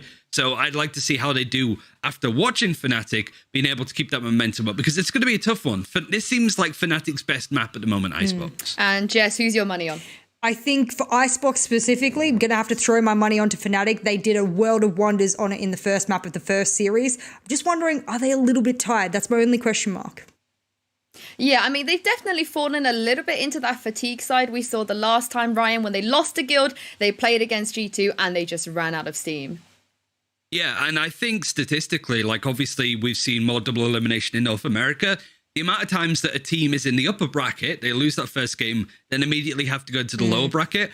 I think it was in the first stage, 5 out of the 6 teams that fell went out and got eliminated. So yeah, Fnatic, they haven't had much time to adjust, but now they have to go into another best of 3. Yeah, they do. Well, the stats aren't on their side, Ryan, from what you've been saying. But Fnatic, they have already played 3 maps today. But it's the first time we're going to be seeing BDS. Let's see what they can do, Tom and Mitch. Yes, indeedy, Sue. Indeedy. Let's see what they can do. Now, Tom, I'm super excited for this series because one of these two teams is going home, and that's bizarre. Why are you excited for that? They're already at home. But it's Fnatic and BDS. The fact that we're going to lose one of these two is pretty incredible, and I feel like the odds are kind of stacked against BDS. I'd agree if Fnatic hadn't just lost a map 18-16. Like, I think that the issue I always find with teams having to come back from a loss so quickly is, like, mentally, you've got to reset, what's it been, like 20-30 minutes? I don't know. I kind of lost track of time after how long that map was. But I don't know what day it is anymore. It puts me in a spot where I'm a little bit worried for Fnatic if they can do it. Now, if anything, any team could, I think they would be the ones on the block, and I think that BDS have had their struggles recently. But at the same time, it is going to be difficult to just go back and play another series, especially if it goes the length of the last one, which was ridiculous. Yeah, these are real gamer hours now. They're really putting in the grind on this one. Fnatic and BDS. We're live here on Icebox map number 1. And at the end of this series, one of these two teams will be out of the running for Masters. I mean, for BDS, that's honestly more of a death sentence than it is for Fnatic, isn't it? Because they'll be competing with so many more teams for the precious spots at the last chance qualifier, and they won't have many points to do it with. Fnatic, they want it. They want to confirm their spot as the #1 team in Europe, at least points-wise. And this is going to be the first step to do it in the lower bracket run. The pistol underway as Fnatic push quickly in towards this A site, but Logan and Roden are here to slow it. Takaz with a freebie kill. Doesn't get much easier than that, and even gets to upgrade to have some extra armor. And for Boaster, well, an extra kill at least will be something, but a very good start for BDS. Now, this is a map, realistically, where we're looking at Fnatic having played it earlier, and they looked incredibly strong. They absolutely destroyed Giants on it, although I think Giants have even said themselves that they weren't expecting to win that map, but it's very easy to say that in hindsight after you've already lost it. For the side of BDS, I think that a lot of it is going to rely on those superstar players. Like, this is the thing that I'll always talk about with this roster, is there is not a player on this team that cannot pull off a ridiculous round or a ridiculous clutch. And the only reason we talk about Logan so much is because he seems to do it. It's almost like a clutch might be like, oh, he's got a 10% chance of winning. For him, it's like 50%. Like, it's genuinely just the stupidest thing I've ever seen. So Fnatic have got to be very careful. They do have some pretty good clutches of their own, though, as we saw from Mystic, well, within the hour. Well, some quick duels going down here, Tom. I mean, double headshot. I think it might just have been. That is quick and clean as you like. Dirk is in a bit of trouble. I'm down to 44. Shock dart in. He dashes out. Okay, I like it. Stylish. BDS maintain the advantage. The HP taken off of Dirker with the weapons in play and with the map control that they had. They're not... I mean, of course they're not peeking the longer range angle. For a second, I caught myself thinking, what? They're not actually holding for the rotate to A. But then I realized they've got Spectres. And if you try to hold that angle from under tube right down into the attacker spawn, you're probably going to get Sheriff on that versus this kind of buy. But Roden, no! He doesn't care about long range duels. He's taking them all day long. In fact, he'll take the close range ones too. Already 3 kills. And Tom, coming into the next round, he has Blade Storm already, so he doesn't care that he died. Yeah, no, it basically just means that all the stuff we might have talked about, like, hey, you know, they got 2 kills, yeah, it doesn't really matter because he's coming in with a much more effective ability into the next round. So, sure, a little bit of extra damage done, but realistically for Fnatic, they're still going to want to come into this one very strong. Now, we saw earlier their attack side was unbelievable versus Giants. They looked incredible. A lot of adaptations when it came to their plants on B. Some deeper walls as well to try and make it really difficult for their opponents to get back into spot. And on the other side, well, other than the Blade Storm, it's not the best buy, let's be real. No, it most certainly isn't. But that Blade Storm can definitely make the difference, especially because it's towards the B side already. Now Roden has another wall go up, calling that for his teammate to pop it up. Means that he can get into a pretty decent position. Oh, Magnum! It's so good! The rotate baited out, caught, and deleted. Here's Roden going to try and extend the advantage back into their favor. The first is found. Hoppy's in with one. And here's where Roden wants to continue. He knows there's at least two up close. But with the knives in hand, he favors his odds. Although after being spotted, maybe not so much. Akuma manages to take Durka down, leaving the man advantage into BDS's favor. Now the defenders suddenly have a lot more to play with, but what they don't have, Tom, is control over kitchen or middle. Both of these angles left completely open for Fnatic to split up behind them and catch some angles BDS might not be ready for. Akuma on super low HP gets caught off guard, and now the 2v2 presents a pretty big challenge. They have to deal with Roden if they go B, and so instead, they're going to take things towards Takis, who doesn't have floating knives capable of one-shotting you. Yeah, he still has all of his utility, of course. A lot of that's not going to be too impactful, but the Lears might be able to at least give him a way back into the round. He's going to try and use the timing of them getting the spike down to get a fairly aggressive position. Probably won't expect him to be this close. He is normally the A player, but sitting this deep might just be a nasty surprise. Oh! It was almost a chance to actually double up 2 kills. Instead, he comes out with absolutely nothing, and Fnatic have fallen back. Still, though, eventually Takas turns it into their favor. It's left onto this man once again, and this time he can't clutch it out. A bonus round victory, Takas confirming it, and BDS 3-0. A fantastic start to the defensive side of Icebox for BDS. Now Fnatic are most certainly on the back foot, facing into an eco after investing up in the previous. It's a tough start over on the attack. A team that has previously been so solid in just not giving advantages away, this time get punished on almost every single peak. And this is a feature of the BDS roster that we really have to highlight. It's not just the clutch capability of virtually the entire roster. Logan is definitely the one that catches your eye the most, maybe tied up with Akuma when it comes to clutching it out over the last few stages of VCT. But you also have to say, individually, it feels like this is a team where you have a Durka in every game, but you never know which one it's going to be. Yeah. It's a different player of BDS every time. I think if I had to put my money on someone, I'd probably go with Takas here. Okay. Takas to the rescue. He turns around at the last second to save his teammate, who was deep in thought at that moment in time. Nice shot from Boaster. Well, at least give them the B site. Unfortunately, doesn't have the spike. So it's going to have to be a big wraparound. And if anything, I think damage is going to be the key to this round. And while Logan's not going to allow for any of that. Mystic again, left alone. Probably just worth, I was going to say taking the orb. This will almost guarantee his ultimate for the next round. Well, yeah, I guess if he saved would be the only way. Yeah, it's I was thinking for a second, possible, it's like, very unlikely. Well, if he wins, he'll have it. If he dies, he'll have it. Like, I guess if he runs spawn and saves a sheriff, he won't, but that would be ludicrous. Now, the buy from Fnatic here at 4-0 down, a very important round. To be honest, this is the kind of time where sometimes you'll see teams call a pause, like in BDS's position, but considering how solid they've been, especially on that A-hold, I find it unlikely that they're going to go for that. And the strange thing about this is typically you're going to play your solo A, right? You're going to have your Reyna there, solo holding the A site, but now they've 3-man stacked up in this buy round. A very strange situation, and that hints at the aggression that we've seen coming out of them. Takas has managed to make it up into a nasty angle, and I don't think they have any idea that he's sitting in a position we've seen so many Reynas in before. He's good for 2, but not able to dismiss.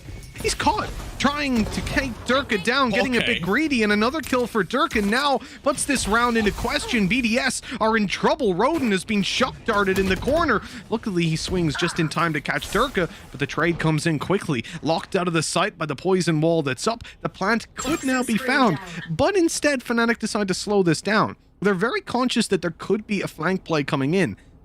But it's Logan and Hoppy on the site that have actually managed to sneak their way back in to defend against this. The question is, do they start to question themselves? Do they start to think that maybe Fnatic have doubled back towards the B site? Well, no, not with this recon they don't, and so we're in for a brawl.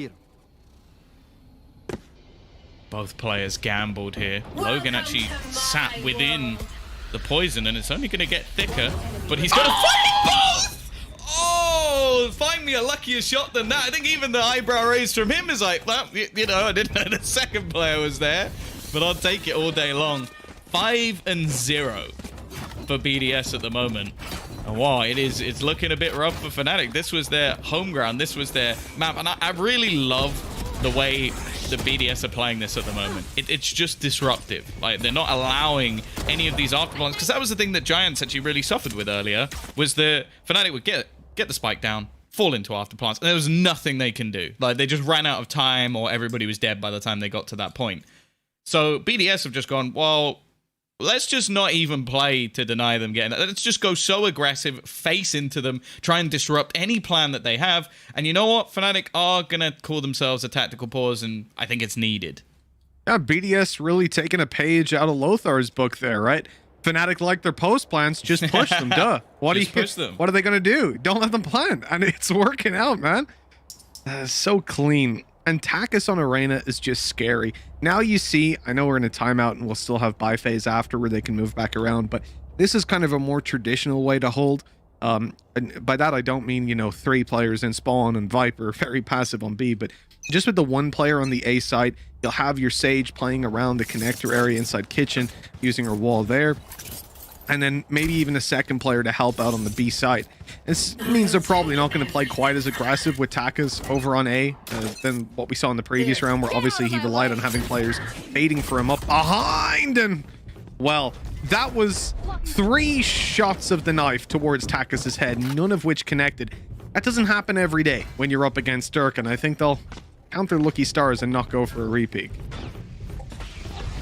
Probably not a bad idea. Magnum being forced back off the angle. That's the knife's gone. So the deadliest weapon in this round, for Fnatic at least, is quickly diminished from knives to a Guardian. So we'll see what Mystic's going to be able to do with that one. But it makes Durka, well, I'm not going to say useless, because I've seen some pretty cool classic right clicks over the last few days. But yeah, a little bit less deadly, I guess is the way I'll put it. The positions that are being played right now by BDS versus Pistols are a bit ludicrous on B. Having Hoppy that close, it's asking to give away a free rifle. But sometimes that's what gives you the best reward. It's the thing that, in theory, should be a terrible Why would idea. anyone do that? Yeah. So, of course. They're like, oh, they've got rifles, they're going to hold range, and, oh, there's a guy 3 centimeters away from me shooting me in the head. 6-0. As said, like, I think the one thing I was worried about coming into this is that BDS, they've had a lot of time to rest. They're a team that, especially if they get off to a good start, are a terrifying force. And Fnatic have just played an incredibly lengthy series. For now, they're being picked apart. Like, that's the only way to put it. They're losing a lot of these closer rounds, which is something BDS are experts in winning, and Takas, he's just not giving them a moment's rest. I think he might have been spotted there. Durka jumps up, but maybe not. He doesn't actually peek the angle, and he's going to be able to duck out of there using a late dismiss Rodent. Maybe a slight whiff, but he also has the ability to just fall back. In the meantime, Takas had just pushed all the way through. 4 kills off the back of his aggression. Fnatic are getting destroyed. It is so uncommon to see this from any team on Icebox. The consistent A pressure that they're putting on. One of the main things that you like, and we'll see it in North America, we'll see it in Europe, it doesn't really matter where you look. For the most part, you will see the solo Reyna player. The majority of the rounds, they are going to be solo. They're going to be holding the A site by themselves with a little bit of tempered aggression, having the ability to fall back after a duel. Stacking up like this happens. They'll do it a couple of rounds. But BDS seem to be primarily 3-man stacking the A site for early aggression. Now they switch it up again, coming into the follow-up rounds when that aggression is spotted out. They have a 2-man B stack with Viper and Jet. Very awkward duel through the smoke. Of course, couldn't see each other, and with no tracers to shoot back at, makes things quite difficult. But they've... Why has Boaster just gotten there? How? They were obviously aware. I guess they heard the steps up, but that could have been a very scary play if someone was caught looking the other way. Oh, the wall is gorgeous. But nothing comes of it. 2 kills? Yeah, I always like 8-0, you don't care. Yeah, for BDS, their finances are through the roof. They've won the last round, only losing 1 player because Takas decided he fancied just killing everyone. And, well, a fairly depressing stat. 8 rounds in, the bottom player of BDS would be top of Fnatic. Let's just let that sink in. You can maybe see that in the open qualifiers. In fact, I think we have, Tom, in the early rounds of opens. But when it comes to Fnatic, it might be a first. Depressing. It might be a first, a quarter of the way through, you know, the maximum regulation rounds. Yeah, I don't think we see that all too often. If Logan got one there, I think that'd be about forfeit time. That's a quarter. Well, over a quarter of the way through the possible regulation rounds. Some would call it a third. Well, yeah.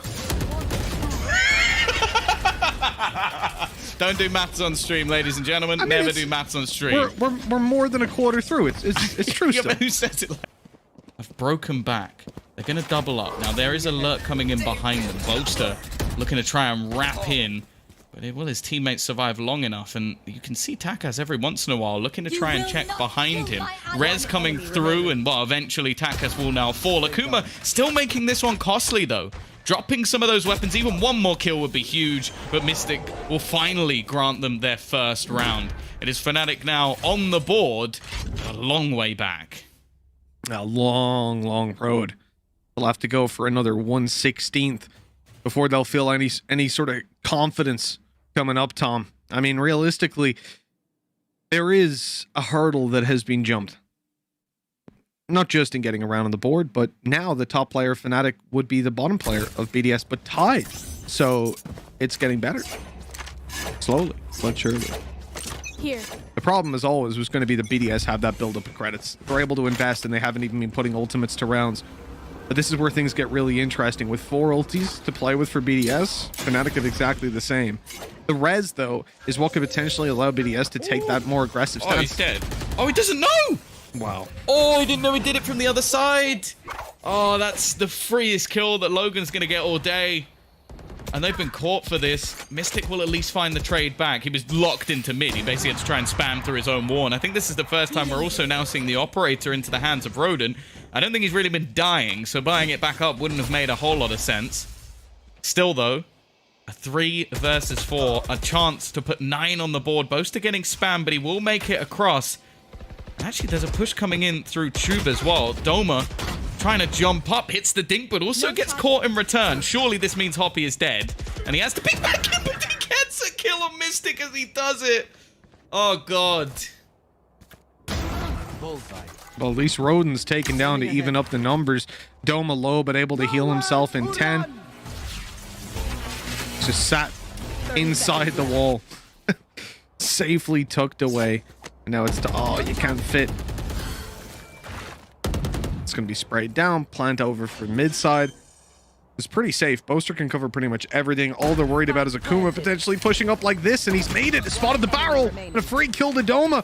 Boaster, now the last man alive, spotted out, flashed and leered off the angle. In come the shock darts, but he's going to have to line them up. In fact, they did line up, but it doesn't seem to matter.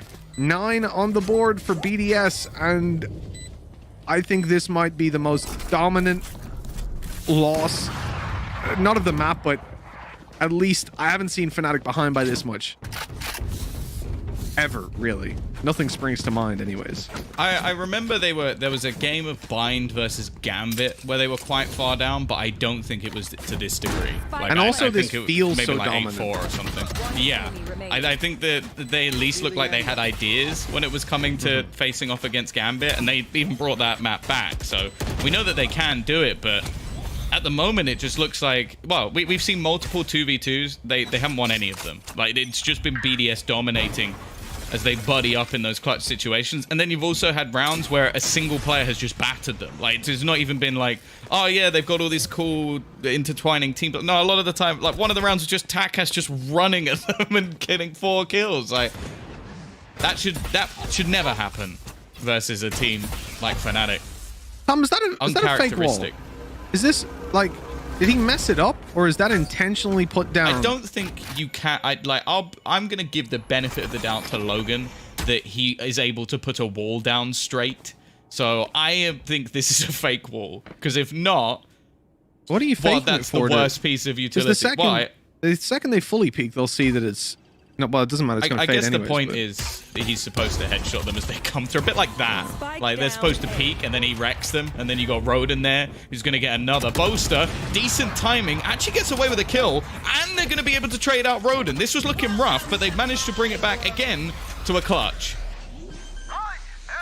Is Boaster going to keep this operator? Oh, it looks like it. Tagged up, now he's in trouble. Oh, he's dead. Oh my. A second tag as well. Mystic sprayed down right after. Oh, this is not looking good. And the strangest part about it, BDS are playing a fantastic game. Their aggression on A has been nigh on unstoppable from Takis and Roden together. They have constantly switched up their defensive side setups to make it incredibly difficult for Fnatic to read. They are reacting perfectly to every single bit of fake info that Fnatic put out. We complimented Fnatic in the previous series for being so solid at sticking in position even when they get faked out. They don't over-rotate. In fact, they probably under-rotate. Like, they rotate perfectly depending on the situation, which is just incredible. But right now, none of that matters. All that matters is BDS look like the damn better team. They are dominating. Now, Dirk has just killed someone with a classic, which isn't great. Not a fantastic start up against this low buy. You would imagine that this is where Fnatic would, you know, just crumble. But somehow, they have got a two-man advantage. They have got the site. They have picked up an operator for free. They've even got a bomb plant. What is happening? How? They have a lockdown as well for post-round. This is ludicrous. You should run. I want Ryan to break down this round, please. I don't understand how this man has just managed to get 2 kills with a classic, but they're going to take it all day long, make it a third. Not this time with the classic, thankfully. A slightly more powerful gun known as the Operator. It's only going to leave a couple standing. They finally kill off Durka, but there's plenty more players to be found. Takas, again, dragging things back at least a little bit. This is an unlosable round, or at least should be, but they do actually have themselves a res. The peek through will at least grant them another. Logan trying to defend his teammate, but he cannot. It's at least 2 this time for Fnatic, but it's not great. They've doubled the rounds. It's something. At least now this is almost like a case of yin and yang, isn't it? They stomped on Icebox, they get stomped on Icebox. I have no doubt that they'll be able to fight their way back in coming to the series, but at this stage, I have no faith in them fighting their way back in here.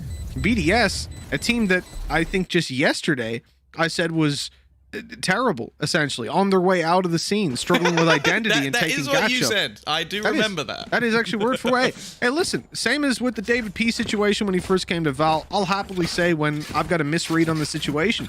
And BDS are proving me damn wrong. This is, I think, the best I've seen them play. I had belief. Like, if you look at my pick'em, just only look at where BDS are. Don't look at anything else.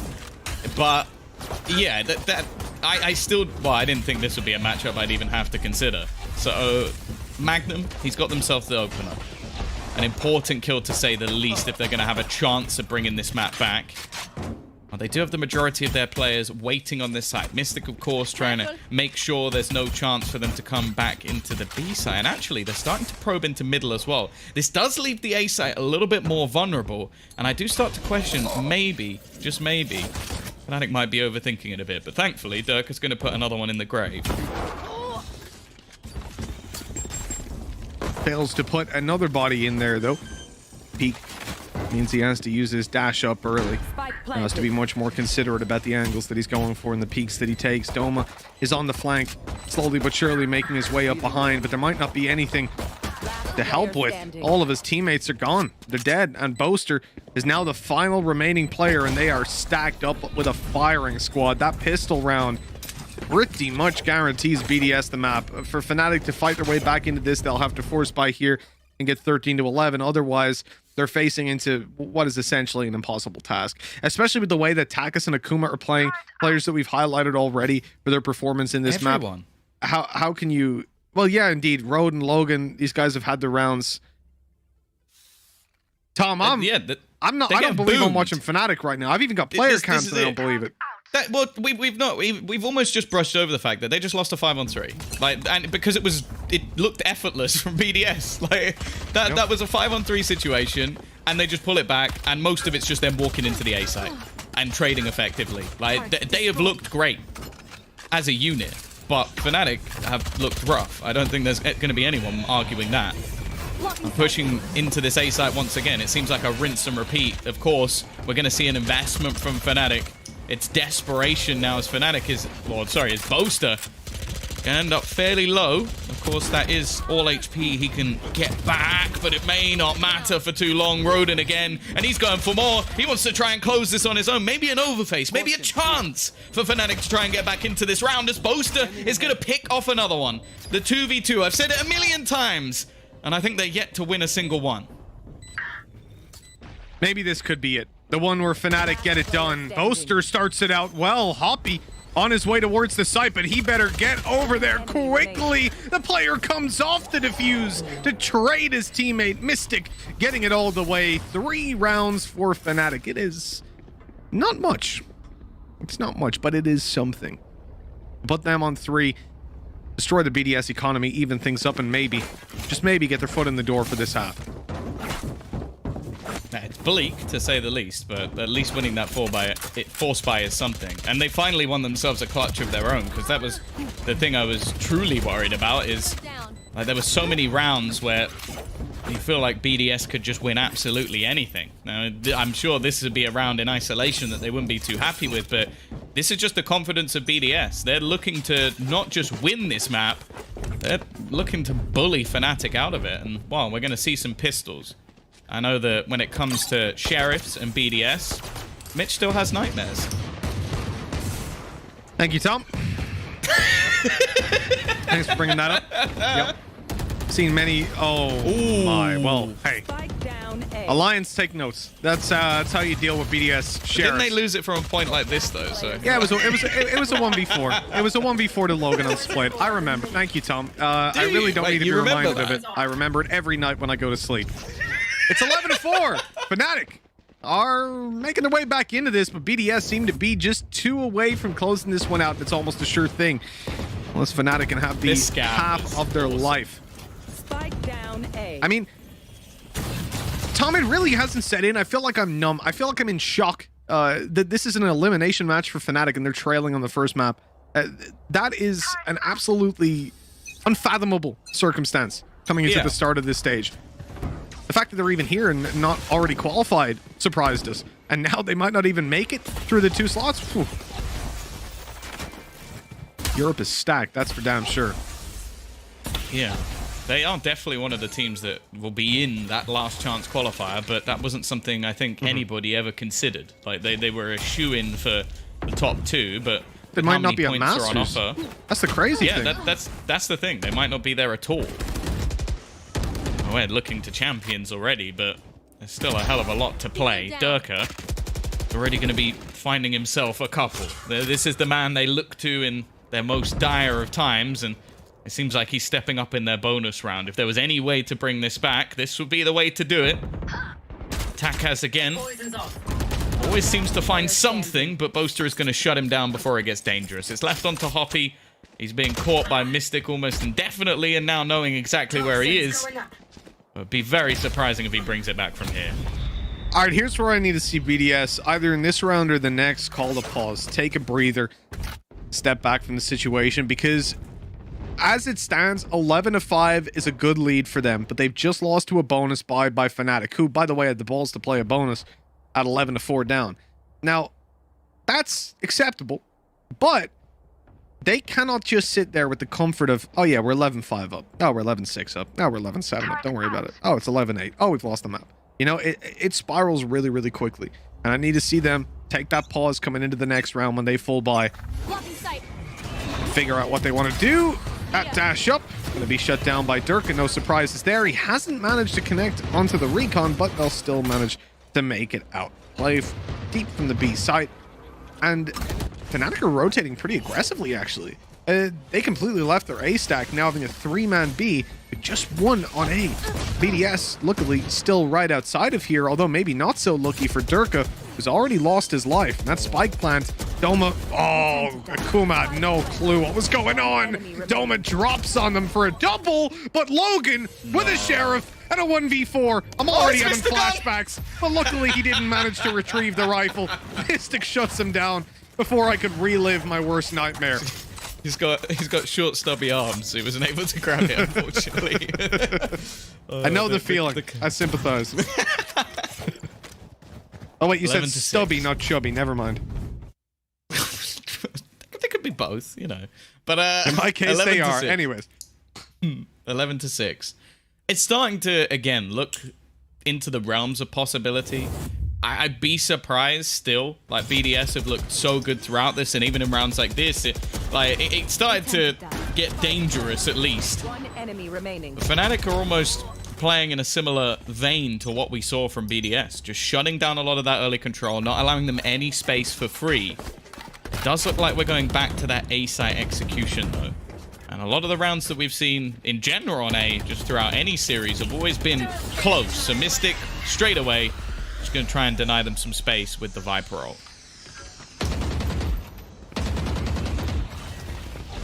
Now look how quickly they turn tail. The second they see that ultimate, it turns from let's push the site to let's fire a couple bullets, see what happens. Maybe we hit the Viper, but they won't. So back over towards B they go. Look at this position that Durka's sat in. Nasty with the operator in hand. The dash, of course, to get out of there if he needs it. And, well, they'll probably just pop it after the first. They're rushing up, though. There's so many players here.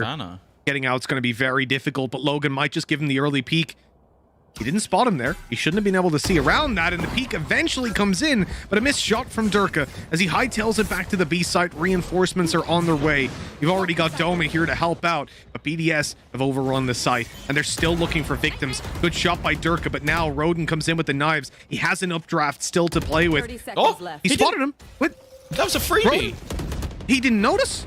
He didn't realize that he had just stared Durka dead in the eyes, but that might just pay off for him now. The God flank in play for Roden. Easy kill to Boaster, frustrated that there's a player in their spawn. Doma tries to make it through, but he won't get anything done. And Mystic, the man who popped his Viper's pit on A at the start of the round now, has to fight into one on the other side of the map, and he won't even get a step closer as Roden shuts him down. 12-6, Tom.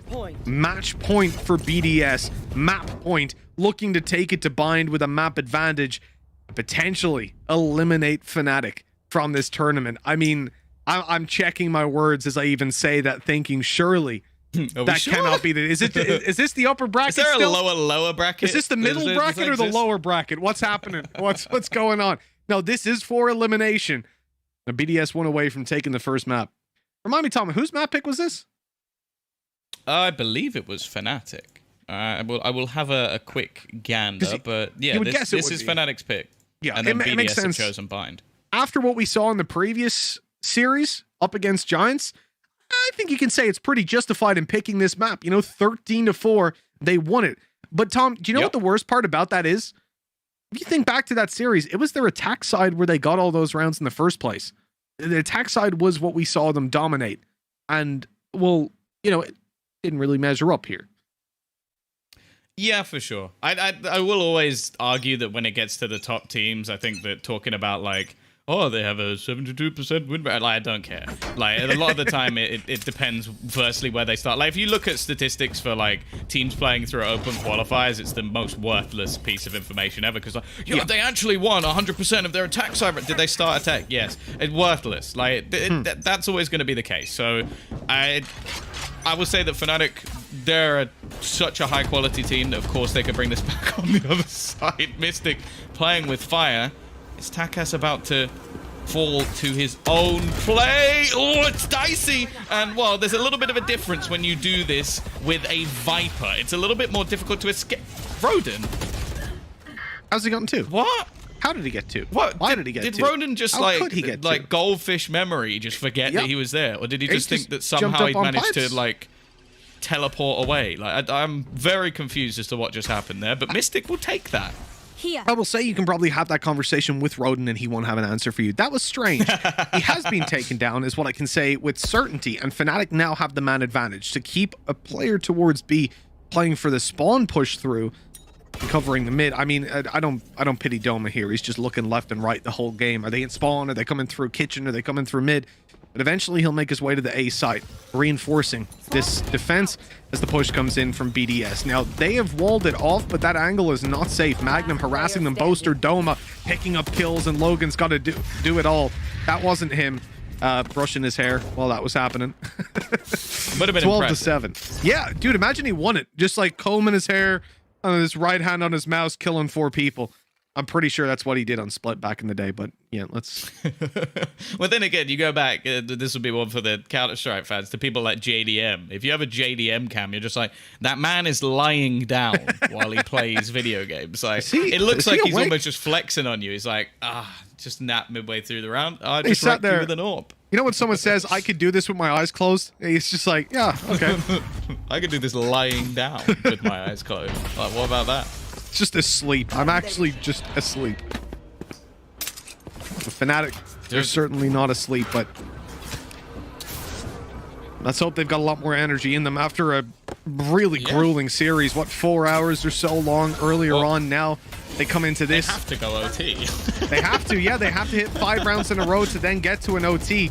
Lots of players spotted outside the A site. For Fnatic, they have 3 in position, ready to hold off against this. They have a bunch of ultimates to play with. But so too to BDS, and they are ready and rolled up, ready to just run into this site. Magnum waiting to pop down that lockdown, possibly for post-plant, but it means he can't help his teammates now as Mystic and Boaster fall. They might even just push that down. No, they have the Hunter's Fury, so they'll directly counter it right away. Akuma looking for some tags after, but not finding anything. Magnum on top. Oh, he's not able to get it done, and Doma ends up falling for it. This is going to be a tough round to win, but not for BDS. 13 to 7 we go. Map 1 is BDS's. The map pick of Fnatic, and now, Tom, Fnatic are just 1 away from being eliminated from this running. Just to be clear, that means absolutely 0 chance of making it to Masters if they lose this map or the next one. And then, even if they win, they've got to keep going through the lower bracket. This is the biggest challenge Fnatic have faced today, and Tom, I am blown away by the performance we have just seen from both BDS as a whole, and more specifically by Takas. He had one of the best maps I've seen out of that guy, hands down. I think this is his map. Like, if you go back to some previous performances, like the second he seems to get on that Reyna and is just able to play aggressively on the defense, he just looks superb. And I think as a whole, the team just looked really good on this one.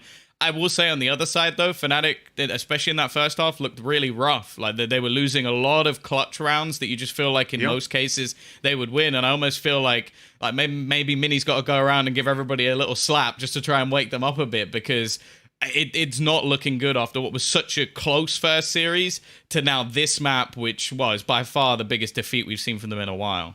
Yeah, most definitely. This is the worst Fnatic have looked. And of course, we have a plethora of excuses that we can go through, from the long series they just had to BDS having one of the better that we've seen out of them in recent memory. But the why is not our job, Tom, only the what. And we've already done that, so now it's time to throw it over to the analyst desk after a quick break so they can answer all of your why questions on this incredible map and, well, tell us what we have to expect from the rest of this series.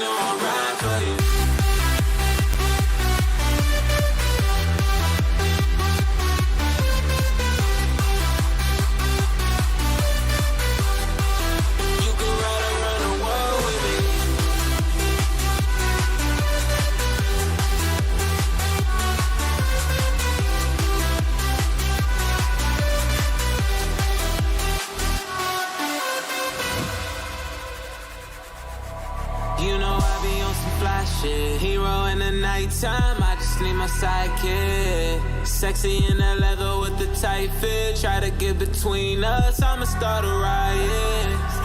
Look how she roll it up. There ain't no room in this two-seater, you can't roll with her. It's getting hot up in the city, but don't keep it tucked. I put that test on your neck, make sure you cold enough. Yeah.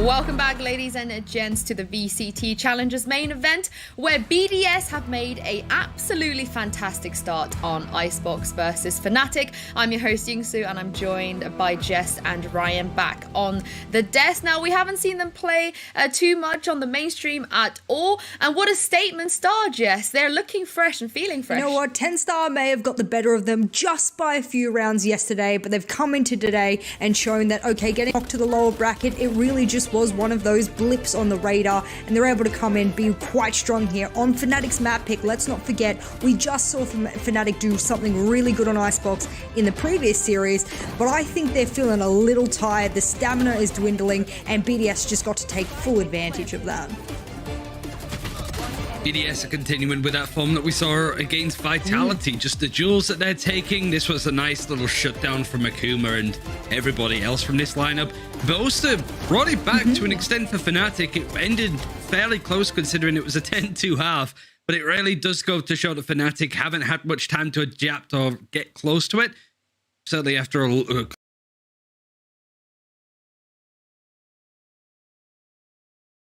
loss against Giants, they have thrown into it of a best of three for BDS that are looking comfortable.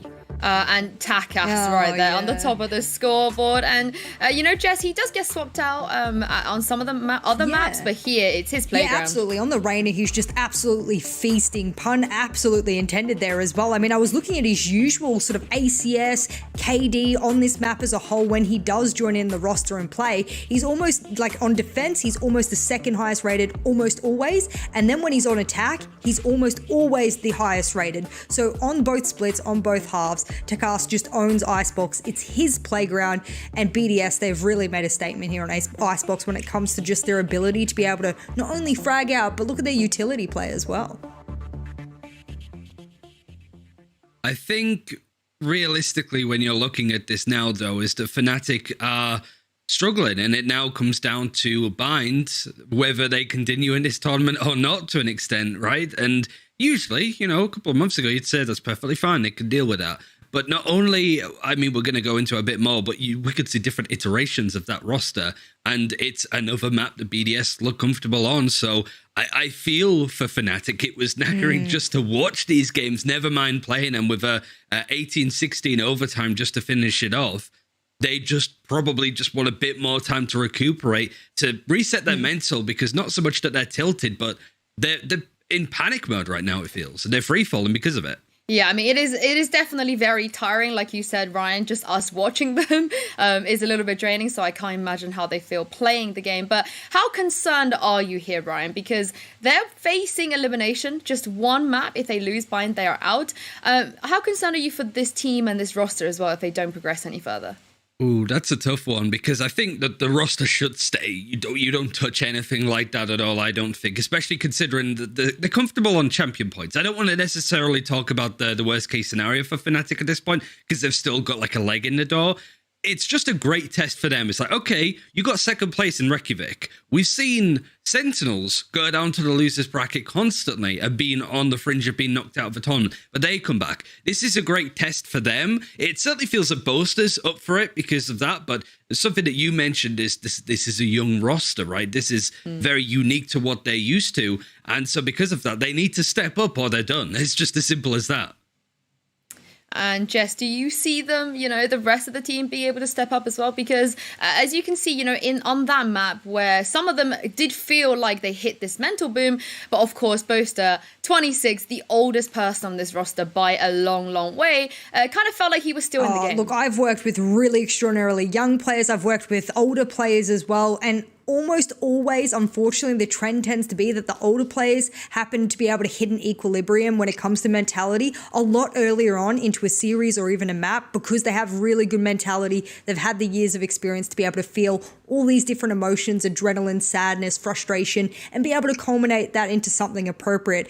Unfortunately, for the side of Fnatic, other than, of course, Boaster, as you pointed out there's a lot of young players in the roster. Speaking of, I know it's Doma's birthday, managed to hit the big 1-8. And if he wants to hit the big win today to walk away with a really good birthday present, they're going to have to hit the pinnacle of mentality because for a lot of players, they'll crumble under this kind of pressure. So worst case scenario, as you were saying with Ryan, could be playing on their minds. I hope it isn't. I hope they keep their mind in the game.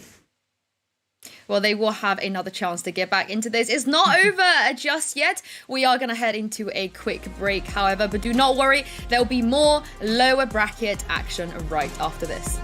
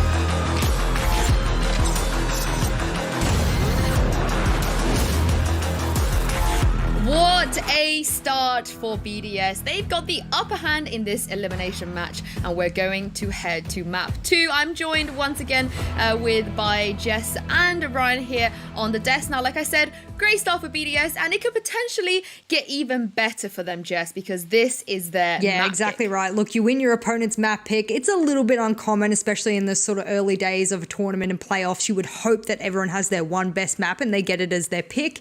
And the fact that Fnatic have lost that map pick has shown me that there is shakiness and there is a lot of wavering in the waters, at least here for Fnatic. And this is their best opportunity, because let's not forget, whilst Fnatic had a really confident Icebox against Giants just earlier on, they also played Bind as well, and they had a really shaky Bind. I think they got a maximum of 7 rounds against Giants, and of course Giants walking away with the full 13. So if that says anything about Fnatic's recent performance, and that's today, then it doesn't look like Bind really is their playground just yet. We've seen so many little changes compositionally for Fnatic as well, trying to work out what goes well for them. There was Durka on the Sage. There was triple controller we saw with the Astra and stuff. So I don't know what composition Fnatic rely on. Maybe you just go back to the OG one from way back when, just because all of the different options you have their weaknesses. At least you have choice. It keeps BDS guessing. But BDS are just going to be content with the fact that their composition is sorted. They're going to bring in Gatch. They're going to take out Hoppy for a second. And Logan goes on the Brimstone, and I think he had a 30 bomb the last time he played as well. Look, we're talking about compositions, and for those who aren't aware, of course, of what Ryan's referring to, like the OG Fnatic, or at least one of their old compositions, was the Astra, Breach, Brimstone, Sky, and Viper. Is that the one you're referring to, Ryan?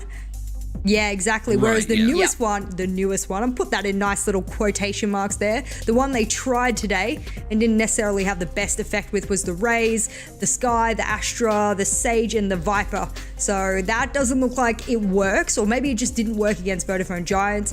But as a whole, either of those kind of compositions, I can't wait to see what they pick, because you either feel it's going to work and you can fix your mistakes, or you make yet another change and you make another risk.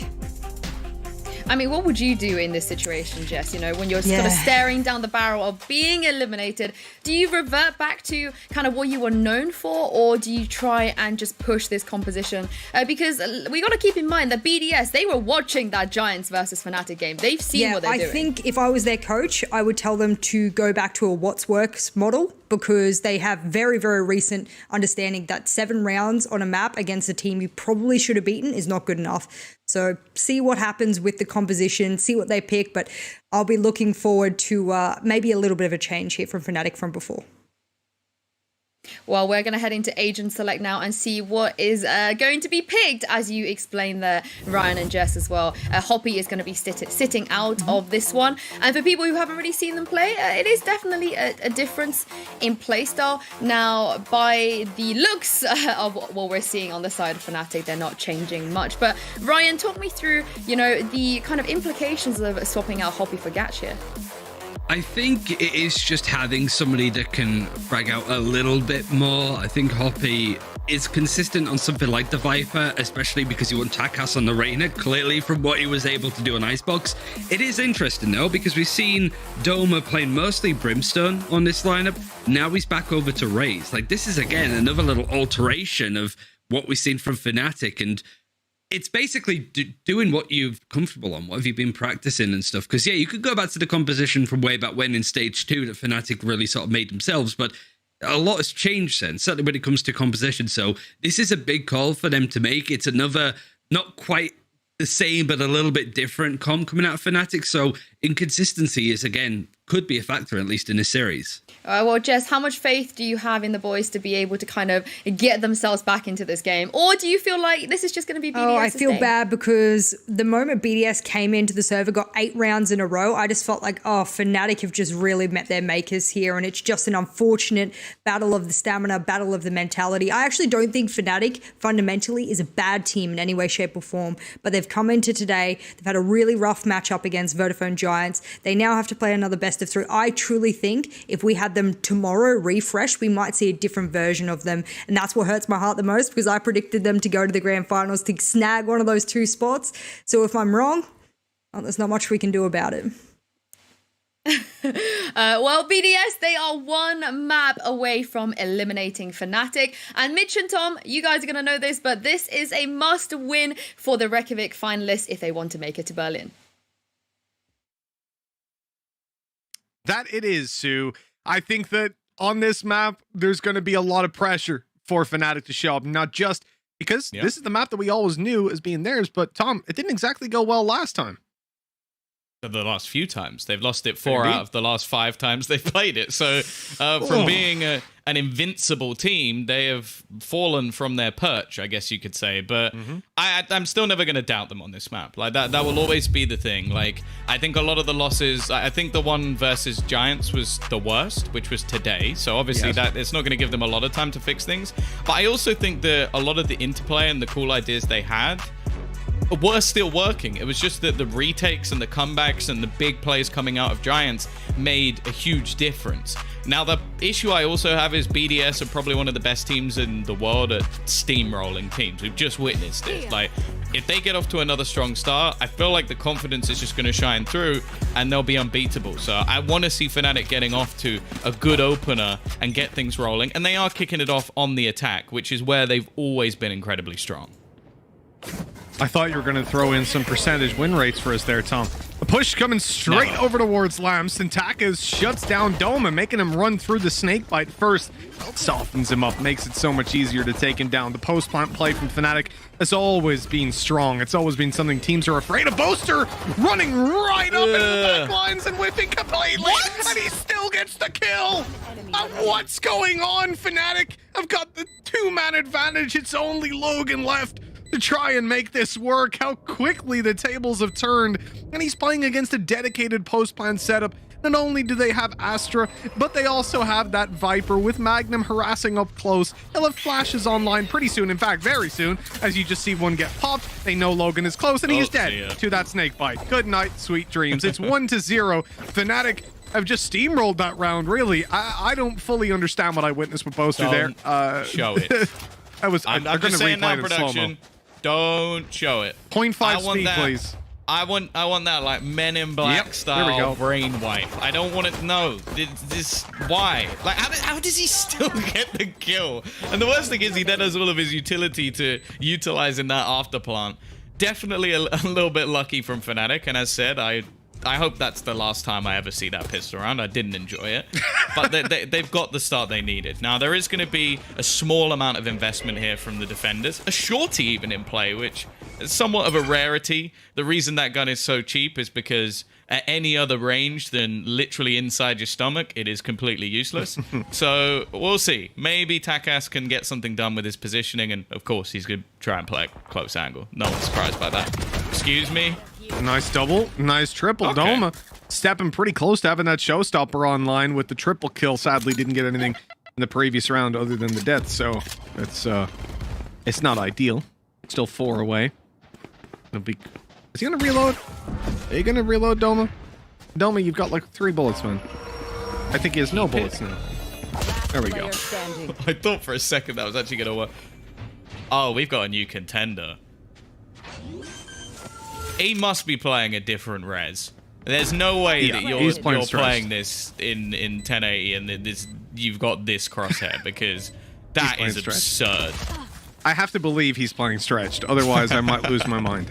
I'm gonna hope for that. He's seen it work for Link and he's gone, you know what? Let's just get the whammest crosshair I've ever seen in my life. The bigger the better.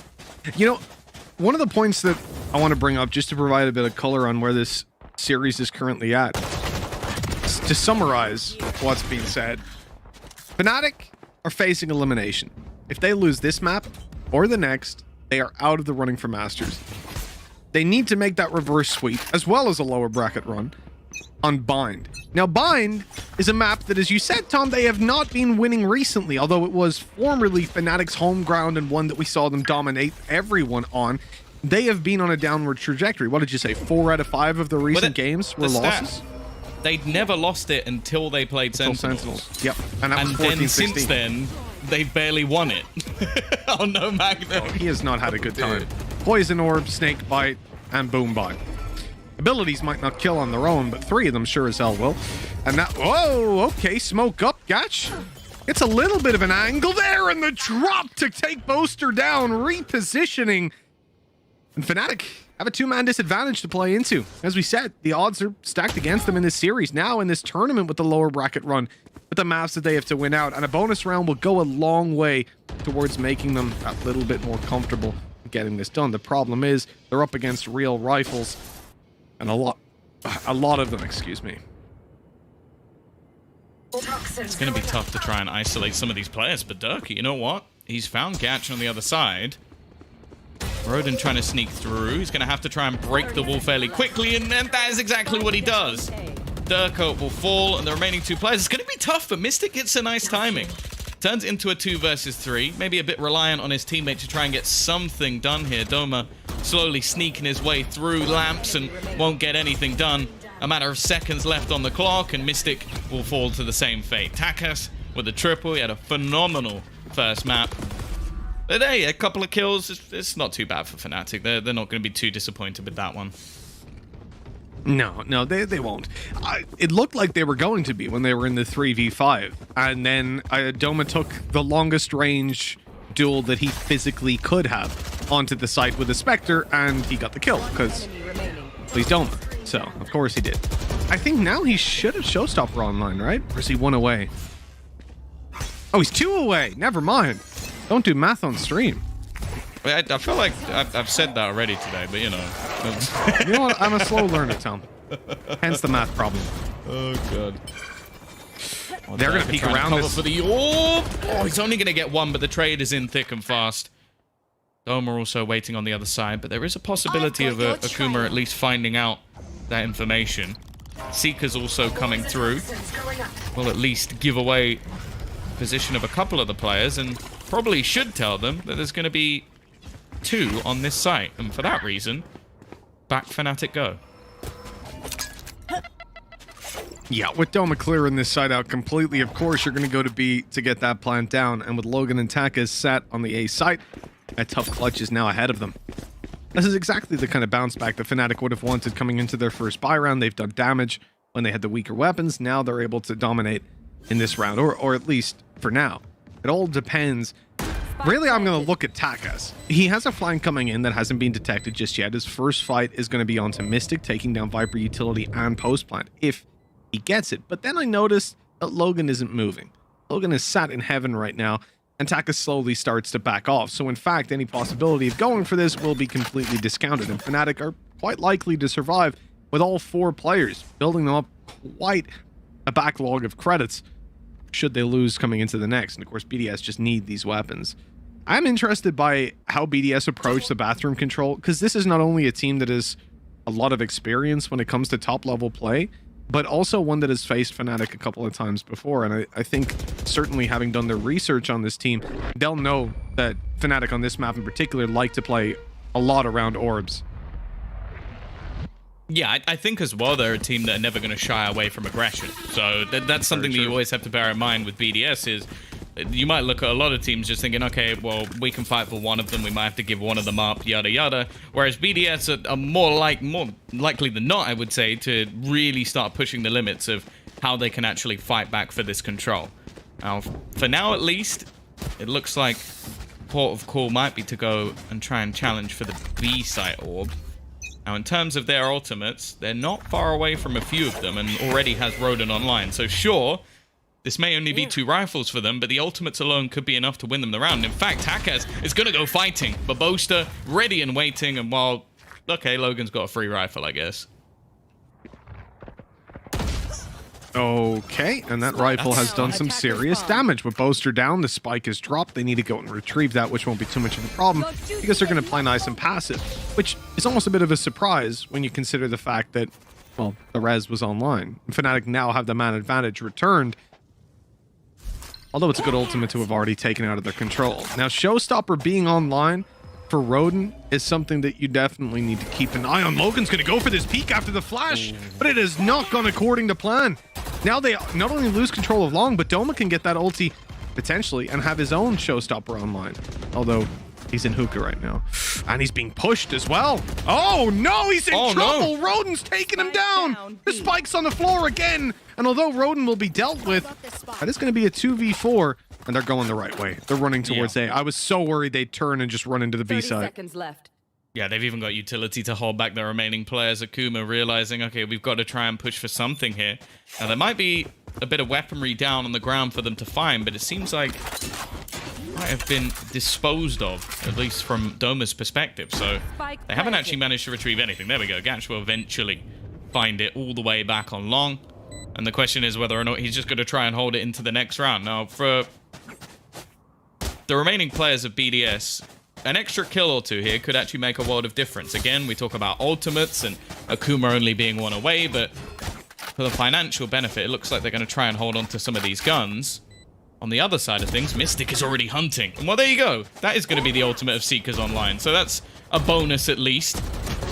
And they're starting to make this one fairly costly for Fnatic. Sure, there's a decent amount of credits, and Fnatic with those weapons traded out, that's probably worthwhile.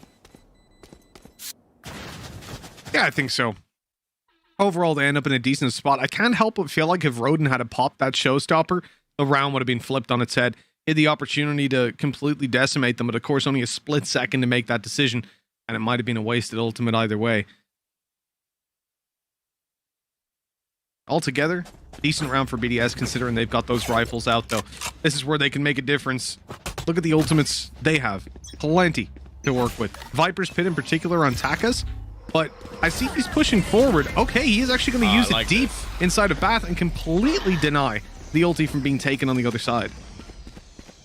Yeah, and deny the control as well, because there's a piece of the map that Fnatic love to take away. It gives them good information to certain spots on the site being cleared, but by the looks of it, they might try and challenge into mid. Now, of course, there's a boosted wall up for Gatch as well, which will make things a little bit more difficult, but with the Cosmic Divide, all they can really use is going to be that extra utility. Now, Doma has been stopped. He's actually going to do a hell of a lot of damage to himself, which isn't really going to help the situation out. And there's still counter nades coming through. And with eventually the Cosmic Divide going to be fading, it might become a little bit more difficult. Doma's position also going to be given away, and the Boombot's gone through. Now we see the ultimate popped, and it's Akuma to find himself the first. The trade's going the way of BDS, and the Afterplants are going to have to do everything. Yeah, don't really have the ability to play utility Afterplant at this point. They're going to have to go in for the sprays, and they're not landing. Takas does fall to the Snakebite, but it's already halfway, and they don't have much more to work with as Mystic Snakebite goes down. He needs to activate an orb. Oh, how has he managed to get around there? Mystic is in for 3 and dancing over towards the box. The time is not quite there. If he can just pull them off the defuse, he'll do even more. Finding all 4 kills and putting Fnatic further into the lead. What an important round. And it seems like every time the Fnatic need a hero in this series and in this day, it is Mystic to step up and pull the round off all by himself. They rested a Snakebite. Did he shoot it down before or after? I think it was as he went for it. Man. So he's just instant dying. Oh, this was a calamity for BDS. That was almost like some sort of slapstick comedy of just like how to troll your teammate. It's like, oh, did you die to a snakebite? I'm just gonna res you in the same snakebite again. Oh my god, that was amazing. Not the ideal scenario. It's like, excuse me, what did you just do?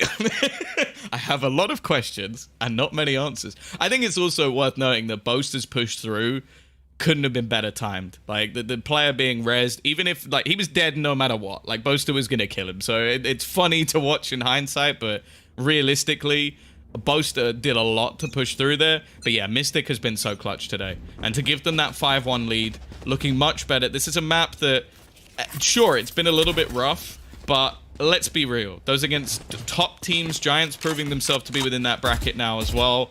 And more importantly, you can't forget the streak that Fnatic had. Like, from their roster being created, at least this iteration of it, all the way to the, I think it was a Masters final, they just didn't lose Bind, so... Oh, this is a bit dangerous. The Boombot right onto Akuma. And it's not like Logan's all too healthy. Abilities They do kill in Valorant. In goes the boom bot, the blast pack, and a free double kill to open this side up. And Nade even goes in on to catch. Oh, Doma's killed 3 people with utility. Every single piece of utility has gotten a kill in this round. I really would. If he had it, that would have been the icing on the cake just to end it. They've even committed in a Viper's won a round without firing a bullet, for God's sake. It's just amazing. Oh, well, see you later. I love it. Absolutely. You know, that's one of those rounds for Doma where he has a giant smile on his face. He looks Look at ecstatic about it as well. He's ecstatic. He is having a great time. That's a birthday present. I feel like that is the face of when, like, you know, you gather people around. I suppose it's been a long time. It's my face every time you make a joke, Tom. Every time you make a pun, that is my face. But you know when people start singing happy birthday to you and you don't know how to react and you're just kind of sat there awkwardly? That is the face of Doma in that picture. I really hope everybody understands that every time we go out for dinner at the next LAN event that Ryan is at, I'm going to tell the waiting staff and pay for a cake. Awful. And I'm going to tell them it's his birthday. That's awful. Every single time we go for dinner, I will ring ahead and pay for a cake. It's worth it. Doma, this time showing he can do it with the bullets, pulling it into a 5 versus 4. Now, BDS are still heavily stacked up on A, but with no long control at this point, most teams will go for that rotate to the B site. But look at this. They stay still, and they're reading this perfectly as Fnatic are about to run into what is effectively a stack now. Oh dear. Doma's taking a lot of damage. The snake bite. Great counterplay. It's going to hold him back. They're just sat there patiently, though. Already with the opener, of course, and one of the perfect denials in this scenario would, of course, be that orbital strike that Logan, well, he would have if he was alive. Doma still holding the angle, and the trade's coming back thick and fast. They actually don't clear the close spot. Eventually, though, they bring it back. And now it's left all onto Boaster. He can't quite correct in time. BDS, they get themselves the second round on the board. It was a well-fought-for one. And while, after what was a very clean one in the previous for Fnatic, I doubt they're having too many troubles here. Yeah, well, when it comes to credits, for sure. A BDS buying their way back in. That's the round that they needed a signal. A light at the end of the tunnel. I mean, at one point, I think coming out of that round, Mystic was on max money. So he's dropped over some of his teammates as well. Or has he? Or maybe he dropped over in the previous. He was able to. He was on 8.1k after full buying, which is, you know, a decent spot to be in. Now, Orbital Strike and Seekers online for BDS. Seeker's going to be used up already. Double going into Hookah. Is this Orbital Strike being called down on top of them? No. They're playing much more passive. The Bird absorbing a few shots, and now Doma's in trouble. He's stuck on top and out of there. Logan even going so far as to take down Boaster in the meantime, right through it, and putting them into a heavy advantage. Fnatic now on the back foot. Durka's going to go on top. That is sneaky, but not good enough. Being watched from afar. A 1 versus 3. Spike down inside of Hookah. Well, Tom, this one doesn't look too good. No, I think you might be right with that one. I will say he has a chance to isolate the Jewel, though, and this could be the spike back in his hands. However, Takas is not going to miss that battle. BDS starting to break back into this one as they get their 3rd round onto the board. And they're starting to bring it into realms of where it's not really too much of a worry for them. As we sort of talk about this team quite regularly, they are very good on their attacking side, so it wouldn't be too much of a detriment if they can get this back to even 5 rounds, I would say, is a pretty decent scoreline, especially considering that this was a 6-1 start for Fnatic. Fnatic still going to be having a purchase in this round. Pieces missing in terms of weaponry, but with a showstopper online for Doma, a good opportunity for at least an entry. Oh, Gatch hears it, and he wants to pressure. The nade comes through, pushes them off the orb. Here's the flank in the back from Akuma. The flash was so good. A double kill found, and great map control. Now the players inside of Bath seem to just be falling back. Definitely the right call. The man advantage is now theirs, and they're up against some weaker weapons. Doma, I think, should be able to get an upgrade, but it doesn't really matter.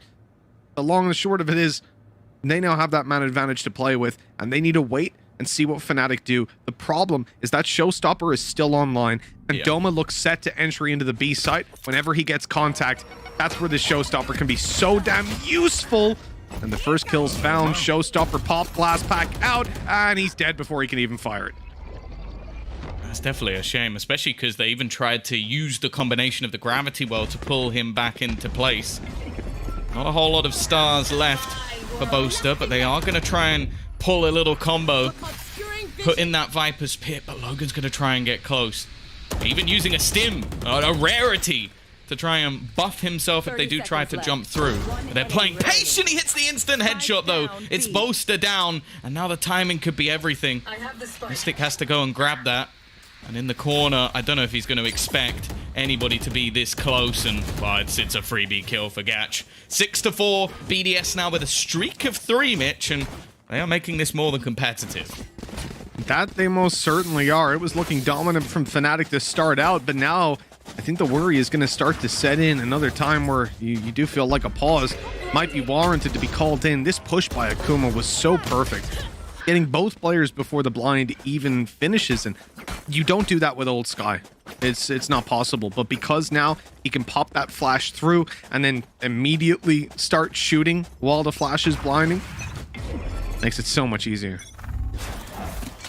No pause. Interestingly, they're willing to just go straight for this. BDS's contention, Tom, something that I brought up when we started this one out, was how are they going to deal with the bathroom play? And in this round, they're going to just wall it off and leave it. But for the majority of the half, they've been contesting this beautifully with the raise nade through and then following up with pushes, really making it, even if Fnatic do get the orb, making it very costly for them. Fnatic have actually now had, I think it's maybe 2 or 3 rounds in a row where they've not had a full buy. There's always been SMGs, there's always been a piece missing, and sure, it might not have been the deciding factor in how those rounds have gone. Still wonder if maybe they're just trying to force the issue a little bit too much versus BDS, and it could end up being their downfall. Now, information is being garnered by Akuma. He is going to manage to make his way back out here, but it all just seems like a bit of a ruse. They're sending a couple of players through into the bathroom, but look at the spike. It's yet to make a move in any direction. Boaster, in the meantime, has found a kill onto B. This is going to really confuse BDS. The spike is still moving towards this A side. Same for me. The TP, though, that confirms that this is going to be an A play. BDS now have that info to play with. It's the Viper up close, Attackers that gets right up behind them. A shot to the back of Magnum, and somehow he survives. Oh, they know. Barrel spotted. Oh, Boaster is too quick. Akuma has it all to do. A 1v2. He hears them close on the spray. Connected, transferred, and 5 rounds on the board. BDS are fighting tooth and nail for this one, looking to equalize at the halftime. And we've talked about the clutch potential of these players. So we mentioned Logan, and Akuma's certainly one that makes it to that list as well. I just put them all on the list. Yeah, I feel like if there's a top 20, they're probably all on it. Maybe I haven't seen enough from Gatch yet to see if he makes the list, but I'm sure if he's within this team that he has the capabilities. But yeah, unbelievable. Again, around the... Well, they didn't even play this badly. They peaked him at the same time. He just snapped to the head of the second. Like, there's plenty of rounds, I feel like, throughout today that you could have some critique of Fnatic. That's not one of them. Yep, no, it really isn't. That's one of the problems with playing against BDS. This entire roster reminds me of a guy I bring up countless times because we don't get to see him in EU, which is Defo. Just the clutch ability of an individual player that puts you in a spot where you can do everything right, you can have good spacing, and it'll still get 3 kills. And right there you see it from Akuma. Showstopper popped, Rodent not able to pursue all the way. He's not using his blast pack to continue pushing. He had a second one. I guess he didn't want to be caught in the open afterwards. A shame, because those players actually made it out over towards middle. And now that ultimate's kind of just burned up for nothing. But Boaster, he aggresses through on the back of that B aggression, and he thought maybe he could find some space there, but, well, that's not the case. Yeah, that's definitely not worked. Still interested by a Vandal within a Viper's Pit, but I guess it doesn't matter too much. Oh, a nice snap back from Gatch. This round is over. They've just been absolutely destroyed. It's going to be left all onto Doma to 1 versus 5. And, well, he'll get the 1, but not the remaining 4. BDS from 6-1 down, 5 rounds in a row. And although it was one of those maps where we started to think, okay, Fnatic are about to almost get their revenge for how dominant the first half of Icebox was, I almost feel like they're on the back foot again because, as said, BDS with momentum is a very different team to some of the results we might have seen earlier in the VCT.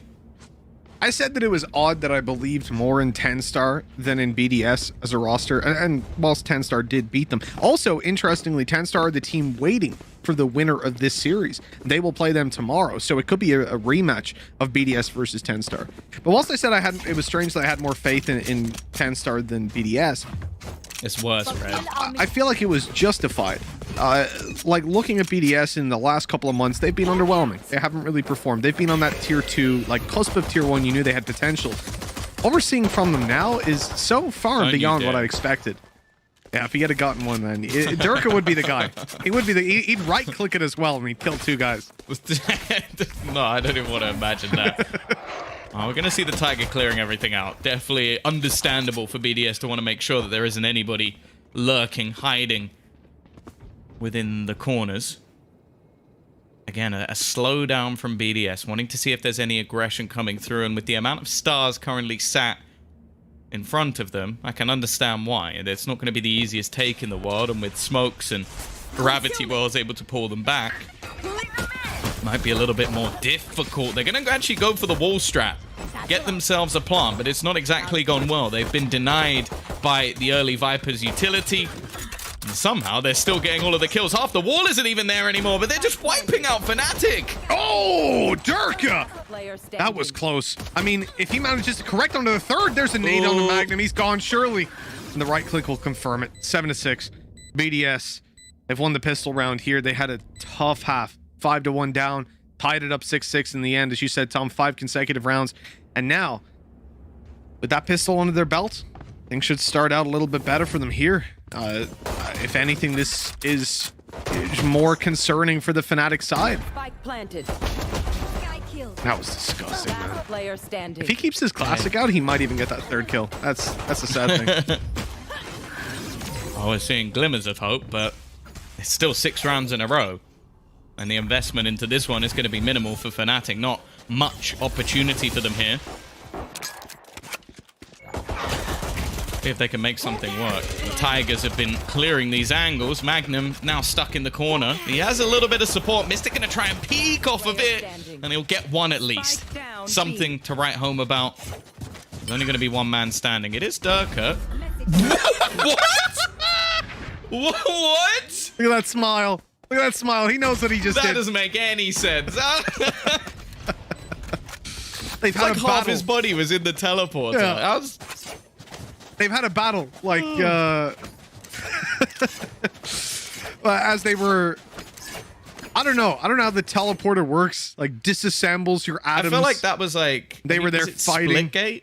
Have you played Splitgate? It's like you could run through. Splitgate, it's man, like he's like halfway through the teleporter and he's just shooting through it. Like I don't know how that's worked out. That game is so confusing, man. Like I can play Portal, I can play Halo, but the combination of the two of them, it blows my brain. It's fun, but yeah, you could easily just get owned by someone who's like put a lot of hours in. I was casting it at the start, and I'd say like Ninja Saya and stuff. Like these guys are just unbelievable at that game.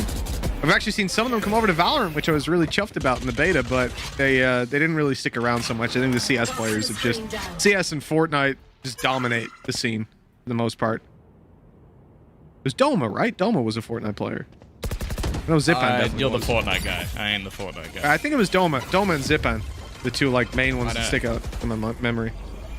This is where he messages me and says, "No, I'm a Tetris player, bro. What are you talking about?" I don't do any building. That's not for me. Wasn't someone a Rust player as well? Anyway, we're gonna have Mystic in the corner. Actually, the double take from Akuma is enough to get him a kill.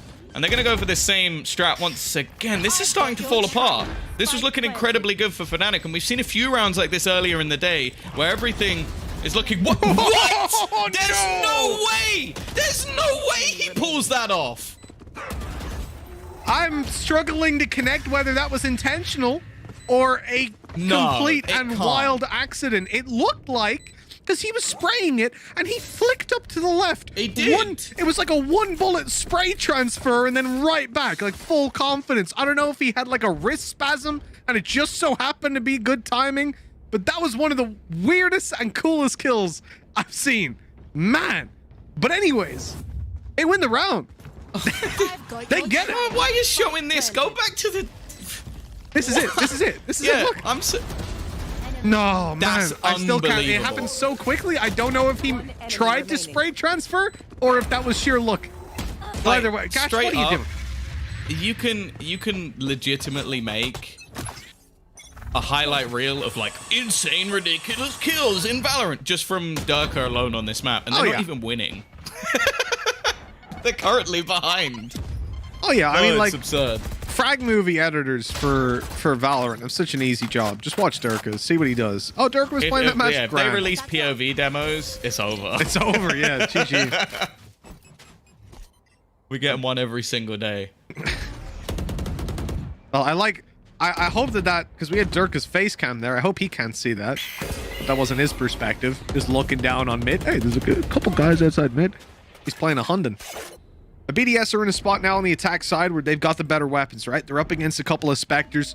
There's still those rifles to be worried about. There's a res on the Fnatic side as well. Well, and there is on BDS too. So early fights don't really matter that much. You're going to want to be taking some serious ground when you push up and maintaining that ground as well. Takis using the same lineup we saw from Fnatic to pop over that poison orb at the start of the round, covering off Lamps, meeting the wall. Doesn't have to go anywhere near it. Poster.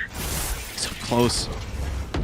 Both of these players want to fight that angle. They want to maintain some of the control. The wall down instantly gets broken. But I'm just worried about what happens over here. And what? See ya. Did he see him? No, I think it was just a spam, but yeah, the bullets just destroyed him. And well, there's not much time left. Takis has tried to lurk his way through, but this time they're the ones getting bodied. Again, we just see this delay tactics coming up from Fnatic, and it's just so strong. Team's really struggling to deal with all of the utility they've had. We saw it in their first map of Icebox earlier in the day, and it was just incredible to watch. And now, they're doing it once again. It seems like the risks that are being taken by BDS just involve trying to run through a lot of the utility that's on the other side, because otherwise they run out of time. Now, one of the adaptations we saw fairly early from Giants on this map was they picked up the pace, and BDS definitely have that within their locker, so I'm curious if we're going to get a slightly faster round. Definitely within the wheelhouse of possibility, and it might not work out because Dome is just tearing them to shreds. They tried to go straight in through Bath and take it there early, but instead they're losing quite a bit. Now you've just had a Tiger put down through the TP. That means you're not going to have anybody TP from the defensive side because obviously they could be sat inside it right now. But it spotted Takis. They know the Gatch is here as well. That's all the info to play with. Now, they want to res, but Durka's made sure that's not possible. With Gatch down, it should be easy to connect the rest of this. Takis having a 1v4 on the cards. We've seen BDS in the past win 1v4s with Sheriffs. Now he has a rifle to play with. Ultimate as well. Spike given over to him too. This could get pretty scary, Tom. He's walking on stack. Yeah, it's whether or not there's an opportunity to commit the Viper's Pit, but you'd almost want to save it for a more winnable position. They're also going to be healing up. He should have a decent idea that it has to be someone close, and, well, not quite the right corner. It's going to be Doma finding himself a third kill of the round, and Fnatic take themselves the lead. A fight back initially from BDS, but again, in the second half, it's another strong start from Fnatic. When it comes to those buy rounds, right? BDS still managed to pull the early rounds in their favor, but this is where Fnatic need to step it up and keep it rolling. Now the full rifles come out. Indeed, the full force of the ultimates as well. The economy starting to come to a peak for both teams, and as these ult orbs plateau, this is where we can see BDS definitely upping the pace, but Fnatic also having a lot more to deal with it. In particular, you're looking at that Viper's Pit already popped inside of Bath. And of course, you've got the showstopper for Doma. Boaster knows that at least the poison orb has been placed.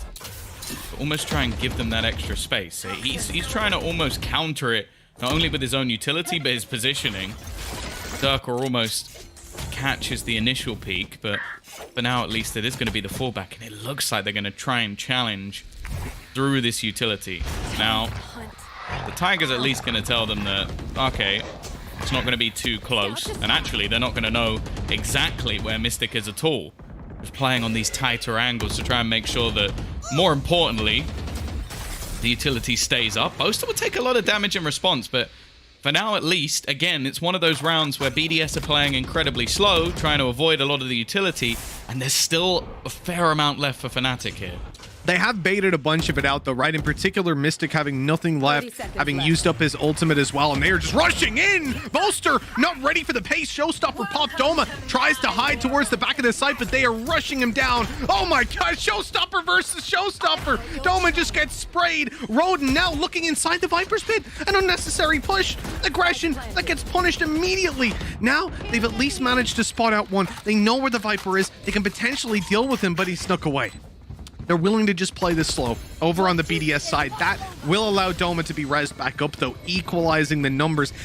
Doma also still has nade. If they can get information inside... Oh no, it's actually just going to go straight to Lambs, pushing Gachi out of position. Magnum continues to run through, but the duel comes in for Logan. Akuma with another, puts it down to Doma, who is dealt with immediately. They knew where he was, and they isolated that fight. 9-9. We're tied up yet again. We've had an incredibly close series. We've had OTs thrown around non-stop for Fnatic today. They have had a long day. Tom, what time did we start at today? I didn't even know what time the first game started at. I was sat here for a few hours. That's all I know. So I'm not sure exactly how long it's been, but I'm willing to guess we're running into like what, hour 6 of gameplay for Fnatic. About right. And they've had basically no break, right? But they were ready to play pretty quickly in between series. So they obviously have that stamina, but man, it's going to start to really drain on your mental. Especially with close rounds like that, with a lot being invested. Oh, Duck has made it out. We've seen a few slip-ups here and there, a blast back into the sky to try and avoid one, but this time the ult, all it gathers is control. Now, financially, BDS came out of that worse for wear. They don't have the best of buys. They've got some pieces missing. This is so risky for Magnum. There's a player on each side as well, almost an anti-flash, and he's going to get caught for it, punished by the push, and potentially even a weapon upgrade for Roden as well, who was left with just a Spectre in this round. Oh, wow! What? The spray! As random as it was, and Akuma returns the favor. To me, to you, it's like watching the Chuckle brothers are able to come in and quickly pull it into an advantage for BDS. Flash out, pushes Boaster back to site. He's going to quickly try to use his ultimate. In fact, cancels that completely. The res pulls into play. The spray not going to land. BDS now have a 2-man advantage, and they are just flowing over this site. It's a tsunami, destroying everything in its way. BDS have the site. They have a 4 versus 1, and Doma needs to pull this one back or hard commit to saving that weapon, Tom, because it is deep into this series. We are coming towards the end of it, and BDS are set to hit double digits. And the Fnatic economy, it cannot be looking too good right now. This crunch time. It really is. Backs against the wall. They're about to be going, well, just 3 rounds away from being out of the tournament completely. Sure, in terms of their Champions Tour life, they are one of the teams with the amount of points they got from Masters that will have the opportunity to play their last chance qualifier, but that was never Fnatic. This team is not going to want to just skip this next Masters, and definitely won't want to have to try and fight for their survival. We pretty much know that if they get the qualification, the amount of points they get will put them in an incredibly good spot for a guaranteed position in Champions. But right now, BDS, they're looking to spoil the party. 10-9, again, fighting tooth and nail. And why I'm curious of the finances of Fnatic here, because realistically, they saved a weapon, but other than that, okay, Boaster has some cash, but it's been a costly couple of rounds. Tom, you know, at the start of the day, I said to you that there's potential for Fnatic or Liquid to hit elimination today, right? That was more of a hypothetical. I didn't actually think we were going to end up in a position where either of these teams was in the lower bracket, let alone losing the second map, being 1 map down in the lower bracket. And we've had a tactical timeout called by Fnatic, and this is probably going to be one of their last, at least here on this map, or for regulation. At 9-10, their economy is pretty terrible. They don't have any ults to try and bridge the gap, and so this is likely to be a very weak buy. The rifle saved by Doma. Let's look at what they can realistically do. Doma could drop, Boaster could buy up himself, and have 2 weaker weapons. But at this stage, you do that, you lose the round, it goes 9-11, you eco. They're going for it. And they're getting OT. It's a risk. It is definitely a roll of the dice, but it looks like Fnatic are content to make that happen. And BDS face a real possibility of at least guaranteeing OT if they just win this one here. Lothar's face has just lit up. He's seen Durka buy a stinger. Like, this is the most excited that Lothar has been all day. We'll see if actually anything comes of it. If he's bound is, what is it, left click to right click or whatever the thing was that you're supposed to do. Left click to right click? What do you think? He's just ADSing at them? I see you. No, that was the... I see you. No, but they're both, both of them, so that you like you shoot at the same time. You bind it to hold. You bind it to hold ADS, so you just click it, and it instantly ADSs and un-ADSs, and you get the spray. I don't know if he will have done that. I think, like, as I was saying on Valorant the other day, I think that it's like a matchmaking trick. It's something that I've used, and it's been pretty fun. The rhythmic thing. It can work at, you know, your Immortals, maybe even your Radiant, but when it comes down to professional teams, for the most part, they're going to use the Stinger for just that spray and pray, that up-close battle. And that's what Dirk is doing, chasing down Rodin, and the stun comes into effect. Beautiful stuff. Now they've got control over Hookah. All the players are going to have to come in from there, though, with the exception of Doma. He's the only one with a rifle playing in from the spawn. The man advantage goes towards Fnatic, but they are in a tough position, Tom. Getting out of Hookah, getting onto that site is very, very difficult to do. Now, they have the entirety of the back lines cleared, but what they don't have cleared is up close. With Doma falling, everybody is coming in. They're basically the attack side now, and having to make an execute onto the B site. Time limited. Oh, that flash was so poorly timed. Akuma still walks away with a kill somehow, but now he's the last man alive, and he will not last long. Taken down, a flurry of frags for Fnatic, and a round win that they desperately needed to equalize the scoreline. I genuinely don't know how they've managed to pull that off. The weaponry in this round was not great at all. Like, sure, the re-aggression was good, but then you had these afterplant scenarios for BDS that just looked strong, but yeah, part of it definitely looked like that timing, but at the same time, the Fnatic still managed to get all of the kills on that retake, even with the clock being low. This was the moment, like, just the Takas being caught and then just every single trade coming through. Great work by Mystic and Boaster once again. They sat at 10-10. Survival still possible. I can't believe I'm having to use the words Fnatic and survival in the same sentence. But that's the world we live in. Now, this could be a faster paced round. Durka gonna come under pressure. The peek in from Magnum is mainly just to try and get them some information, but the orb this time, it's not gonna be something he can fight for. Sure, it's a victory in the last, but you still have to look at economy, Mitch. This is not a great buy once again for Fnatic. It really isn't, and it's not a great start with Boaster falling either, Tom. Akuma's quickly shut him down from above that Astra smoke, the small gap that Boaster actually wanted to peek into, ends up being his demise. Fnatic need a response. They need an answer. They've lost a player on B. They've rotated over. They're playing super passive, and somehow they've allowed Takas to walk all the way up into their spawn. He's just going to take Mystic down. I'll be honest, I was looking more at the B side. Didn't even notice Takas was there till I glanced at the rotate and thought, wait, Fnatic aren't red, are they? This is ridiculous. He's still in their spawn, harassing them while the rest of the team comes A, but the upside... They do know that Doma plays the A site, though. That's the only upside to this. Maybe they'll be... Oh, they've spotted him, but he still gets away with a kill. What's going... Like, honestly, Tom, what is this round? The lines of attackers and defenders have been blurred. There are players scattered everywhere, and there are bodies scattered, too. Mostly those of Fnatic, with Doma being the final remaining player. He has a Spectre in his hands. He was on this site from the moment the spike was planted.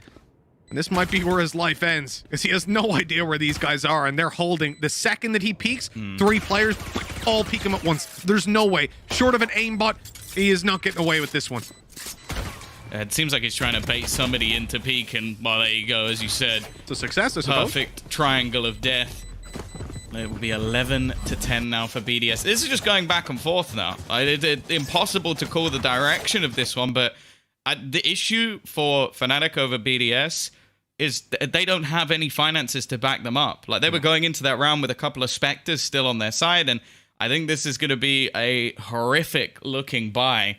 Durka maybe having to be the hero once again with a rifle in his hands, but other than that, they'll have maybe one onto Boaster, and that's kind of it. you can feel the pressure that these guys are under. Now, just look at the pings. Humor me for a second. Fnatic are pinging down mid quite a bit. Are we going to see some sort of a mid push? Meanwhile, BDS pinging all over the A side. Let's see what happens. But the thing I will say for Fnatic, sure, their economy is terrible. That is definitely one of the key takeaways. The other thing is the fact that they have called a number of timeouts at this point. The pressure has got to be mounting up. I mean, after already losing earlier on today to Giants, losing the first map to BDS, having their bind be so hectic recently, a series of losses. Well, and being 6-1 up. And being 6-1 up.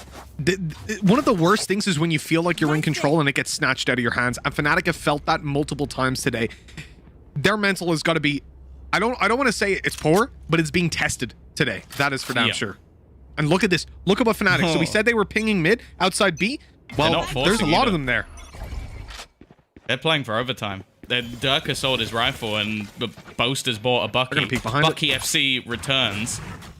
But this is going to be a very aggressive play. Roden is caught by it. The boom bot will be sent through, but he's dead. The nade's going to catch him out. The combo giving them something, but there's actually a trade.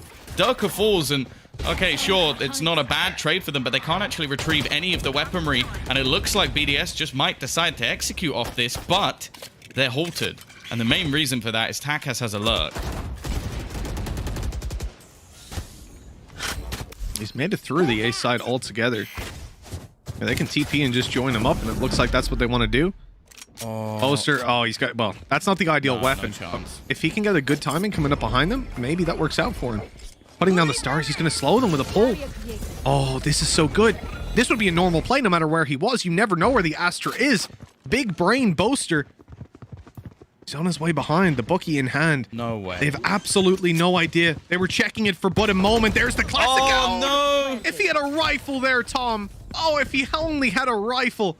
But no. The damage to Gatch will even be healed up in a matter of moments, and Fnatic will have to fight their way back in here with a huge disadvantage. Man down and only one rifle to their name.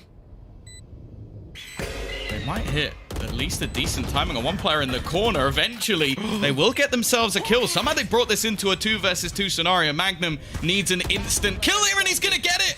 It's left onto Logan. He has at least the denial for a second. The push coming through, though. The flash is perfect, but he will fall. We're also going to see Mystic pop his ultimate, and he'll land the shot. Is there going to be enough time? I think he's got it as well. Plenty, I think. But it's going to be incredibly close. A second and a half. That's not bad. Yeah, I don't know how I'd feel if I just defused a bomb with a second and a half left, but hey, I'll tell you what, Fnatic feel pretty good about that one. That was a ridiculous clutch round. No way they should have gotten that. If anything, Boaster had to be the player to do the majority of it, and he gets nothing done.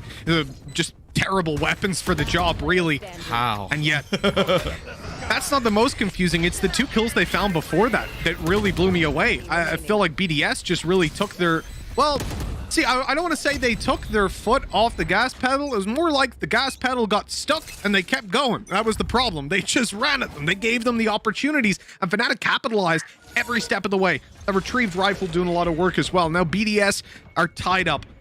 This is about as close as you could wish for it, really. Facing another overtime game if they don't win 2 in a row here. Fnatic need this round, and they started out by eliminating Akuma. A bit of a sneaky play coming through on middle from Takas, but he is pushed back by that smoke. And now BDS have a question. Well, where do they want to take things? They're going to hope that Roden finds a pick, gets an orb, and that Showstopper can be a difference maker, but their numbers are just being thinned out, Tom. They're losing players again and again. Fnatic have rotated. Give them away. And this means Boaster can actually take a lot more control than they might have expected, with none of the Seekers going in that direction. He knows that a lot of this positioning is going to be clear. He can deny any sort of rotation, at least for the moment. And sure, okay, maybe the TP could be utilized. Roden's also now got his ult, so that could make a difference in this round, but they're going to have to do this relatively quick, as there's only 30 seconds left.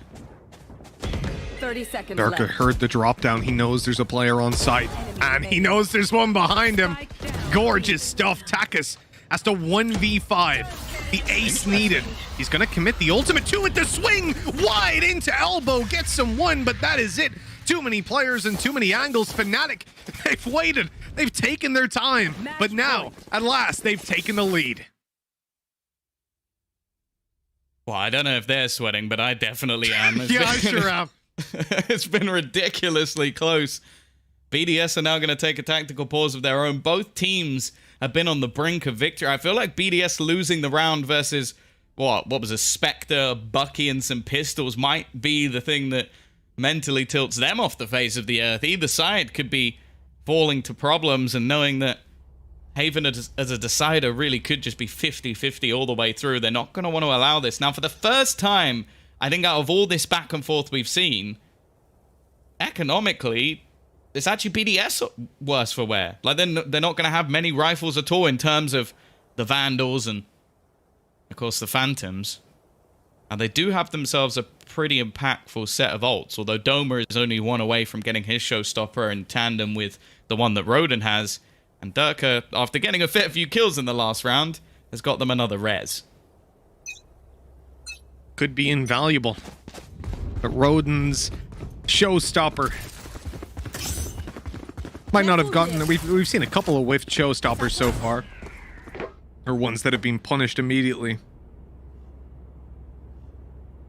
Nothing really rings a bell more than Doma running in through lamps, getting caught by their own gravitational well, and then hitting himself down to 50 HP. That was probably the worst one we've seen so far.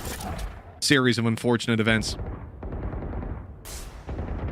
The Wolf has cleared out, or Tiger has cleared out everything towards lamps. In fact, they're going to full commit to it. Gatch good for one with the Sheriff in hand. Akuma in there with another before being traded, and up on top, Logan hadn't been spotted.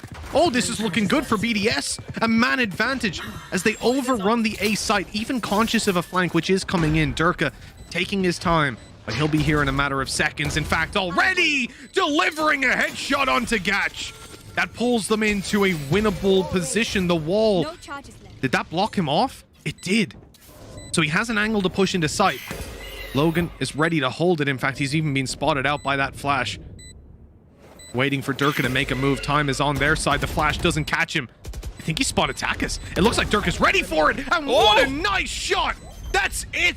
It's done here on Bind. Fnatic win 13-11 with that defuse. And we will be going all the way to map number 3. What an incredible performance by Fnatic. They really managed to pull off that comeback.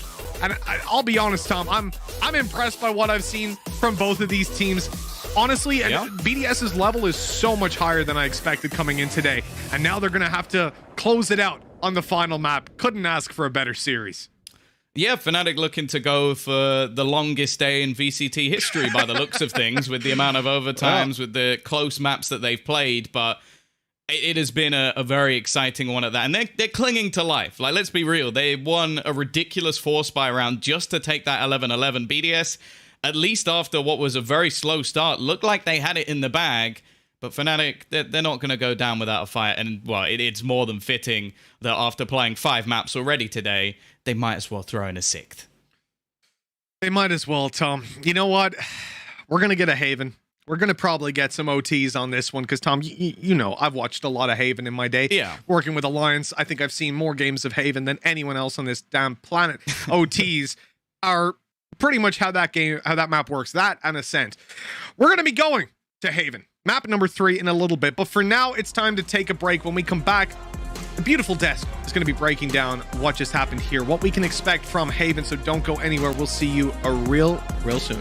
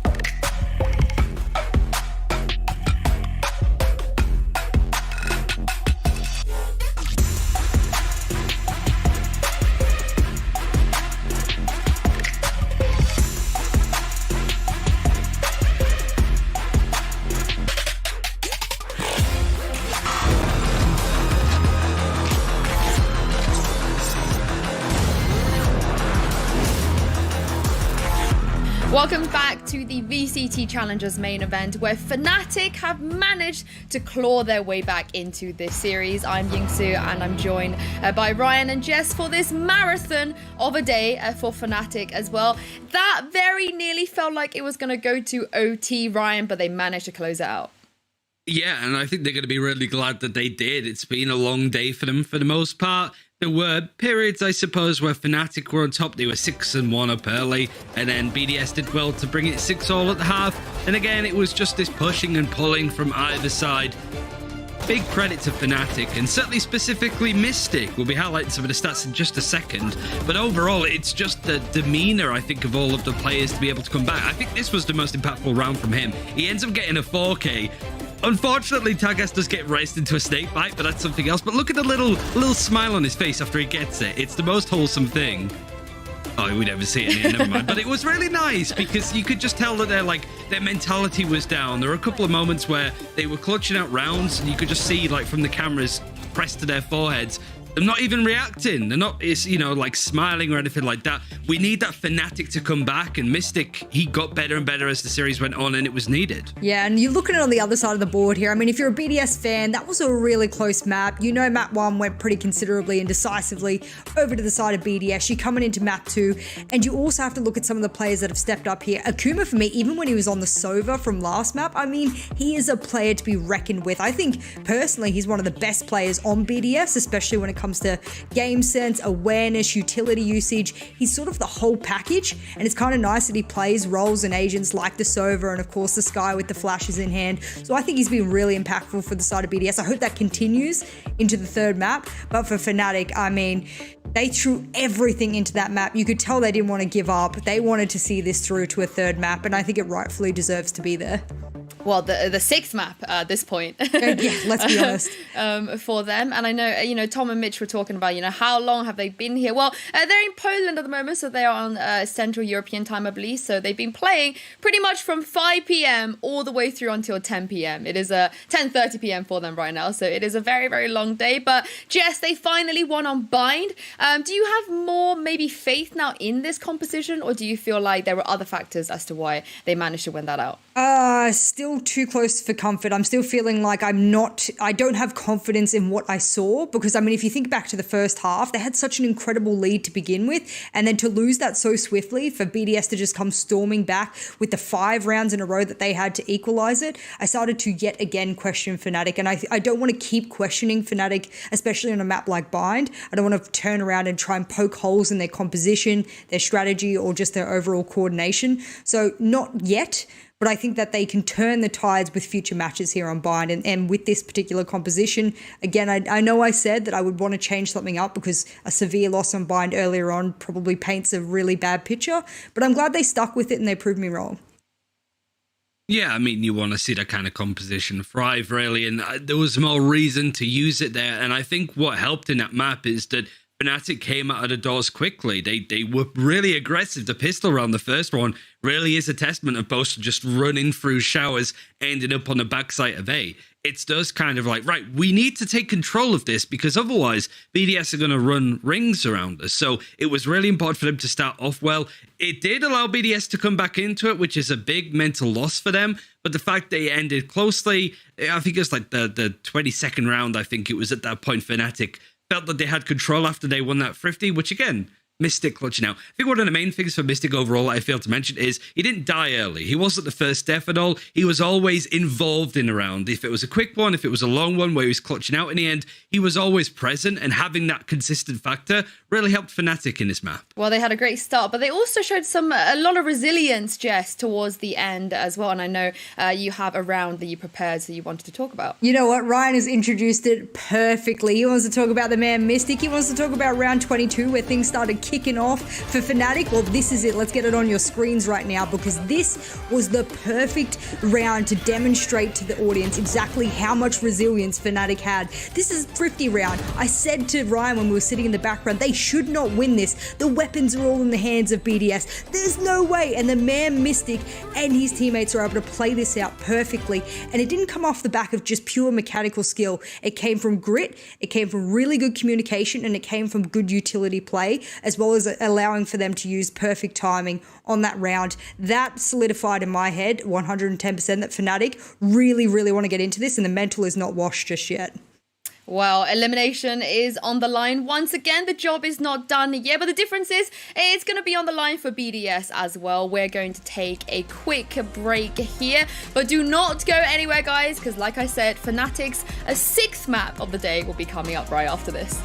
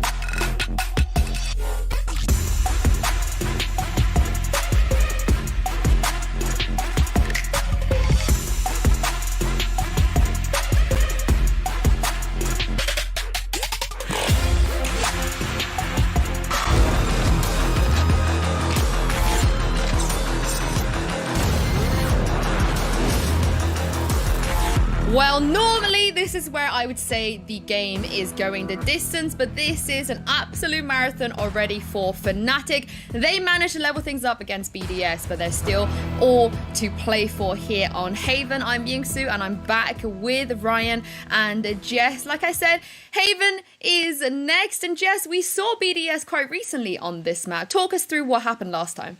You know what? It reminds me of how I kind of pictured BDS getting a little stuck from 10-star, but Haven was a really good map for BDS, especially in their first half. It was a super attacking sided Haven for the most part when they went up against 10-star just yesterday. And I sort of asked myself, is that something we're going to continuously see here from BDS? How do they usually sort of attempt to gain control here on Haven? And actually that game against 10-star was like their most obvious win on Haven. All of the rest of the games, I know Guild went close on Haven, and then when they went up against Liquid, they've brought it close to really strong opponents. But if we're talking about the game with 10-star and going on to Haven, that was a great showing, especially on their attacking side. So depending on what side they started, I don't have it written here right now, but depending what side they start, there might be a bit of a momentum shift here. So Fnatic's gonna have to be careful of that.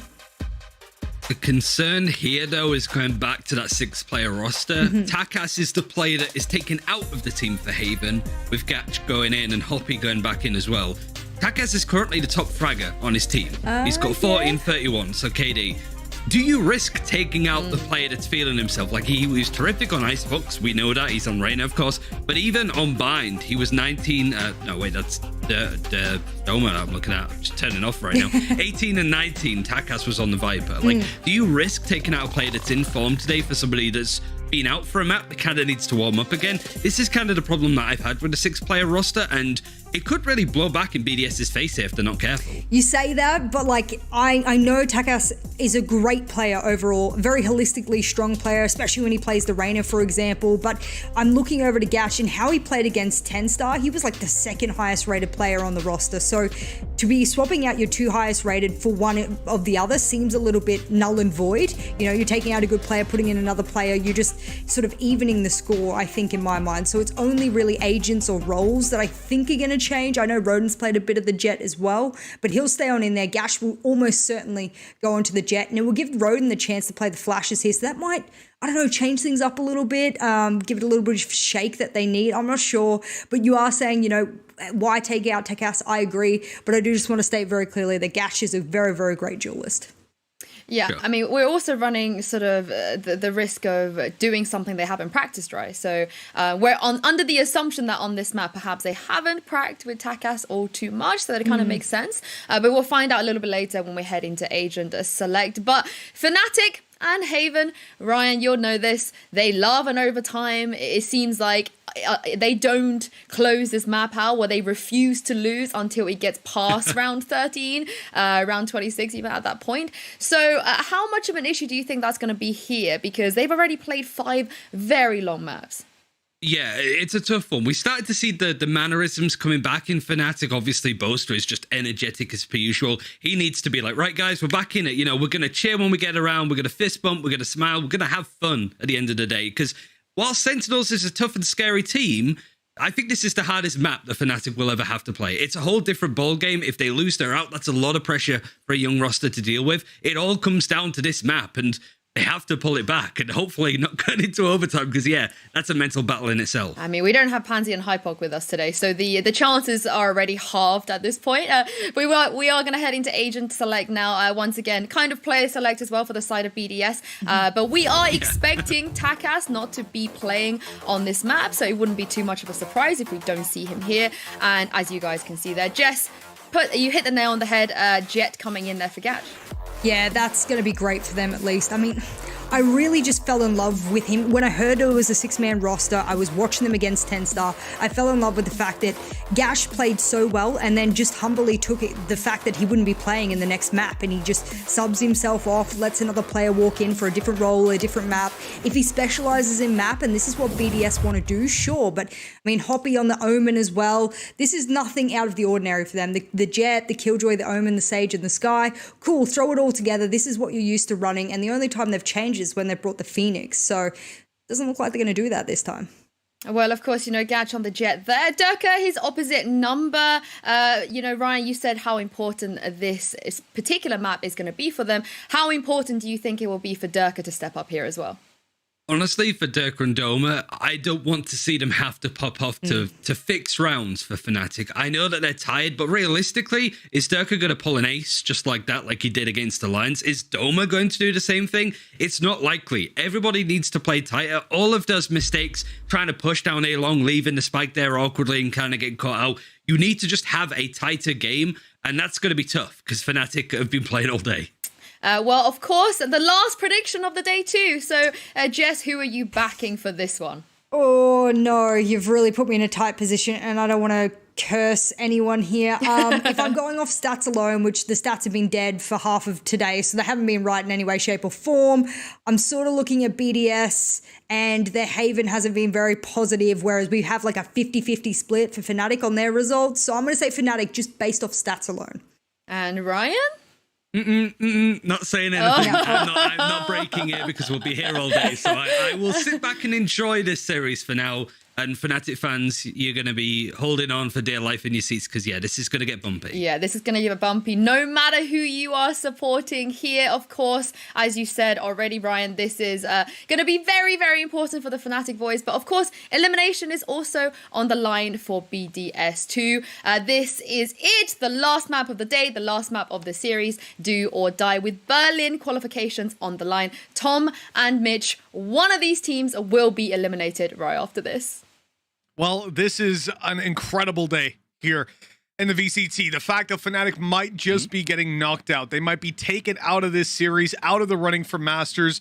One map will decide it. It's here on Haven, Tom. And I have to say, straight away, the fact that BDS have taken Takas off the roster for this one, scary. That sucks. Imagine watching the final map of the series from the sidelines. Yeah, I like the fact that they do stick to their guns, though. Like, it's not like, oh, he's playing well today, so you don't get to play anymore. That would be a way worse scenario. This is aggressive, though, from Fnatic. Straight into the site, dashing in already. In fact, Dirk is actually wrapping all the way around behind them. He's going to meet them in the spawn. This man does not plan to go out before the Masters have begun. No, he did it without blinking as well. That's the best part. BDS now at a man disadvantage. They need to get back into the C site, and there's a second little flank coming in. Boaster's on his way through B as we speak. The objective on the site is to delay as long as possible, but they've lost Magnum. One player down. BDS really start to up the pace. They get to the site. Mystic. Oh, the right click connects to two. He's seen Hoppy, knows exactly where he is, and the jumping right click to finish it off. What an incredible play by Mystic, the man that has single-handedly kept Fnatic in some of these maps. Now comes up huge in the pistol round. Yeah, he's been insane in clutch situations, and, well, that was almost a clutch of its own, because realistically, Boaster was a little bit further away. That was what looked like a 1v4 on the site, and he somehow manages to drag it home. Now, of course, into this one, BDS won't have much of an investment, and I'll use that time to give you a stat, Mitch. Since Masters, we've seen them play this map 5 times, Fnatic. Okay. 3 of them went to overtime. Yep, that's what I'm used to. That's what I'm used to and what I'm prepared for here. But you know what? This is going to be the first time I don't complain about a Haven OT if we end up there. This series has definitely earned it. So Mystic has swapped teams. He's now playing for BDS because he's in their spawn, coming up behind. And Roden has, I would say, no idea that this is possible. But Mystic's going into heaven. Roden is still alive on the site, but he has a Frenzy. And the Frenzy sucks. So that's going to be an easy 4v4. Fnatic planting on A and weak weapons on the retake. Mystic's the only one really in danger because he can be isolated up above. Yeah, the thing is, his Heaven spot now really isn't that valuable because he can TP up there anyway, so no one's going to be surprised to find a player up in Heaven when they lost the complete control of the site. Paranoia, though, it's going to leave a fair few blind, and oh, he's just about going to shadow step out of there and has his teammates now to try and support as they look to fade away. Now, Gatch has found himself a weapon to play with. Any kills he would get here might not seem that valuable, but considering he's playing on that jet, getting ever closer to that Blade Storm is always going to be helpful. And he's only a few orbs away, but I don't think we're going to be seeing it in this next round.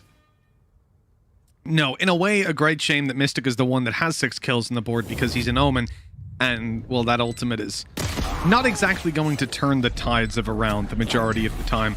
Also incredible that he made it out of here. It was almost like an action movie. Just at the last second, he makes it out. Someone's going to read into that. He said it's a movie. Movies are scripted. Standing ahead. Confirmed! Oh, that flashed right in his face. God damn. Gats, looking like he wanted to almost stamp out his opponent very early, has been caught, and well, not even a chance to dash away from that one. A huge upgrade for Durka, who gets the heal off as well from Doma. Now they look to just split back into C control. Now their deep smoke might actually end up as a bit of a burden coming out from the defensive side because they've almost abandoned this site and didn't spot anybody coming in. Akuma is going to have an awful lot to do, but he's playing closer angles, so he might be caught off here. Never mind. He's going to peek back out of Garage, which was assumed to be clear. And that will be at least a pick back for BDS in this round. They've got Hoppy snuck onto the side as well. He's going to peek into the back, seeing a couple. Oh, that paranoia timing was so good. Both players stuck in the corner. Oh, Mystic no! even dodged the second, but he doesn't have bullets. It's all down to Hoppy. A long-range duel with low HP, and, well, that's about as bad as it can be. Boaster takes him down with a Spectre in hand. It is 3-0. Fnatic rolling on forward. That lead extending even further and even grabbing 2 rifles out of that one. I'm pretty happy with the early progression. In fact, in this round, I think it's pretty reasonable that Durka might drop a weapon and play Bladestorm, because he should have that online now. Yeah, he's got himself a decent amount of kills, had some solid openers, and by the looks of it, Fnatic are getting a similar start to what we saw on Bind, which did eventually go their way. It does have to say that BDS have shown resilience thus far, and although Fnatic are definitely in a much longer day, being their 6th map, I do call into question like how BDS are going to cope after the last one. Because let's be real, they were 11-10 up. They lost a round to what was basically Pistols, and then lost the map from there. So it's a tough one to come back from. Even if, as said, Fnatic have had an 18-16 loss earlier in the day, which I think will be slightly more mentally draining. Absolute laser focus from Durka. He is ready to go. Look at that. He barely moves a muscle as he goes in, but that might be his downfall. Durka dropped by his Sheriff. On the site, Mystic is going to be peeked from the right, and Logan catches him off guard. Spike down, another kill comes in. This is getting a little bit scary, and BDS have equalized the numbers. And as they fade out, they're retrieving better weapons as well, dominating duels with Sheriffs. The birthday boys in a 1v3. Not Ryan, it's Doma. And he's got a tough one at that. Ah, nice shot! Flash goes out. He's not popped it just yet. In fact, fates it completely, but it doesn't quite work. I don't think he meant for that to get caught there. Somehow I think that was supposed to go deeper into the side. These are just the rounds that BDS win, though. That was mostly just pistols. If anything, I think it was just pistols, with the rifles being picked up along the way. And what was such a dominating start for Fnatic. Now, well, they'll still have finances. No doubt about that. You win a bonus, you're always going to have cash. Do we need to watch this again? The funny thing is, if he pops that there, Hoppy is screwed. Like, there's no way he sees anything for the next few seconds. I think he just didn't have an angle that he could pop it on and then still make it up to, so he hoped that that pushed them back or that they would shoot it and he'd get the angle, but unfortunately the multiverse didn't work out for him like that. I love how Durka's backup picture, he's actually like taking a picture from his setup, so it sort of looks like he's playing, and then Magnum's, he was like, nah. just use my Masters one. He's just like seeing it all over again. He's focused. He's like, that is live. That's a live feed. You can't tell me otherwise. Yeah, you can't see his hands. He's actually a wrist aimer, so that's definitely a little bit awkward, but somehow Roden is still alive, and Logan's now come in and managed to find a kill. Pete coming through. I did not enjoy that. Like, okay, the classic, just so good. Best gun in the game, no doubt. Akuma, though, seems to be able to fight this back, and now Magnum, 5 HP. Chances slim. Now, there is an operator on the floor. If he wants to try and give a go with that. Realistically, giving him any duels here, that is not where that nanoswarm Akuma. It's a distraction. So I look Roof's at the colors. clear. Roof's clear. He can't be roof. It's not hiding in the bushes. In the little bit of plantation that's up there. He could have a ghillie suit, guys. He could. Oh no, it's clear. To be fair, if anybody was going to do that, it probably would be Magnum. Yeah, I'll give him that. Man, maybe Durka with the updrafts though. Although he doesn't hide. True. He just runs at you. No. He wants you to know he's coming. It's like a lot of people when they play this game, they're like the ninjas, you know? They'll try sneak around, get some nasty angles, use Astra on A site to get up behind you and knife you, Boaster. But other players like Durka, he's like a samurai. He's running at you screaming. He wants you to know he's coming for you.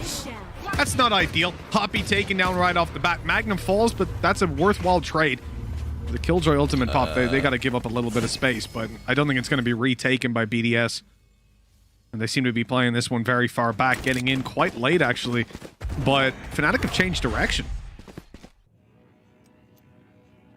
A lot of this is going to come down to Logan. Now, he's a res, but, well, not something that can easily be implemented without him running across the entirety of the map. And his more aggressive angle might just give an opportunity for the man himself. He just uses a pixel peek. He gets the information and even has the wall available. Now, there are still updrafts on Durka, so always bear that in mind. Walls are not going to be something that really stops this man from making his way through. It will, however, delay his team. Interestingly, though, they're actually going to rotate off of this. Just, okay, we put up the wall, that'll do. Or maybe it won't, because in comes Durka. He's blinded for about 6 minutes, but eventually gets in there with the kill onto Roden. Heaven Control goes their way as well. Without batting an eyelid, the site falls. BDS have to play into the retake. They don't have a lot to work with on that, and, well, they've missed the shot onto Durka. A valuable opportunity to take out a player that's a pivotal member of so many rounds. 3 HP remaining. I think he's going to be running over to Dome asking for a heal. Doesn't look like they will have time for it. Mystic's still going to be within the smoke. Durka now gone, and the rifle's going to fall alongside it. It's left to the pistols, and unless Doma can pull off something truly heroic, chances unlikely. It will be a round that's a little bit costly, at least in terms of ultimates, with the investment of both the lockdown and the res from BDS. But in terms of personnel, they keep 4 players alive and will get themselves that equalization. Again, solid start from Fnatic, but BDS more than happy to play from behind. Yeah, definitely. BDS don't mind. They've got that morale, right? And we've seen it so many times. Their comeback ability into games, certainly there. But as we discussed when we started out, the ability to come back into rounds is always off the charts. And I think that one there just really showed that. When they're in a 1v2, 1v3, probably 50-50 chances of winning it out, as you said earlier, Tom. When they're in a 4v4 retake, they're damn scary. And you better not be making any mistakes. Now, right here, a mistake has been made, but it wasn't by Fnatic. Akuma going down middle is fallen. And what that means... Yeah, garage is open. Open for business. The site, in fact, under threat. Hoppy, spray okay. Right on the Magnum. Doesn't get the paranoia out, but the trade is there. Mystic able to take down Gash, but Roden in the backside is able for a quick little double. 4-3 we go. A fantastic round by Roden. These rounds just seem to be an absolute flip of a coin, like a bare knuckle fist fight with both teams just swinging wildly to try and take themselves home the round. And well, this time it is BDS to come out on top, especially with the way that round started. It didn't look good, and again, even with what was committed by Fnatic, comes out with the Frenchman in the lead. And economy-wise, there's no doubt who's in the lead. They're going to have themselves the operator onto Gatch, and for the rest of the players, rifles galore, whereas we're looking at the other side, no ults online, Dome is close, but it's only going to be pistols.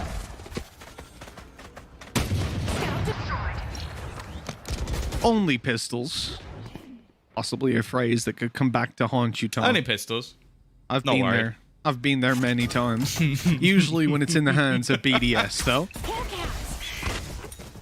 Deep flash. Not gonna damage anyone. Doman not even grabbing the spam onto the turret. But their position kind of given away. I'm surprised Boaster's just running in. The paranoia connects, and the trade is good. A good start, considering what it is. They picked up a rifle. Mystic is just sending it full, but the spike's down. Oh, Mystic! He found the trade initially, but that pushed through to get a double. That is such good map control now. Into the 2v2, there's weapons for everyone to play with, and Magnum has taken down Hoppy. Roden, a 3k in the previous round, won it for BDS, and now a 1v2 is needed. The big clutch. His flashes will be slowly refreshing. The heal, well, quite worthless at this point. He's even choosing to go through garage, but Tom, look at that plant. It's wide open for long, and this is just going to be delay tactics from Fnatic. It seems like Roden knows. Like he heard them go there. He's checking his corners, but it's not enough. What a great round by Mystic. And Tom, at the end of the day, it's just pistols. Just pistols. Yeah, no, and obviously, it's only pistols, so nothing could ever go wrong other than Mystic, which, again, like, the fact that he has kept up this level of just clutch capability and big round performances from what, as we're now looking at, is like 6 hours ago all the way to now. Like, this is unbelievable stuff from him. Like, I think that he's going to be looking at some sort of contract raise if they manage to pull this one off, because the amount of rounds where they had no right winning, and he just seems to have incredible amounts of impact, no matter the agent, no matter the team. Now, the pace change, once again, is mostly just revolving around Durka. He's his own entity. The rest of the team playing passive, slowly, methodically, trying to clear all of these angles, find out where their opponents are waiting for. Durka W key all the way through. But he has been delayed, at least for the moment, by the wall.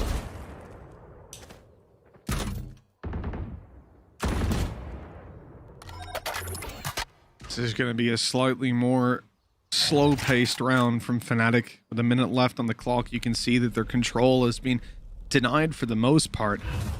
But really, it was all just fake presence. Going out.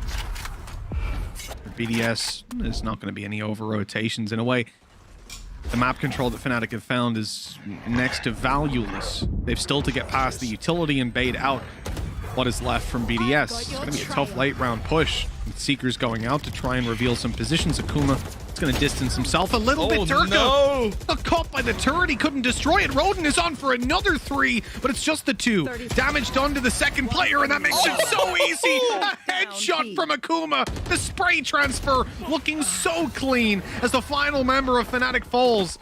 BDS regained their lead. That was ridiculous, man. Durka basically loses a fight with a turret. That's something I don't think I've ever seen before. Then we have just like 2 ridiculous spray transfers back to back. I feel like that's the thing I've learned from today, is just any player at this level can just do those ridiculous, like, I'm spraying at one guy and I've tapped the next guy. Like, we've seen Durka do it facing off against a player and a squid. We've seen, obviously, earlier in the day, Mystic do it. We've just seen Akuma do it. Now, like, this is absurd in the manner in which they're winning these rounds. And now, once again, it's going to be back to some weaker investments. And Roden and Logan, they're just brawling, fighting out in towards long. There was a couple of guns put into this one, and, well, there's one of them.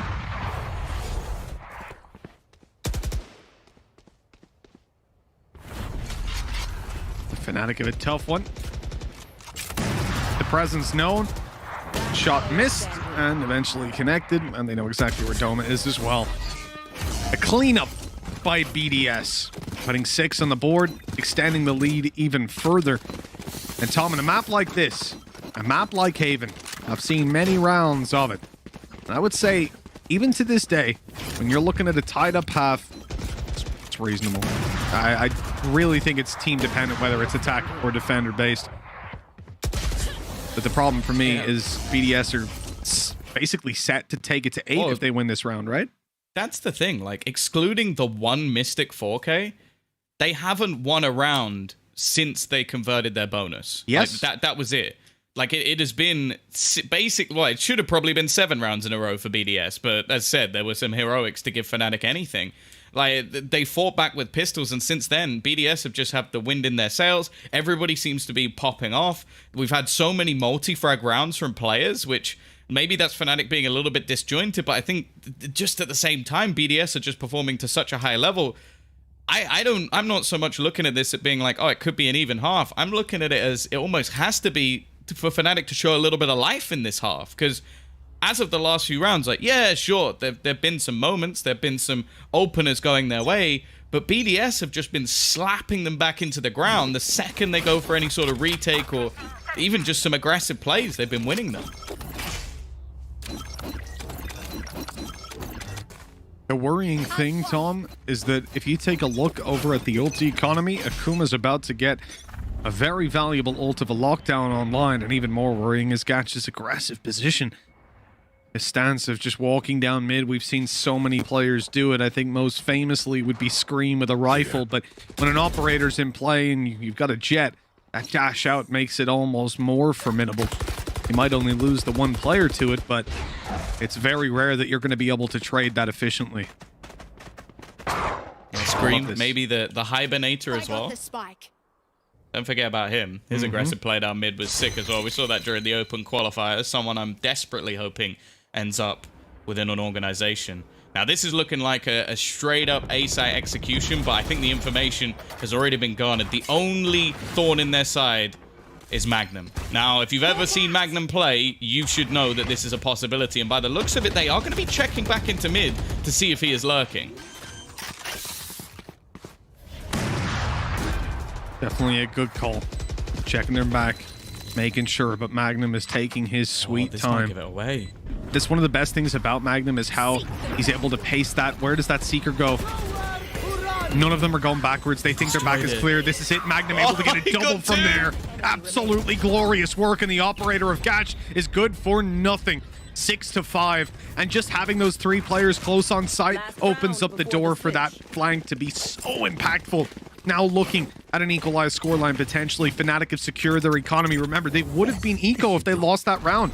Now, obviously, they wouldn't have actually ecoed, but they wouldn't have had a lot of money, and that would put them in a position to most likely lose this one out, and that wouldn't be a great birthday present for Doma. Or Ryan. I heard he's a Fnatic fan. He told me earlier, easy 2-0, so I heard he cursed it as well. Yeah, but you tweeted it, so there you go. That's true. I put it in writing. I messed up. Oh, gotcha. Is he going to walk out of there?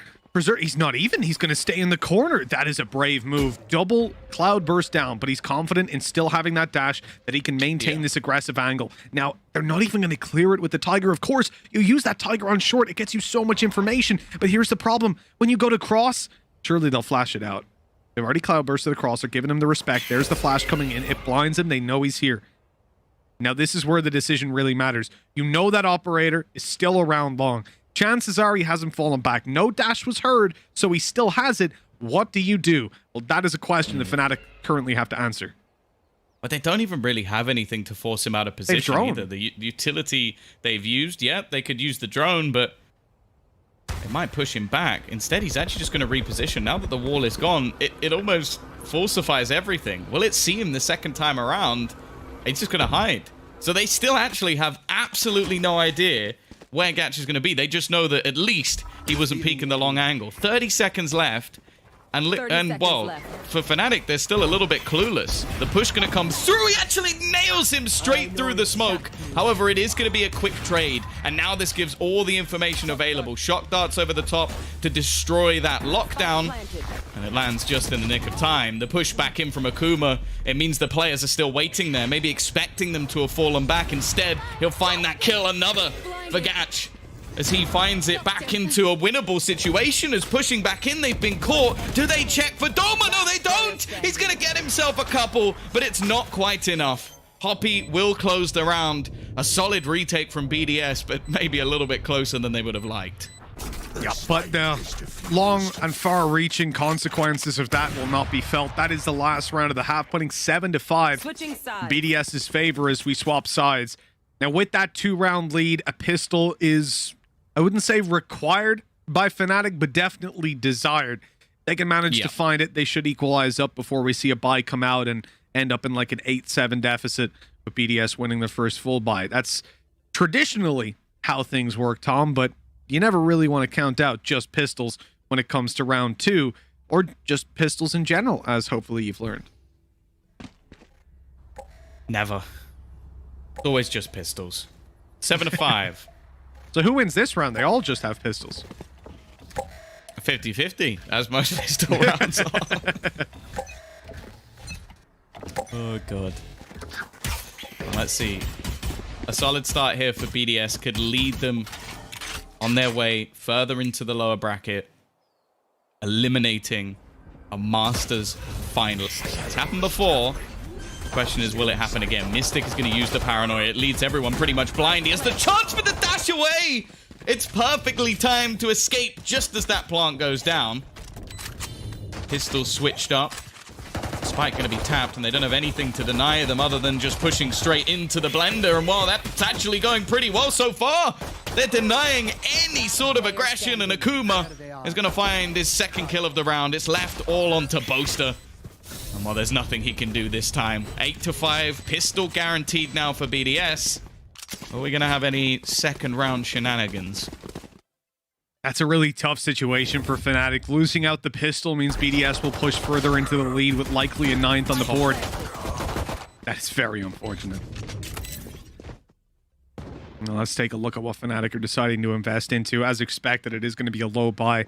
very rare on pretty much every map that you see second round force buys within Valorant. But I wouldn't say very rare, but it is definitely rare. On defense, especially. When I think it comes you need a spike plant or something like that. Yeah, and when it comes to defensive side, when it comes to defensive side, Haven especially, not really a feature. And I think the increased price of the Judge is going to affect that even further. If it was still a little bit cheaper, maybe you go for it, get light shields, and you can kind of make it happen. But even then, that'd be more of a buying situation. Oh, Doma. I saw the double. I saw it.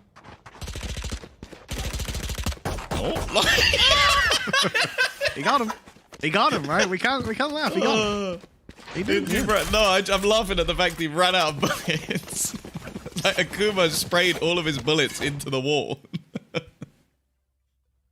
Just pre-firing absolutely everything as he goes around the corner. But hey, it's a freebie.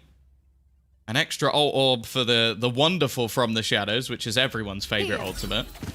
But now is the battle back. We've seen Fnatic do it time and time again. Oh, this is a nice spot. This might have been the longest day of playing they've ever had. We'll see if they still have the ability to dig deep. This, however, is a bonus round, Mitch, which we expect them to win.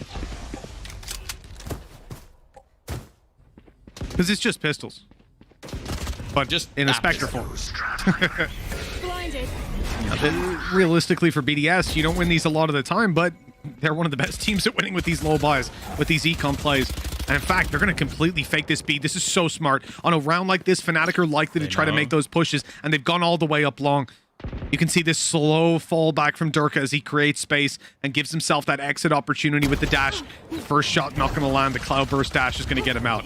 So he's managed to tickle them up, but most importantly, he's gotten the information. His teammates are on the rotate, and this is where it gets a little bit more difficult. The dash in to create space. Of course, Gatch dies, but the teammates have gotten through the choke point. That's the most important part. Durka tucked in the corner, now under pressure. Players right up beside him. He tries to fade back down through short, but Akuma catches him, the wall up, and it's going to stop Doma for a second. Give away his position. The step up into heaven. There was a jump that might have been heard on Magnum. Logan up close.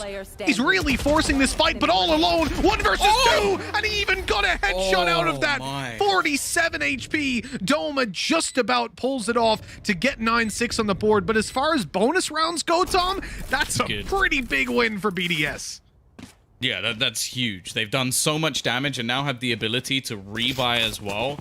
And we're starting to look down at the fact that they're getting ultimates online. So, yeah, this is an incredibly scary time for Fnatic. Chances are as well, their purchase into this round is going to be worse than the one in the last round. So even after getting the victory, like the fact that he almost gets that second kill is unbelievable. And well, I know that there may not be any emotion there on Doma's face, but I'm sure there was a sigh of relief.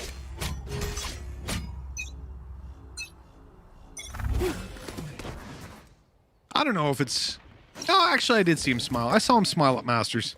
Mainly when they were doing their little send-offs, you know? Like the airplane and After everything. they won, is what you're saying. Yeah. Oh, that was kind of weird. The Tiger being pulled back by the tripwire. A bit of seasickness. And I don't get seasick, so that's very strange. 9-6 is where we're at. BDS finally able to get that buy up. Now, they made the last run super close. Look at this from Magnum, but it's being watched. BDS conscious with that potential push. And destroy the camera just for the sake of it, even though he's already dead. Boaster running right at them. It was either that or get to Tane. Oh, no. So fair enough. Oh, no. Oh, what's just happened? Oh, no, it's all gone wrong for Roden. Durka comes in at the last second, the knight in shining armor, to keep his teammate alive, and now they even have the heals to bring Mystic back up. This went from a done deal, a round that's over, to something that Fnatic can challenge for. No charges left for you. I'm glad you said something, Tom, because that was like a deer in headlights. I can't believe what I just witnessed. That was frozen in place. Uh-oh. Kill on to Doma. Defuse tapped. Oh, lots of damage taken. They're gonna save. They realize it's not worth going for. I already know we're going to get a replay of that, and I just want to request that the replay operators look deep into their soul, into their hearts, and don't do that. Don't do it to them. The classic is cruel. Roden's That's what a nice I've learned today. The classic is cruel. Roden's a very nice guy. Now, I mean... Yeah, we all like Roden. We don't need to see that. We really don't. I just want to be clear. We do not need to see that. so no one says the casters are toxic. Because I'm going to laugh if it comes up. So please don't show it. That was hilarious. Honestly, though, please show it, because I want to laugh.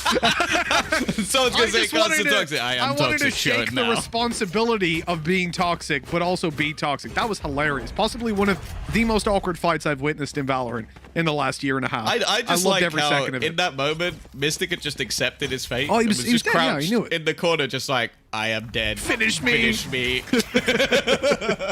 They've dodged the flash with the Cloudburst. That's worked out so well. They just wanted to get the orb. They run into the Cloudburst then just to avoid the flash. These guys run out on long like, oh, yay, there's no one here. Bang, 2 guys here shooting at you right away. That was gorgeous. BDS at a man disadvantage. Logan down, a very impactful kill. But Gatch has managed to seize a lot of space. One thing I'll say about Gatch, don't judge this man on his jet stats. I don't want to hear anyone going, oh, actually, he was negative on opening duels. Blah, blah, blah. He has opened up so many sites for these guys. He's bought frenzies when the rest of the team is buying up so he can give someone a weapon and dive at them and die so that they can enter into the site and get space. I'm really enjoying watching Gatch play. I think he's a great jet, but it's kind of off-brand. It's not like your normal jet operator gameplay. It's more like the screen jet that we saw for so long. No. That's not Surely not. This is a lot of pistols in play at the moment, and there's only one man left. Durka has killed off 3 of them. It's going to be Akuma remaining, trying to turn the tide, but he's not going to be able to. Fnatic break back with what was a very weak purchase into this round. Some weird ones is what we're getting in this series. And, well, I feel like the guy who has to bring up the thrifty board is going to start, like, his fingers have got to be hurting by the end of today. Yeah, I remember, you know, I'm glad we're not doing the call-outs right now, because I feel like every round would be a Red Bull clutch and a blast Playzilla thrifty. Anyone that was around for First Strike knows what's up. 10-7, Tom. Double digits for BDS. Fnatic. More than halfway. Is that good enough for you? More than 50% of the way, or do you want me to give exact percentages, Tom? You're going to give out again? Exact, say, oh, it could be, you could have said 53%. I want exact. Now well, what? 7 out of 13 rounds obtained. 7/13ths of the way, you could say, to a victory. They've already taken... I'm not that quick, okay? No, Doma, very nice stuff. Shutting down that mid play, leaving Hoppy all alone. And he'll be hopping on to the next round with a frown on his face. 8-10. They're making it happen, man. Fnatic are really closing in the distance on BDS, and it should come as no surprise that I'm expecting an overtime on this map. Yeah, to be honest, it seems like everything is pointing in that direction. The only thing for now is when's the break back from BDS, because we've now had not only a break back from Fnatic that was relatively clean, but also another round where they barely lost anyone. So we're looking at this for BDS as, okay, you don't want to let them back in. And that's the thing, like, I feel like it's very easy in this series to look at this from Fnatic's point of view. Like, they are the team that comes in as the favorites. They're the team that everybody expects. Well, everybody other than the people making a few pocket picks of like, oh, I'm edgy. I'm going to predict someone else to try and get through to Masters just to be different or whatever. But everybody expects Fnatic to be one of those Masters teams because of how well they did last time. BDS are a team that have always done well. They've always been in the VCT. They've always competed within it. But they've never had that sort of standout tournament, that victory, that spot at a big Masters event. So they may be on different storylines, at least for now, but for BDS, letting this one slip away from an advantage, it would be heartbreaking. Oh yeah, it most definitely would. I think you have to look at it from a realistic perspective that, you know, BDS have constantly been on the cusp of Tier 1. They've been able to compete with Tier 1 teams, but never convincingly getting those wins up there, never making those super deep tournament runs past qualification. And that's really the legacy that they have right now. They're a contender, but not a champion. At this point, they're definitely more of a contender than I've ever estimated them to be. This is the best look of BDS that I've seen to date. Even the one that's beat Alliance? No, yes, Tom, let's move on. It is 10-8, and a buy from Durka left him all the way down on middle. We had Mystic with him at the start, but they decided to leave Durka as a lurk. He gets shut down after the 1 kill. The res comes in, but Magnum catches Hoppy unaware. And with that, that's the man advantage kept in equal territory. What was that from Akuma? The man has a death wish. Man, not expecting anybody to be in that corner, looking to try and take space aggressively, and they've been caught because of it. There is actually a trip here as well. Very low down, so that's going to give a lot of information over. Already a couple of players ready and waiting.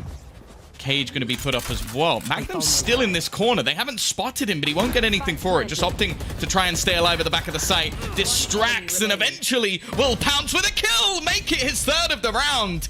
Surviving at the back, giving Fnatic now their 9th. And this is starting to slip away from BDS. Fnatic, this is their 6th map of the day, and they still are not down and out. Has Magnum just taken the ult from the or from the defuse for a neural theft? Is this man absolutely mad? Boaster, I suppose Boaster is 0 out of 8, so they just felt a little bit more comfortable. You might as well have the ult rather than I guess. Have something in a couple of rounds. This is something I'd like. Maybe Ryan could take a look at it. This round right here, the fact that you have Magnum baiting out like that is he knows he's probably not getting a kill, but he starts making a lot of noise. He starts spraying at them on sight.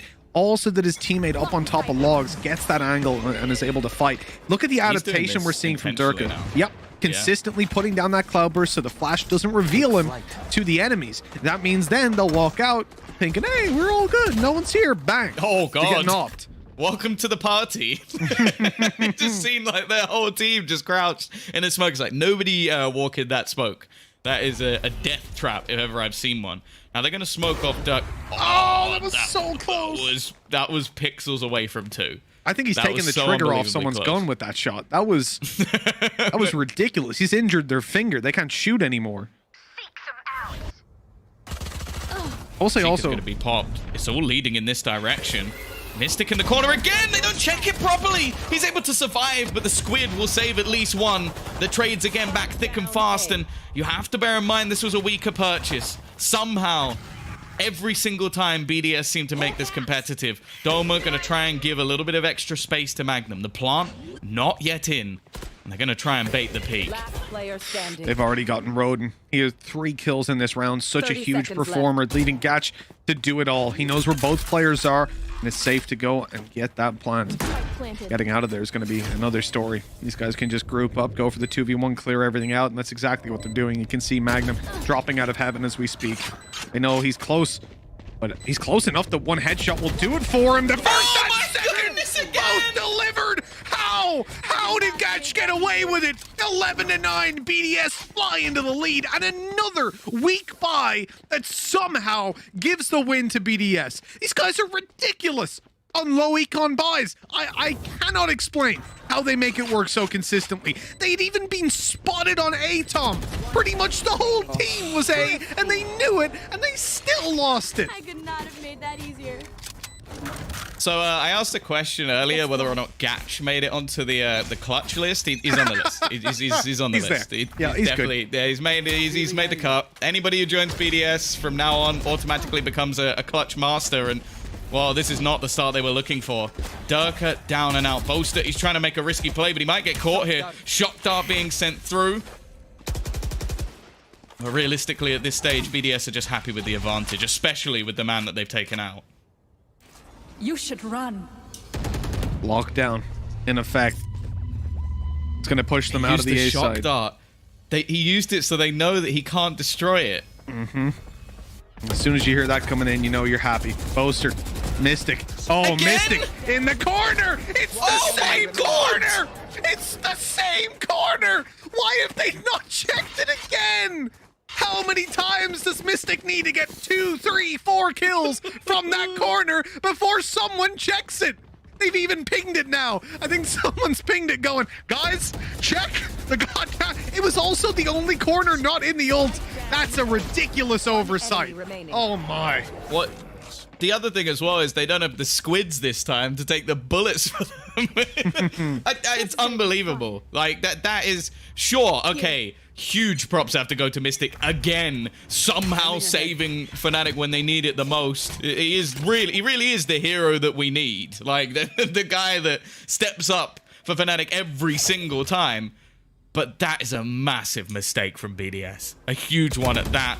They've been spotted on the push-in, and of course, they don't check Mystic's corner. He's always in the right place at the right time. They finally were like, guys, just remember, if we walk into the A site, make sure to check that, well, Mystic isn't there anymore. He's got 25 kills, man. Mystic's had such a good day. Oh, man. If they win this and he's not MVP, I think we should just go on strike. I don't understand at this point. 2 rounds, back-to-back, hiding in a corner. BDS push into him, and he manages to get 7 kills across the 2 rounds with that. Putting them at 11-11. Like, that might look funny because Mystic's doing great. It's fantastic. It's so impactful. The timing of that happening at 11-11 now. BDS are recovering from what was essentially a slap in the face by a wet fish. I'm not calling Mystic a wet fish. I'm saying he utilized one. Well, that's the thing, though. It's the equalization rounds. They were 11-9 up. They won themselves a huge victory. And then this happens. Now it's going to be an aggressive push in. Gacha gets away with it. Magnum's been caught, and Doma goes down as well. They may have been battered in the last couple of rounds, but they've turned it back into their favor. A chance for Durka, but Hoppy's not going to allow him back in. If Fnatic are going to do this, it either has to be the biggest clutch you've ever seen, or overtime. Mystic's alive, and the position he's in is technically a corner, so I'm not going to count them out just yet. Fnatic have a chance. He has to push them. That is problematic, for sure. Fake little step going down. They're not worried. They're still staring right at this. They know exactly what's going on. And Mystic's maybe trying to make a little bit of noise, keeping them in position, maybe getting them to push him down, but they know they're not going to win this round. At this point, there simply is no time to go for it. And with Mystic falling, Boaster is the last alive. You can see on his face, he wants to get that damage. He wants to take them down, but he knows that victory is so far away. BDS will be saving 3 weapons, 2 at least. Boaster might just be able to catch Killjoy in towards the spawn. 3 seconds left on the clock, and indeed he did, taking Akuma down and making this a much more costly round. We hit match point. It's not just that, though. This is series, this is tournament point. Lower bracket run on the line. The winner of this faces off against 10-star. The loser is out of the running for Masters, and as it stands right now, it is looking like that might just be Fnatic that go home and go out of the running. A team that is definitely one of the favorites to make it to champions at the end of the year might be missing out on Masters, depending on what happens in this round here. Well, if you predicted this at the beginning of challenges, get your head examined. You're an idiot, but let's move on from that. But here we go. 12-11.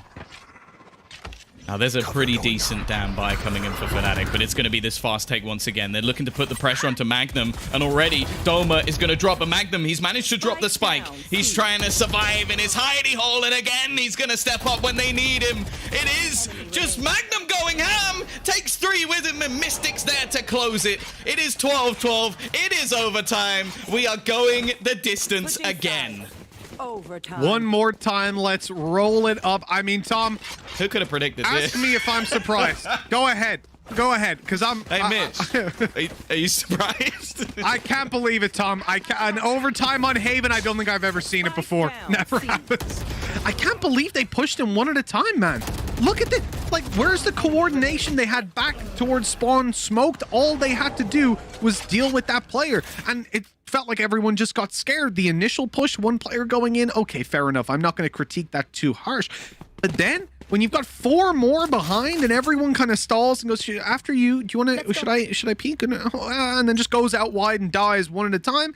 Come on, you're better than that. And I think BDS are going to be kicking themselves after that one, seeing the mistakes that they made. Now, into overtime we go. Fnatic not going to be playing with an operator. Same for BDS. This becomes a much more scrappy fight. And look at the difference in holding down the A site now. BDS have 2 players here. They're going for the deep Tiger, which was being covered in case he got pushed down. They know that short is clear at this point. The flash clears long, and now they start to rotate, content that they've got all the information they need. But what they don't know is that Fnatic have heard that flash go through. They heard the Tiger from the mid window, and they realized these guys have given up all the control at this stage. So let's go in and take some free real estate. Blinded. That's a lot of information, though. Straight away, the wall goes up. It is going to be broken. Well, partly, at least. Durka will get there eventually. Yeah, he only needs the 24 bullets he has remaining. I've never seen that. Headshot, so it's fine. He's got plenty. They're running this clock way down. Yeah. They've almost tried to pull the rotations with the wall break. They've still got the owl drone, but this is a lot of time that's being utilized. And the fact is, the alarm bot in there is going to give everything away. 20 seconds to make this execute work. Kuma's on the backside, flashed up and dealt with. Magnum quick to take down Gatch. The rotating player dead to rights, and that is going to be Fnatic's plant. BDS quickly looking to mount a retake on this. Mystic overwhelmed by that, but the wide peak on long, maybe not such an ideal situation. BDS, smoke it off. Oh, he stood up! That timing for Doma is absolutely horrendous. Hoppy now going for the defuse. They've killed someone, and they're even throwing in utility. Hoppy, how's he still alive? 9 HP remaining. One headshot to Durka would do it, but a 4K from the man himself. Puts 13 on the board for Fnatic. They are fighting to stay alive in this tournament. They do not want to give up Masters here, and now they've retaken the lead at such a crucial point. One more round on the defensive side, and they will be knocking BDS out after what has been probably the longest day of their careers in Valorant so far. Certainly the most stressful. Why, I think it's mine, I'll be honest. Like, this, if I had any hair left to tear out, it would be gone, but thankfully that's not an issue. You spoke about operators. Well, Durka will never shy away from a fight. We're going to see that pop flash once again, trying to almost push him off those angles, but it's looking like a faster play into mid. They have been spotted, though. Doma's utility giving them the information they needed. Now, if they don't check this corner, I'm going to be gone by the time the camera comes back onto us, because he's done this before and ended the round. Oh, this is where things get scary. Mystic in a corner. Can never end well for the other team. Maybe BDS have got some sort of sixth sense. They walked towards it and said, oh, I don't know, man. There's a lot of corners in there. There's a lot. And Omen's still alive. I want to slow this one down, but they're still going. Moving forward gently. Boaster just received his recon back online. Mystic is blind. They haven't cleared the corner. They check it, but not in time. Roden is down. Spike on the floor. Flash deep. Buying time. Recon revealing. Fnatic. Man advantage to play with. All the players rotating in. This is a blunder by BDS. I don't know why the spike went first.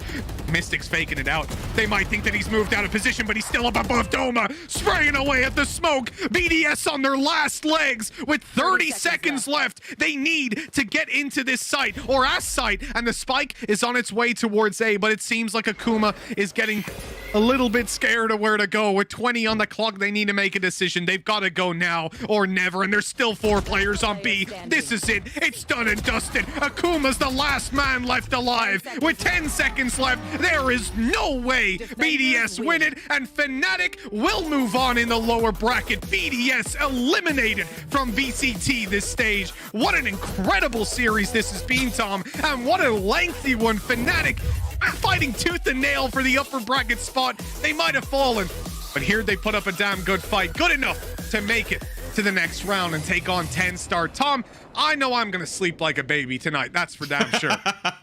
Well, I was going to say, like, if Doma had plans to go out celebrating on his birthday, I think the only thing he's going to get is just some sleep. Like, this has been one of the most unbelievable performances from a roster. Like, sure, well, I know you for sure expected that Fnatic would come in here, upper bracket, easy day, and that would be it. But they have grinded through it, overtime after overtime, a tough loss straight into another matchup, losing the first map dominantly, and they fought back through it. A team that has showed more tenacity than any roster I think we've seen in Valorant. I think that's fair to say. So, well done to them. I do have to put a side note of massive commiserations to BDS. Like, I think we came into this expecting that they might not make it through to that, like, top 2, top 4, whatever you like. But the fact is, realistically, they could have won this series multiple times. And the fact that they've fallen here, it is devastating for them, because they could have easily taken this, well, in map 2 even, with how close this has been. Absolutely. Yep. BDS surprised us a lot. I have to say, you know, this is a roster, and I got to give them extra credit because of the fact that I said starting out this, if you see my predictions over on Twitter, I said these guys, they're not going to get anywhere, right? They're going to get knocked out pretty much straight away. They did lose their 10-star game. Your prediction, right? I know. I should have known better. That's on me. But they did well versus 10-star, close game. They came down to the lower bracket. They managed to beat Vitality 2-0 in glorious fashion. And now this Fnatic series has put more credit to their name than they've ever had before. In the initial Masters run they made, they earned a lot of respect in the EU scene, but this one honestly just blew me away completely. But Tom, you know what? We can't sit here talking all day. We've got to talk before we go to the break, before we go to the AD. We need to talk about the players of the match. We need to talk about a poll that I don't think anyone should have trouble with picking out a winner, but let's see. Durka, Boaster, and Mystic. Now, I think there's arguments for all of these players. Boaster playing the Odin alone, in my book, wins him that player of the match. The fact that Durka came in and had a fantastic series, but Mystic, come on. If you're not voting for Mystic, you weren't watching the same series as me. This my fandom of Mystic left aside, he played an incredible series here. So please, go and vote for Mystic, or whoever you think is technically player of the match. Whoever you desire, as long as it's Mystic. As long as it's Mystic, you're doing the right one. Look, we're going to be done for today, though, Tom. It has been one hell of a long day. But at long last, we're good to go, have a little bit of a rest. Plenty more Valorant action going on over the next couple of days, though, so do stick around. And, of course, we've got the Analyst Desk coming up in just a little bit. So stay tuned for them.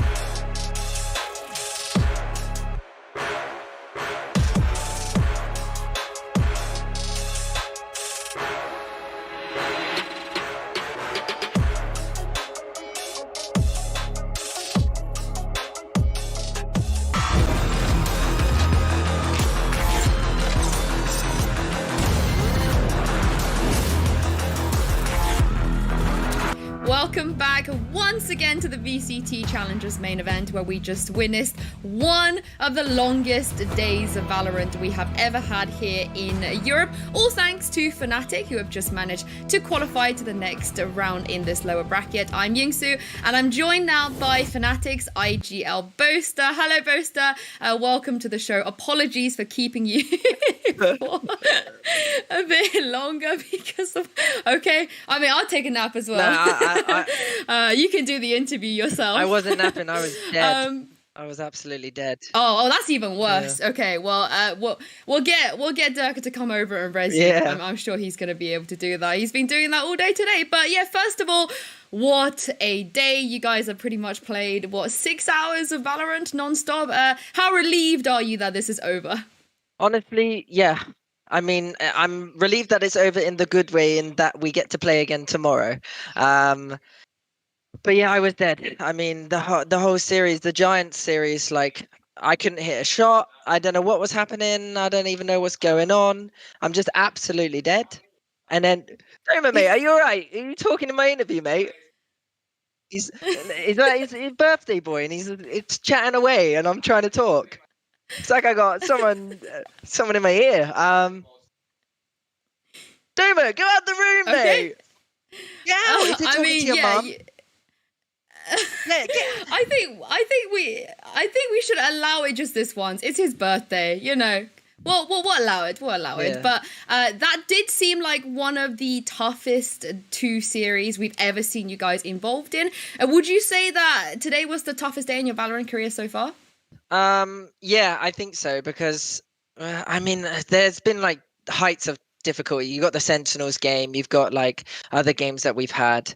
I think today was a really tough day, like for me personally, because we go out losing to the Giants, obviously, and I'm just like, I felt like the loss was on me, to be fair.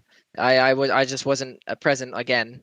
And then we go into against BDS straight after, and the whole team, like, we weren't, you know, like when you lose and you're